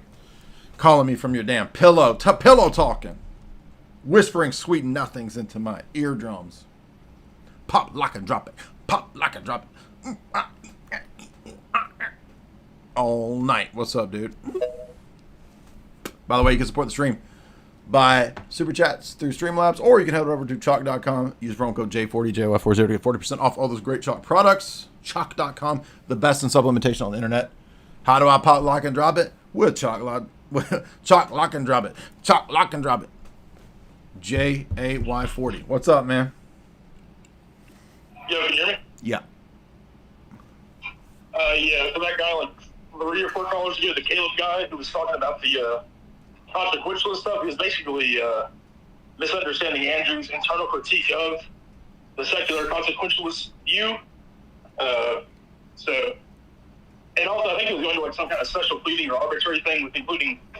Okay, well, I'm not familiar with Andrew's internal critique of a secularist view. Can you state what it is, or? Well, I mean, it's just the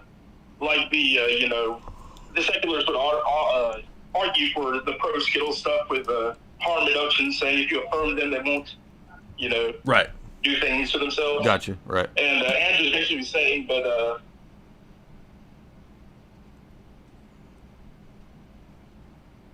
you there? Oh, can you hear me? You cut out. Andrew says what? Well, Andrew's just saying that he puts it back on them by saying that forcing Christians to lie by disobeying the 10 Commandments or the teachings of Christ are causing harm to them, right? Oh, okay. So it's the internal critique. It's not like he's actually saying that, like, Andrew's obviously not a consequentialist, right? So. Oh, I see. So the guy was misunderstanding. Yeah, that guy was misunderstanding what an internal critique was, as if Andrew was adopting the position. I got you. Okay, that makes sense now. Shay, what's up? You best pop, lock, and drop it, sister. Hi, can you hear me? Oh, you a dude. Yeah. I thought you was a chick. What's up, man?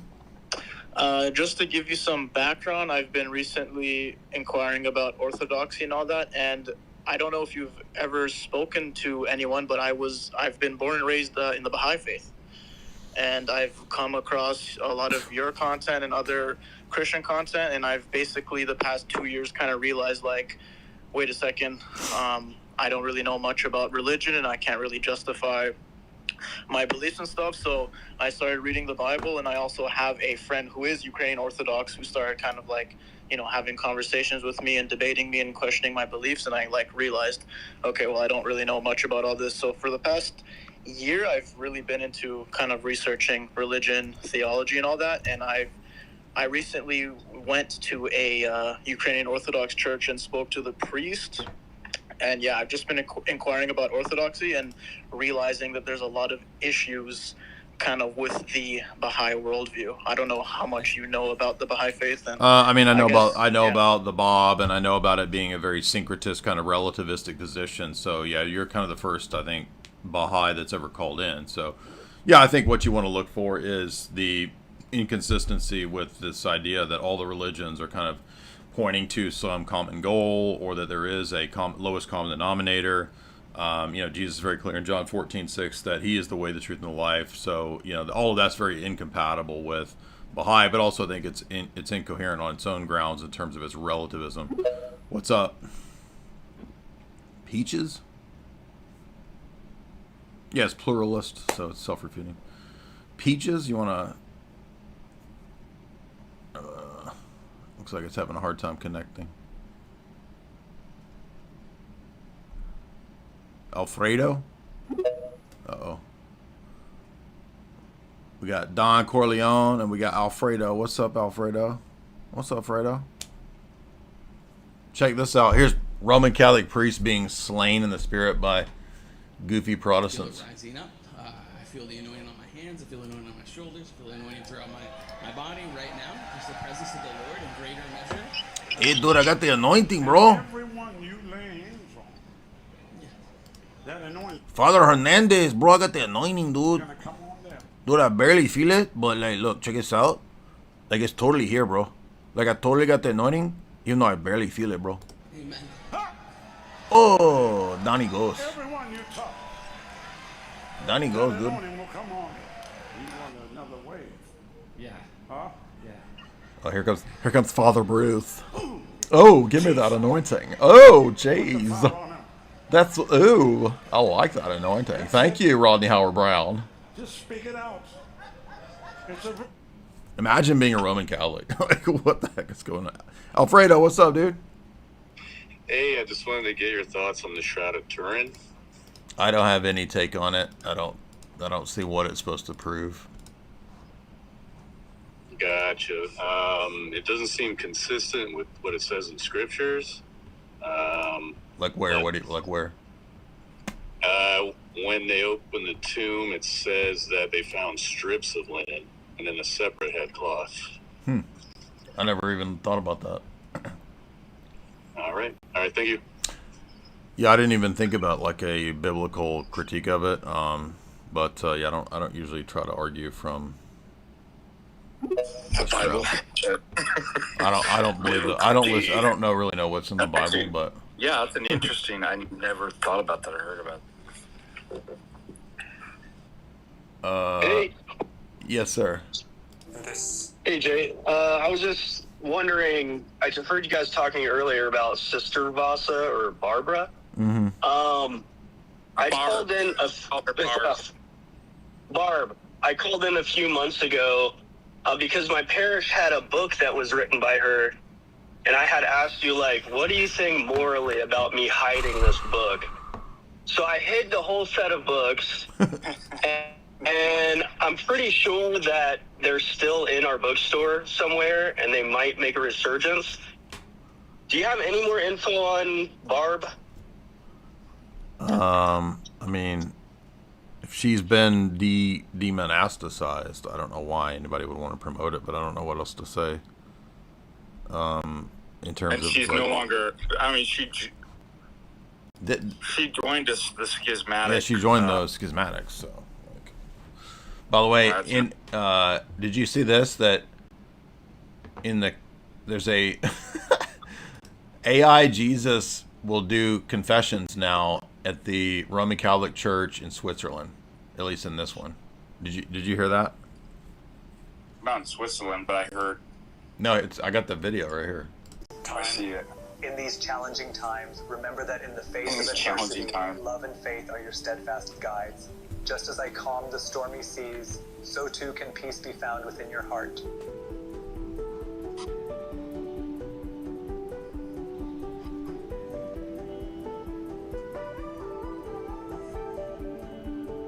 So they went into the confessional and they confessed in this quote experiment to AI Jesus.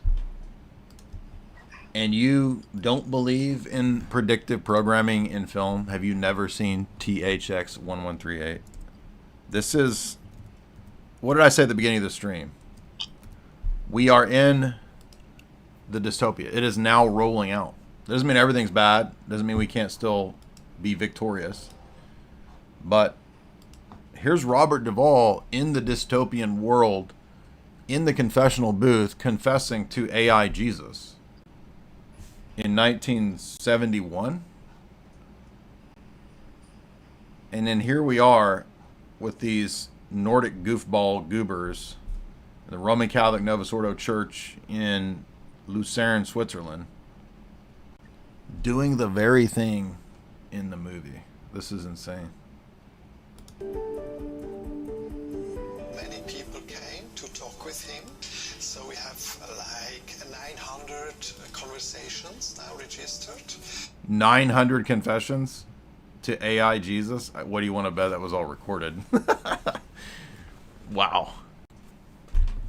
I mean, wow. Have you never seen THX 1138? This is crazy. Now, remember a couple years ago, there was a bunch of fuss online when Catholic Answers put an AI Jesus on their website that you could get spiritual advice from. And it was like, you're overhyping this. It's not a confession. Blah, blah. Like, oh, wait a minute. Well, what is this? Well, it's not Rome approved. It's just an experiment. This is the future, you dummies. And you want to be I just don't understand. Why would you want to be a Roman Catholic when you, I mean, help me understand. Are you all just losing your minds? Are you all just insane? Jacob Cabay, $5. Question for Father Deacon Ananias. What is the relationship between prawn and the noose? Well, I mean, imagine, like any sin, it clouds the noose. I would say it's worse, too. Obviously, I think, like, stuff with the occult and stuff, I think sexually explicit images or invitation for demonic infiltration and attacks, and I'm not saying full possessions, but you know what I mean. There's something very specific about that's why the occult always uses sexually perverse and explicit images, and so it's extremely dangerous, and it makes you gay. I'm convinced. I said that to one of the bishops. We were at a conference talking about pornography, and it's important to kind of cut to the real. I know that might sound offensive, but it's like, I don't want to talk around in these kind of niceties. Like, let's be straight. Let's be clear about it. Porn makes you gay. I'm sorry. And I think that there's definitely a link with the occult and, gay stuff. And so, yeah, so what do you think the occult and demonic activity, the real question is, you're asking, what is the connection between the occult and demonic activities and infestation attacks on the news? It's like it clouds it, makes it difficult. Like it makes you separate so you can't hear God's voice and see Him. Thank you for that.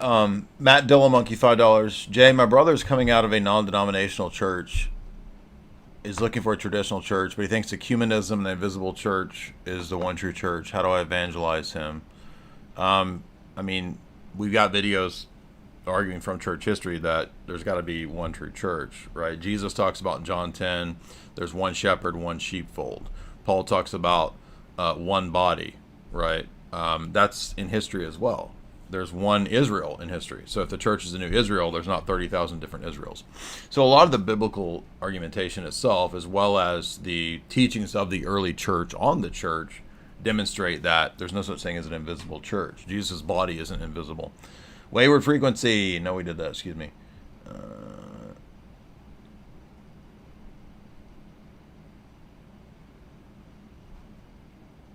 Sir Jeff Costas, $10. Jay, you're my favorite black comedian. Thank you. I have to say I'm probably the best black comedian out there right now. Nick Francis, $3. Jay, I know you. It's a question about fasting. Don't worry about it. Take your fasting questions to your spiritual father. Dog. No, we did that. EB, $5. I used to idealistically believe that if I could string together a specific combination of words with a certain tone, I could convince people of anything. I mean, actually, Teal Swan might actually be the proof of that. So maybe you were onto something there. Theological Truth, what's up?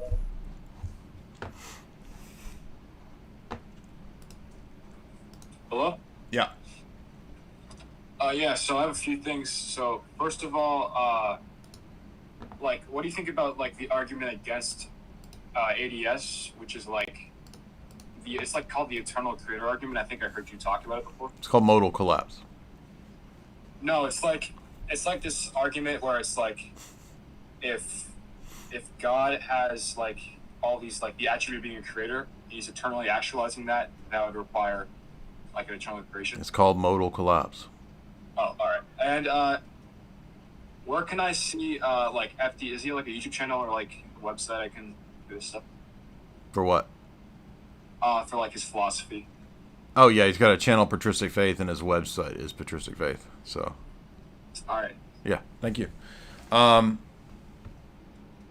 Blomquist, $2. Jay is out here clowning the crazies, and that's what I'm here for. Hey, that's a pastime over here. We love that. Clowning crazy. There's no end to it either. That's why I try to bookmark the best of the crazies for you guys. And I can gladly now get rid of this bookmark because that one was annoying. Seeing that guy's face. That one I can get rid of. I'm gonna keep the pop lock-in pastor though, because that one's fire, right? Where's my give me this, gives me that? That's what I want. I can't find it. Gives me this, gives me that. Die by fire, die by fire. Don't forget the gay acrobats dancing for the Pope. That's a classic. Can't ever let these die. By the way, these have to live on. These are some of the classics. Where is the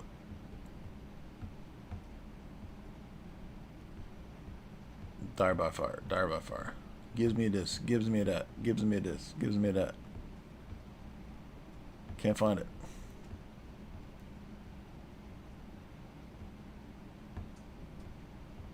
Anyway, when you say the bookmarks are not actually that consistent, because you'll save stuff and then it'll disappear, which is really annoying.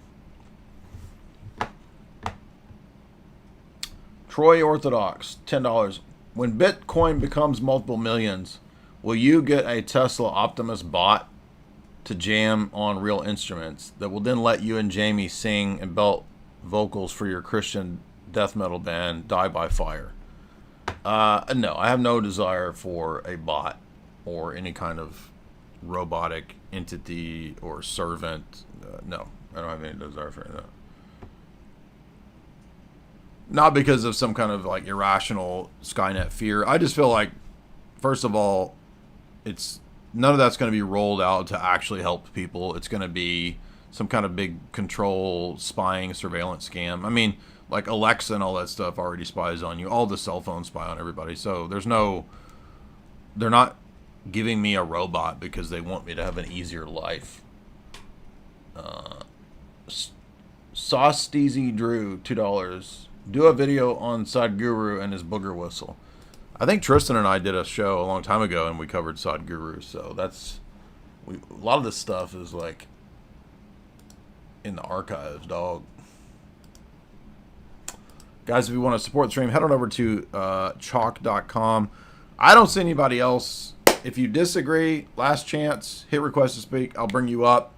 You can make any argument you want. I'm looking for anybody who's a Mormon. If you're a dispensationalist, you're a Zionist, you're a Libertarian, you're an Atheist, you're a Muslim, you're a Papist, you're a Calvinist. A what? A degen. There's a bunch of degens in the chat. Always the case. People talking trash and they'll never come on and debate us. Anybody in the chat want to come debate? This is your last chance. Last call for alcohol. You can have the microphone. You got to specify, though, that you want to make an argument. And it needs to be an actual argument. That's not what arguing is. Arguing is not making an argument. No, nobody else. Guys, remember, head on over to chalk.com. Use the promo code JAY40 to get 40% off. Or J44Life, that's JAY44LFE. You can also get the books in the shop at jaysanalysis.com. They're all signed. And, again, it's a few weeks away from us to start Hollywood 3. All right, thank you guys so much for coming on. Great chat. Thank you, Jace. Yes. So you got. Thank you, Sadhgurus and Oshas.